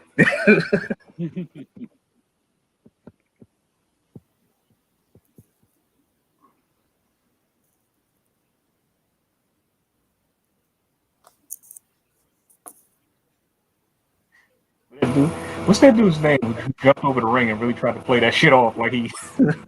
I don't know that dude's, but the dude earlier, right? Yeah. Is there any way that makes the relay intro? No. Oh. It is, man. Damn. If I can get some ringside non-copyright footage, perhaps. Just right when the beat drops, have him going in and going down, it'd be perfect. Yeah, like when he hits the floor and like that's when exactly the beat goes exactly.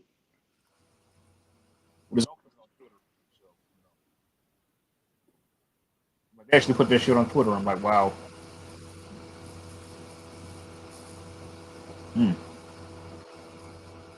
all seriousness, this fight is awful. Oh. What was TAGOE's game plan going in? I mean, what was the strategy? Run. I don't even think they know. Survival. Survive.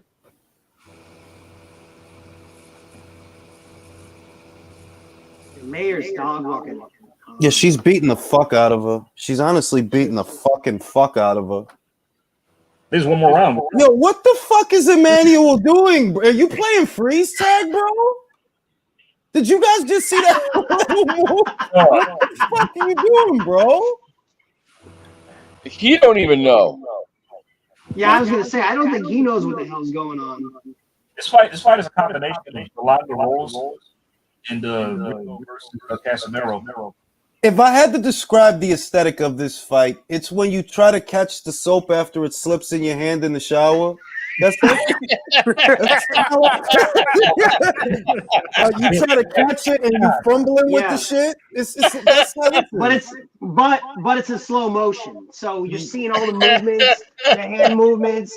It's bouncing off the floor. It's hitting on the side of the shower. The face is grimacing. Yeah, I see it now. Yeah, it's painful. The whole thing's painful. It is. Oh God! Somebody please get hurt in the next round. I know, man. We're begging for it. I mean, man, I'm just praying for Ryan to land a left hook or something, man. Just to the body, just to the head.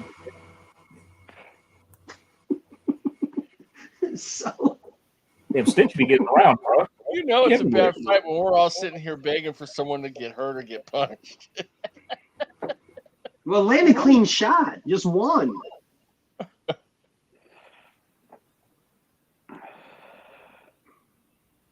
Trainers tell you gotta if I swear to God, if you don't win, start winning rounds, I'm gonna shave that fucking head.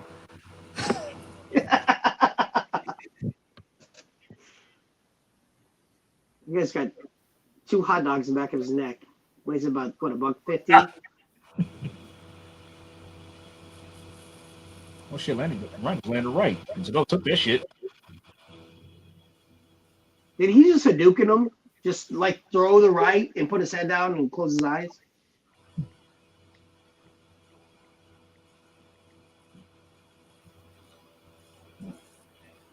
I'm gonna call it to go Pack of Frank. That's his name instead of Game Boy. Mm-hmm.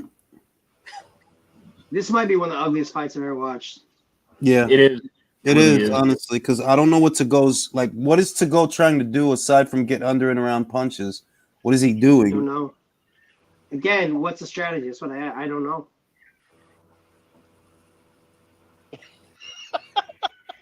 It's almost like the first time he's ever fought.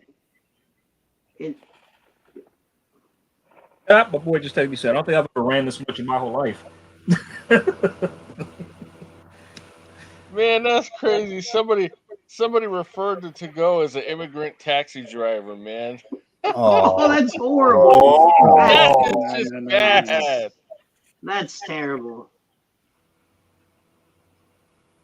I mean, they may fight equally because if this is any indication of his fighting skills, then it's awful. Jules, you know more about boxing than I know. Tell me what this man's strategy is. Educate me. Please. I have no. I'm looking at him. I have no idea. I think he's doing things he's seen other boxers do on YouTube. I'm not playing, yo. I don't know what he's trying to do. That's funny, man. Do you want an honest God. take? I think TAGOE is trying to catch Ryan with an overhead right. No, we know that, but I mean, doing all this dumb shit, it's not gonna happen. Why doesn't Ryan go to the body okay. like he just did? He goes to the body, slows him down. He can have him out. Go to that body, chop that tree down. Let's go. I think he's running around the ring trying to get Ryan to chase him and hoping that he'll tire out. Don't think that's gonna happen.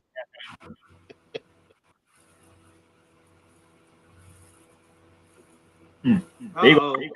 Light his ass up. There you go. You know, they should be ashamed picking this kind of opponent for him on a comeback fight, man. Come on. I'd rather watch old people play bingo than watch this. This is terrible. You get more entertainment. Listen to arteries harden instead of this, man. Jeez. And an audience member on their phone. I already know. He's looking down. So it's sad, especially in the front row. Oh, nice. A little bit of Fedora in the ring. They're about to get started. Sweet. Yeah, Jay, I'm do you about see to switch these? it over. Jay, do you see these punch stats? Mayor Han, 121 and 31. She beat I mean, look, she didn't knock her out, but she beat the fucking fuck out of her, though. Like, she really did. She beat the she beat the shit out of her, dog. Like, she's like a cyborg. No emotion, just goes in there, kicks ass, goes home. I mean, I don't know if Ryan's gonna knock this guy out anymore. Like, come on, man. Like, all right, two good body shots. Yeah. Well, he went more to the body in that round. That's where he needs to go. He keeps going. There's a chance he can knock him out. Man, the punches need to be careful. The Beanstalk's in the ring. All right, Franks.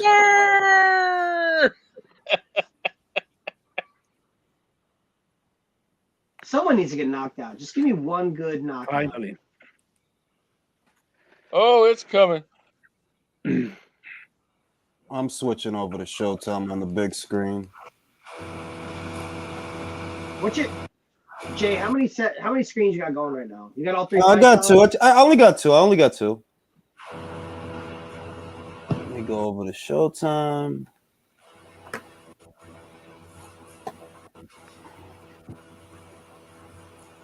I never want to see TAGOE again after this. I don't know about y'all. Yeah, me neither. I could go the rest of my life without ever seeing him fight. Yeah, I agree.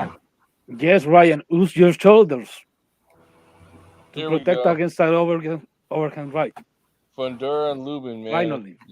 They're about to start. Jeez, this is the 6th round of this fucking thing? Oh man. That's a torturous fight to watch, man. It is, bro. Like, my God. Why is Ryan so timid? Why is he timid? And it's the 6th round. Six mortis bullshit. Bro. Kick him, Ryan. Joe Mama says TAGOE is doing his Frank Sanchez impression. When y'all get a chance, When y'all get a chance, check out Katsuma Akatsugi. He fought on the undercard. That's my trainer out here. That's his guy. 9-0 at Super Bantam. Just got another W. He went to the man's hometown in San Antonio and got the W on the undercard. Wow. Undercard, which on the Ryan Garcia card. He's in San Antonio. Okay. Oh my God, guys! They gave Han the decision. You lying? Get out of here. Yeah, I'm lying. Yeah, I'm playing. No, they did. Is there any way I can ask the Zone for a partial refund? Having to watch this. Yeah. See this? I want my money back. Jay. Yo. When you saw the news that Alicia's fight's official, did you sing the song? Which song? Oh, on me. On my song, you talking about me, Drew? Yeah.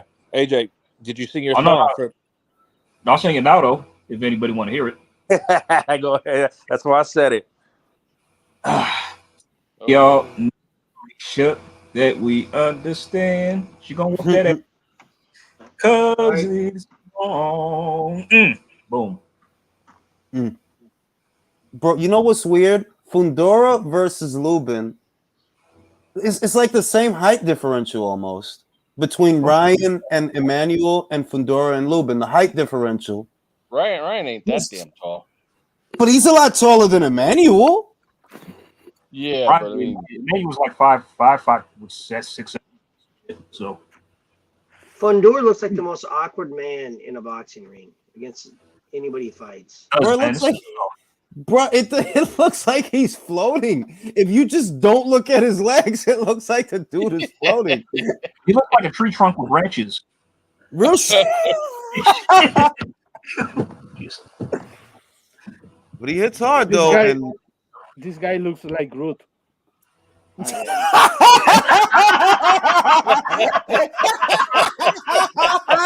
Oh no! He just called Fundora Groot.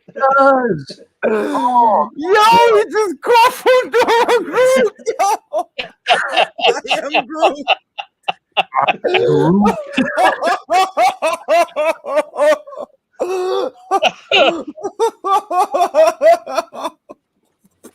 Leo he just came in out of nowhere with that one too. You know, he doesn't say much, but everything he said is right on, though. Always. Oh shit! That was funny. That was funny, man.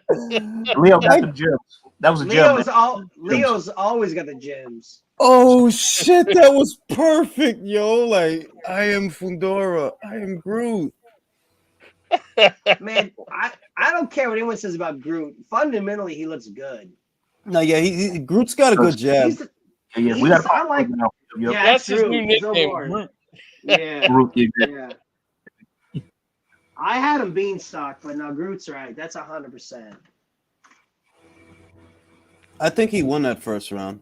He's really busy. Yeah, really busy. He's fundamentally, every fight you watch him, fundamentally looks very good. It's gonna be rough seas for Lubin because outside of an overhand right and going to the body, it's just an awkward fight for him because of the height differential. That's the word he always uses. It's always awkward. It's always awkward fighting them. The Lubin's gonna have to buddy.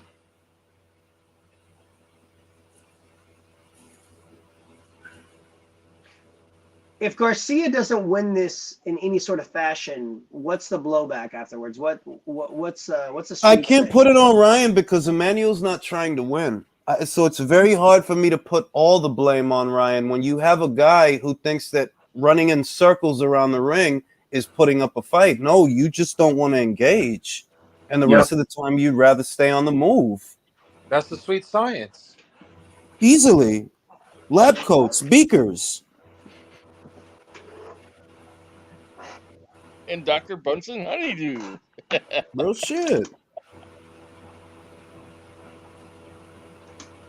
Come on, Ryan. Do some fly shit, Ryan. Do some fly shit. You could fucking do it, man. Finish this guy. Give us all a present.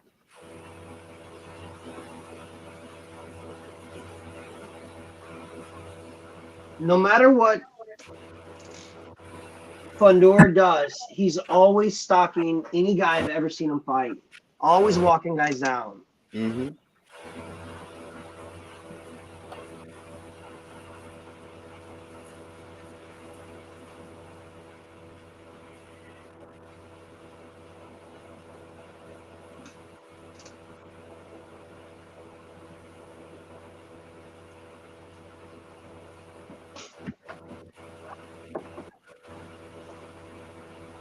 Oh, so far Lubin ain't doing very much either. Jeez. No, he's not. Got to work his body a bit. It's just it's He's hard trying to. for the yeah. He tried for the overhand right, but he missed. It's just awkward to fight this guy, man. It's not a normal situation. Your range, your sweet spot with Lubin, with Fundora, is not going to be what it normally is because he's so fucking tall, bro. How do you get somebody in there to spar? Yeah. I mean, how do you put somebody who's the same height, same weight, except you can't find anybody to spar against? Really, no. Unless you spar in a heavyweight, maybe. Because that will compensate at least for the height differential. Maybe a light heavyweight. Hey, didn't Lubin drop Berlanga in sparring?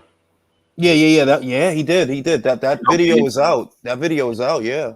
Okay. Lubin, you have to spar. Lubin's piecing him up a little bit here. He is. Yeah. You have to spar a light heavyweight. You take it, you put it in the desert for 1 week. You came back and you start to sparring with him. Oh, that uppercut got through. Yeah. 4 or 5 of them got through. That uppercut. I'm talking about.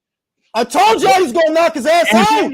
I fucking told y'all. He ain't shit. He ain't shit. Take him out. Take him out. Damn. Yeah. Oh. Wish.com Chadwick Roseman. Wow. Said, man. Lubin's a good boxer, but he can't take a shot. He went down, huh? He went down. He got dropped. Yeah. I told y'all, Fundora. He's a good fighter, but he can't take a shot, bro. That was always my thing. That like, there's no way you're gonna be in a fight with this kid and he don't get through with some of them hard ass shots. Like that's what I see is consistent with all of Fundora fights. He gonna get through with some shit, and it's a question of whether or not you can take it. Yep, like I said, I didn't have faith in his chin, man, at all. Right uppercut, right there. Just pow. Night. Meanwhile, at the Alamo, San Antonio, round 20. Feels like round 20. That uppercut didn't even look like he was. Look at that. Bruh, did you see that uppercut? What the fuck? Oh shit. Ooh. Man, Lubin does not want to. What? Why is Lubin does not want to go back and forth with this guy? Bro, you can't just stay on the outside of him. Sit and duck out there for the straight shots. Yeah, man, he needs to get up in on his chest or something. Shit. Yeah. Hey, Lubin's got to stay close, man. You got to stay. Not Lubin's standing 2 upright, and that's his problem. I think Group was 6'5", 6'4". He's 6'5". He's 6'5". Yeah, he's a tall. And he's got a target right in front of him. That body, I'd be ripping that body up. But I don't know why he's trying to fight him on the outside. How do you fight a guy with a reach like that on the outside? What are you doing? He must have that skinny man strength. Damn. What he needs to do is go to the body and then go upstairs to the head after he goes to the body. A la Chavez Sr., man. That would be effective. He's gonna get another one of those uppercuts in there. I know it. He needs to take that Mike Tyson approach. Get inside on that taller guy. I like watching Fundora fight. He's always in a good fight.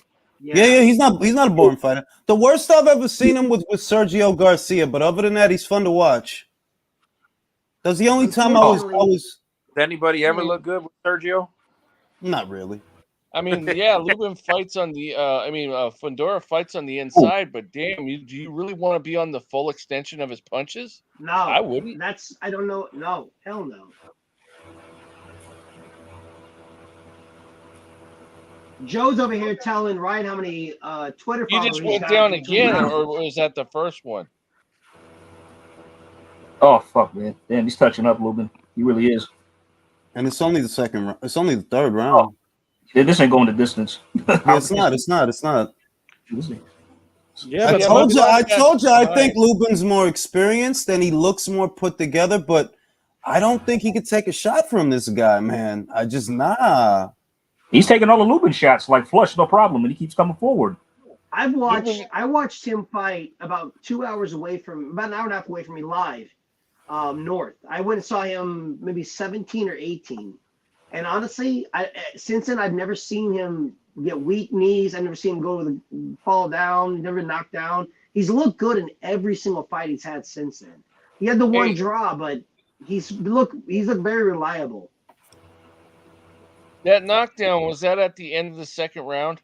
Mm-hmm. Yeah, like 5 seconds, 10 seconds left. Mm-hmm. Okay. Kind of saved by the bell, bro. My broadcast is behind Yeah. me because I just saw it just now, like about maybe 10 seconds ago. Sure, you way behind. Yeah. You're about a round behind. You see his sister there? She's a fighter too. She's She really boxes fucking. too. She's Yeah, really she she's really fucking good. Actually, she's gonna be a problem. She's gonna be a real problem. Cute too. I must be professional. I do not commentate on the aesthetic value of, and she's too young. She's a Okay, I kid. didn't know. I cute if she's over 19. I'm fucking damn near 40, so you know what I mean. Like you gotta have some cellulite for me to even say something, all right? Some cellulite, some stretch marks, a couple of kids. Then I'll feel comfortable enough to weigh in. Dude, Ryan is looking crazy here. Bro, Ryan, I don't know if it's Ryan's fault or Emmanuel's, but this is a cringeworthy fight. It's Emmanuel's. Oh yeah, it's big time. TAGOE is ringing it. Fight. TAGOE is ringing it now. Oh yeah, now he is. Oh, What's Damn. going on? Clean sweep of Ryan Garcia on Mannix's card. yeah. Because Ryan's pretty much pressing the action. Yeah. TAGOE is feeling the pace, but Ryan Garcia is looking at the clock. Yeah.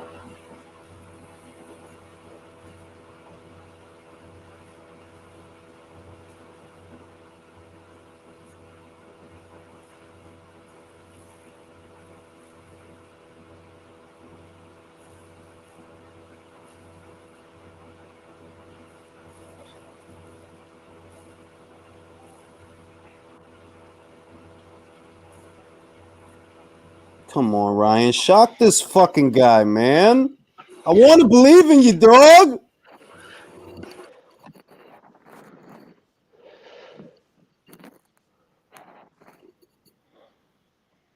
In Ryan's defense, is a very awkward guy to try to fight. Yeah.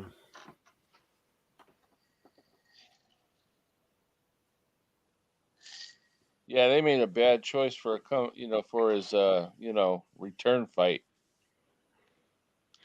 How long has it been out? 16 months? About 15, 16 months. Yeah, a little over a year. Yeah. Ridiculous. For a guy at his age, That's what I was in about his to skill say. set, he needs to fight 2 or 3 times a year. This is bullshit. This one Yeah. time can't do this at this age, man. You got these guys. Remember Tyson? Tyson was fighting 6 times, a year before he was 20. I mean, I guess the these silver guys are lining fighting is once- that he's got all these rounds in the bank, which is more beneficial to him in the long run than a quick knockout. But it's just not a fun fight to watch, to be honest. It's just not. Hasn't been a fun fight at all. No. It's a sucky ass Jay, fight. Jay, you would agree he should be fighting more often, right? Of course, he's a prospect. He's not a champion. There's no reason. He's supposed to be fighting 2, 3 times a year, but I mean, really 3 times a year because he's not a champion. He's a prospect. He's supposed to be getting busy. You see, he's getting touched up right here, though. If you watch, Yeah. he's open to that left Yeah. hook. And his problem is once he goes against somebody who can, got skill and can really touch him up, he's going to get beat. Can't expect him to be but so sharp right now, but it's just like I said, the aesthetic of the fight overall is just not a fun fight. But it's not even about being sharp. He looks like he's lacking fundamentals defensively. But that's what happens when guys when you knock people out all the time, you don't have these wars. Shit. I mean, that's Come what on, Ryan. happens. What happened, Leo? Oh shit. Oh. Huge What right happened? by Yeah. Ryan. Yeah, it's a big old ride, a stanky leg. Come on, Ryan! And Tagoe's holding on for life. Oh yeah, man. Shit, he trying Come to on, Ryan! Shit! Punch him in the dick. Get on him, Ryan! Get on! Oh God, this fucking to-go guy is so frustrating, bro. Jeez, it's like as soon as you have you think you hurt him, he just like he knows how to survive. I'll give him that. Yeah, he knows how to survive. Yeah, you gotta give him that. You gotta give him that. All I know is fucking Lou DiBella gonna tell Tagoe, I can't get you no more TV dates after today. Well, yeah, because nobody want to watch that shit, bro. Nope.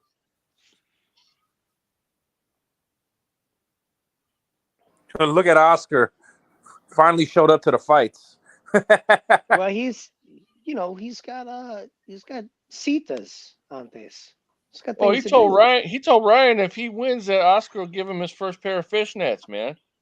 Oh jeez. How many lines of the yayo did he hit prior? They'll probably give Ryan his first date ball. Oh, damn. Well, Ryan's coming correct. Oh, Hey, there's nothing wrong with a good couple bumps of yayo and good tequila if you party with Mexicans. Nothing wrong with it. Somebody I know told me the first time he ever did cocaine, he quit immediately because it made me feel so good that I even though I wanted to keep going, I just knew I had to stop. I'm like, Mixer, you don't. Only the dope fiends do it straight up. You gotta have a little. You gotta be. It's when you're drinking. You're having a couple drinks. You're getting too drunk. Boom, couple bumps. You're like, okay, I'm chill now. I'm good. Yeah, Ryan could stop him. He's starting to find him with those hooks. What do you? Down, man. Jay, what kind of future do you see for Gort here? For who? Groot. Groot? He's gonna be a champion. Kind of... He's gonna be a champion after Jermel moves up. If Jermel knocks out Castaño, I see a champion in Groot. I'm not gonna lie, I like watching him fight. How could he go weight? How could he go weight? What's his weight limit or ceiling? What do you think? I mean, for his ceiling, he looks like, believe it or not, he may be tall enough that in theory he could go to super middleweight, but I think his ceiling is 160. Okay. He's just adorable, just a fun guy to watch fight. Robotic. Because just because he's 6'4", that doesn't necessarily mean that if he were to go to light heavyweight, he would have that same power. You know what I mean? Yeah. Like you got to move him a certain way for him to be able to get up there. He has the dimensions to do it, but are they going to move him in the way that he needs to move so that one day he could be a 4-division champion? I don't think so. I think he'll cap off at middle or maybe super middle, but he won't be at super middle what he is at middle and junior middle. Nah. Who knows? Maybe he'll surprise me. But I do see a champion at junior middleweight. Right now, I do see a champion. This kid's got what it takes to win a belt. He's like 22, 23, still young, right? So yeah, he's a young guy. All right, this is eliminator, right? After this, then the contender. The interim. This is for the interim WBC 154-pound title. Mm-hmm. Yep.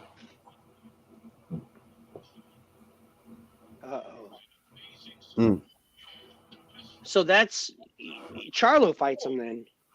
Charlo's not going to stay there if he wins. Well, I said, yeah, you're right. In theory, he would. They'll probably bump the winner up, or they may fight for a vacant belt. Mm-hmm.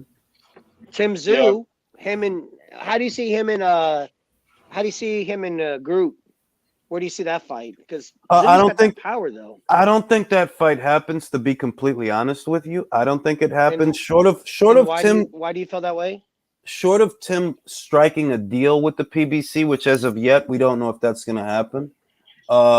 Tim wants a belt. Once he gets a belt, he doesn't need to fight in America. He just wants a belt, and he secured his position in order to fight for a belt. So if and when he becomes WBO champion, and I think he will, he doesn't need to come up here for fights, and I don't see Sebastian Fundora going down there. Certain fights aren't going to happen.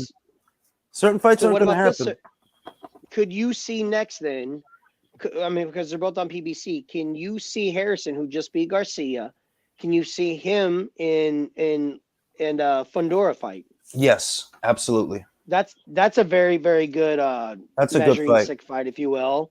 But I'd pick Fundora to knock him out. I will say that. Oh, same here. Yeah, I think he would. Because I mean, Tony has a suspect chin as well.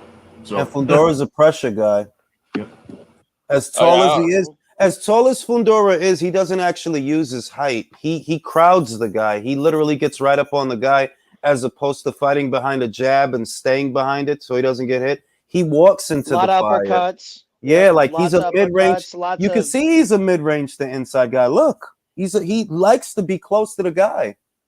How is a guy at that height? How does he end up having that as his mannerisms of fighting? You would think he would use that. He would use that distance and that reach. But you're absolutely right. He's always right there, right in the middle.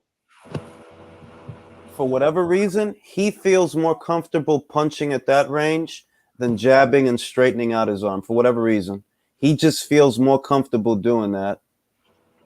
Does that become a problem though? Whenever he has to deal with the guy with a higher skill set, with better punching power. I mean, that's where I worry. It could be a while. It could be a while before it is a problem because he's so physically imposing with a style like that. He makes himself very difficult to work around. Like, not only is the guy tall as shit, long as shit, he's bearing down on you.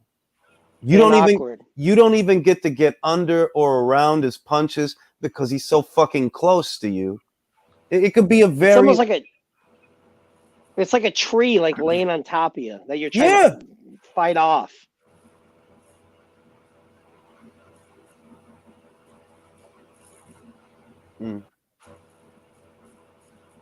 Here's the final round for Ryan Garcia.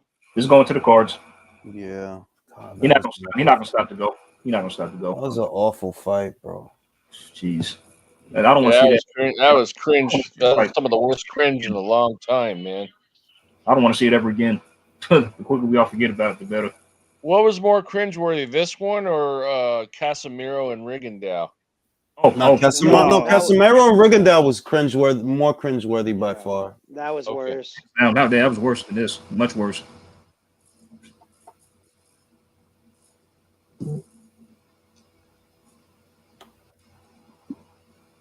It's almost like they gave money and just told to go in there and swing around, jump around. Yeah, like because he wasn't fighting, man. He was just doing laps around the ring. Like an ugly sparring session. Yeah, honestly, yeah. That's the best description. I was talking major shit before this fight. I don't know if y'all read the article. Then you get to do this.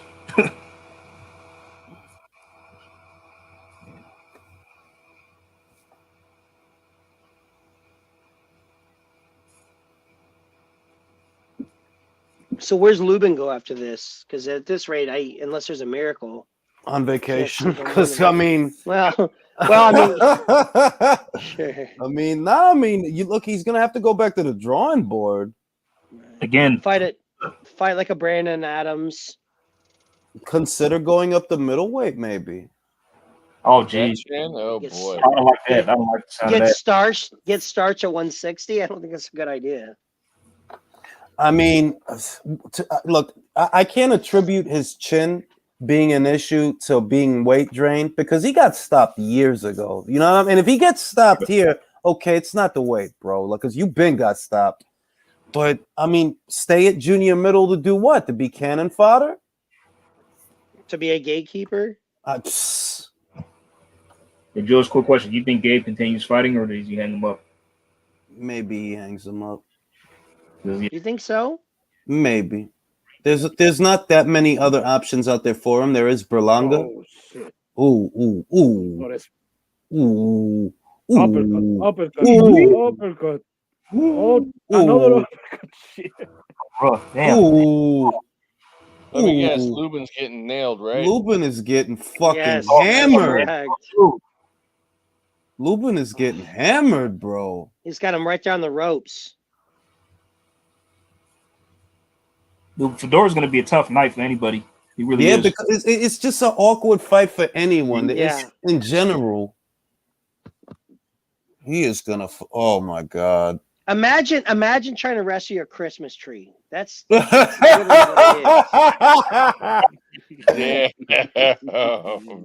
That's funny, man. But he needs to throw a left hook around the guard, then come back with the uppercut. And wrestling a Christmas tree. And Lubin's face just he's beat the fuck up, bro. Jeez Louise. Ooh. Oh. I love to see it. I'm not gonna lie. Yeah, of course. That's why we're still here. But no, but I mean, I love watching kind of like a freakish looking dude who weighs, a buck 30 wet. It's like Lord Sauron. It's like Lord Sauron Yeah. when he was in high school. Like this is Lord of the Rings. This is Lord Sauron. Yeah. It's just like freakish shit. I mean, maybe it's like a circus. His corner's gonna have to make a decision. Oh shit! Lubin! Whoa! Oh shit! What happened? Fundora down. Ate like 7-8 shots. Holy shit! What happened? Starched the fuck out of him. Is he out? No. He got up and he ate the fucking canvas. Nice. Oh shit! Another one. Oh my god. What? Is Fundora about to get stopped? Be lying, man. No. Wow. Say by the bell. Holy shit! Wow. Though. Never seen him down. First time down. He made him eat that fucking leather. Holy fuck. Oh fuck, he's bleeding. See, I'm behind. Oh, I wow. ain't seen that shit yet. Damn it. It's crazy. Whenever What a turnaround, man. when your Pony Express internet catches up, you're gonna see it. What a turnaround. Fight was Holy over. shit. Hey, it's a fight. Wow. I ain't mad at that. Excuse me, Country, where are you watching the fight? Yeah. Huh? Yo, but look What at of his Antarctica? No, bro, look at his nose, bro. Avatar. He broke his fucking nose. Lupin look like Avatar. We do. Watch this here. You guys have to replay I'm that? in Oh Sacramento, shit. man. Country, in what North device bleeding too are from you the nose. just Man, they both bleeding from the nose. Lubin it's like a 10 shot. Just no defense. A friend of mine is showing it, and I'm watching it. What part of Antarctica are you in? Do you need help? I'm in West Sacramento. You can refresh the browser, and you're gonna be ahead with us. Wow. Okay. Good Holy shit shit. from Lubin. Because Oh, it hell was yeah. looking like it was over, bro. Like it really was looking like, yo, they need to call this. We were Let's literally see just what shitting on it. happens. Turns it around like that. That's crazy. Yeah.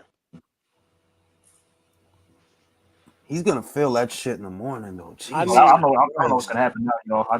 We need. That's I still chopping a think tree down right there. No. I still feel like Lubin's gonna get knocked out, bro. Like he rallied back, but the dynamic of the fight and the awkward situation he's in, that's what hasn't changed. That he's still what I pressing can't him. believe? He had his moment, but it's probably not gonna last. So What I can't believe is that Ryan Florida's still Garcia rested. won. I am shocked. yeah, of course he won. Of course he won. Come on. I'm being sarcastic. It was horrible. Yeah, I know. They gave Lubin the 6th round. I gave him 7, but I didn't see him lose. I didn't see him win the last one. They got this fight 67-65. They got Lubin up right now. The official scorecard for Showtime. 67-65. That's a little bit. That's a little bit hard. That's I a would little have this crazy. fight. I had the fight damn near a shutout up to that last round. Yeah. Both guys have scored knockdowns, but I don't know. I don't know. But Lubin's back, or Fundora's back, stalking his prey again. Yeah, that's what I mean. That the dynamic of the fight is the same, regardless of that knockdown that he got away with. That could have been Sebastian getting careless because he was having too much success. And there he goes. They just. But you know what? I give Groot a lot of credit though, because he's never faced that type of adversity before. Yeah, and here first he time is. for He's doing the everything. same thing. That's a good look. And he's coming forward. Yep, he's not discouraged. He's not gun shy. He's back on it. Get back on those uppercuts. One of the Backstreet Boys is asking Ryan Garcia how it feels. Right here. What's this guy's name? He looks like the fifth member of NSYNC. I don't ever remember the guy's name. I thought Ryan was one of the Backstreet Boys. Yeah, that's what I was about to. But he's being interviewed by one of the guys on NSYNC. I always forget the guy's name on DAZN. What's his name? The pretty Chris boy Mannix. dude. Chris Mannix. Yeah, he's not a fan.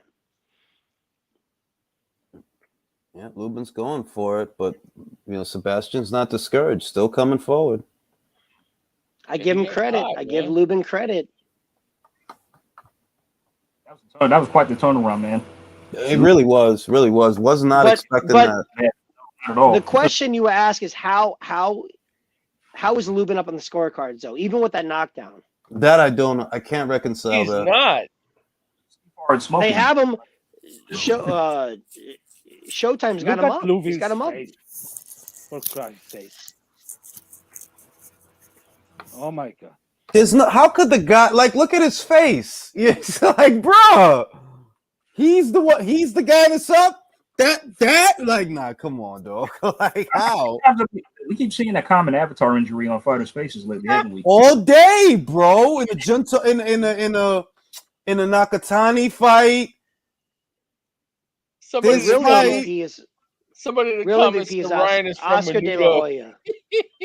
Yeah, there you go. Oscar De La Hoya is a real MVP because those car girls are just good night, Irene. Sniff cocaine off their ass. Can you blame the man? Go fart out their butt. Real shit.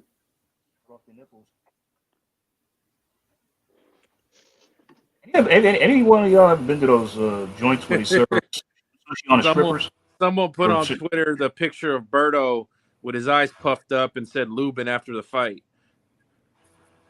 Pretty much. I mean, Lubin's been dog walk up to that seventh round. Y'all know what those joints are with the sushi eat sushi off the ladies? Yeah, they lay it off. Yeah, I mean, I've never hit it up, but yeah, I've heard of it allegedly.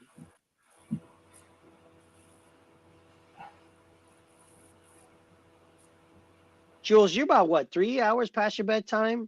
Yeah, waiting for Fundora to finish the goddamn job. It's around 9. Oh, he's gonna sleep in. No morning talks today. Tomorrow. No, it ain't gonna be no motherfucking morning talks. I'm a minute and 19 at round number 8. That's where I'm at. Damn. Did you even get a nap today, Jules? Say it again. You didn't get a nap today, huh? No, I did. Right after I got off. Took a nap. You do need any Nerf guns with the kids? No, I'll nap most of the day, to be honest. Shit. Right now, I'm just waiting for Fundora to close the goddamn show, so I get all my picks. Well, I can't get all my picks right. Sergio lost, but Fundora should have put Jiffy Lube on his gloves. Good shit. It can't be hard to breathe out of that, though. It's busted. I mean, it can't be easy to breathe out of that. It's busted, like it's caved in. And his septum is swollen. Yep, he's back and right. He's retreating. Get back on your uppercuts, Sebastian. What the fuck? He was landing those with regularity. Lubin don't look good. Body language don't look good. Get back on those uppercuts. Get back on them. I'll hand it to Break that shit up, ref. Break that shit. Yo, look. There ain't no motherfucking way in hell he up with his face looking like that. Lubin, that makes no sense. Fucked up, yo. Bro, he looked like he got hit by a car, bro. And he's up? He's getting annihilated, bro. Hey, look at Lubin's mouth, man. Shit. Pouring blood. Damn, oh my Look god. at him, bro. Oh, You gotta stop this, bro. Well, Are they Russell gonna Moore's stop it? Russell Moore's reffing the fight, so we all know how this is gonna go. Man, just zip him up in a body And bag before they start the his fight. fucking corner too, man. His corner's acting brave. Bro, But you he can't just keep had that standing big round in the guy up. 7th. They're not gonna. Yeah. Bro, Man's look at his. He's unrecognizable, bro. Is he to the point if he walks in the airport and they try to do like that body scan on you, they give you like the facial Bro, look, recognition? he's got a hematoma. Oh, they call it. Yep, that is. Boom. What? It's it. they Game. call it. His That's corner called it. Corner called shit, it. okay. Lubin's corner called it. Look at that face. Right. Yeah, they said that's enough from us. Bro, Yeah, he stop look, Yeah, they needed to stop it. No, Yep. He looked like Berto after the. Why they throwing shit?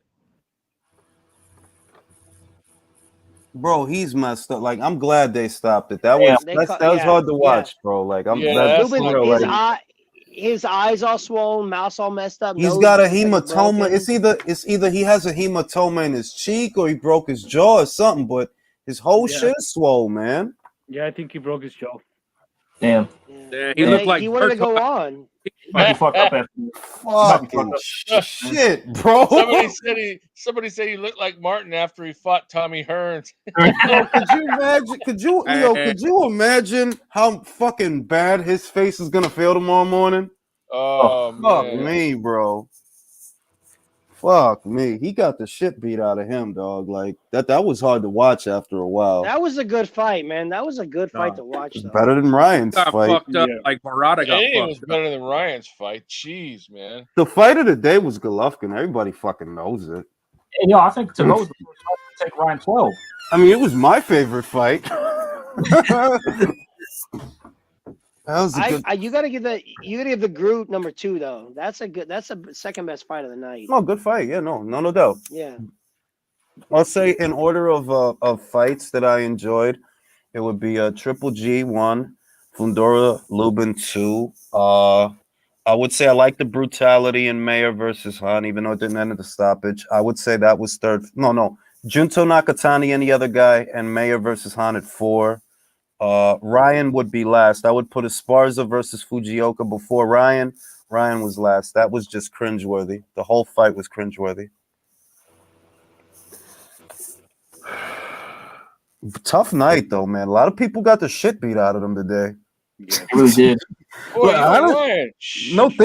Do you think about what Junto did to that guy? But he beat the fuck out of that guy. Yeah. And Lupin, God bless him, man, for not going, Twice at the corner. That was what the hell? Mm-hmm. And fucking Ryota Murata was completely spent. Like he would have kept going if his body would let him, but his body was like, nah, bro, that's it, bro. Like, nah, we got hit way too much. Like, that's it, bro. Right. All right, gentlemen, I'm gonna call it a night now. Take my ass to sleep. Always a pleasure. Have a good night, Jules. Have a Take good care, night, fellas. fellas. It was fun, man. I see you on the next one, bro. All right.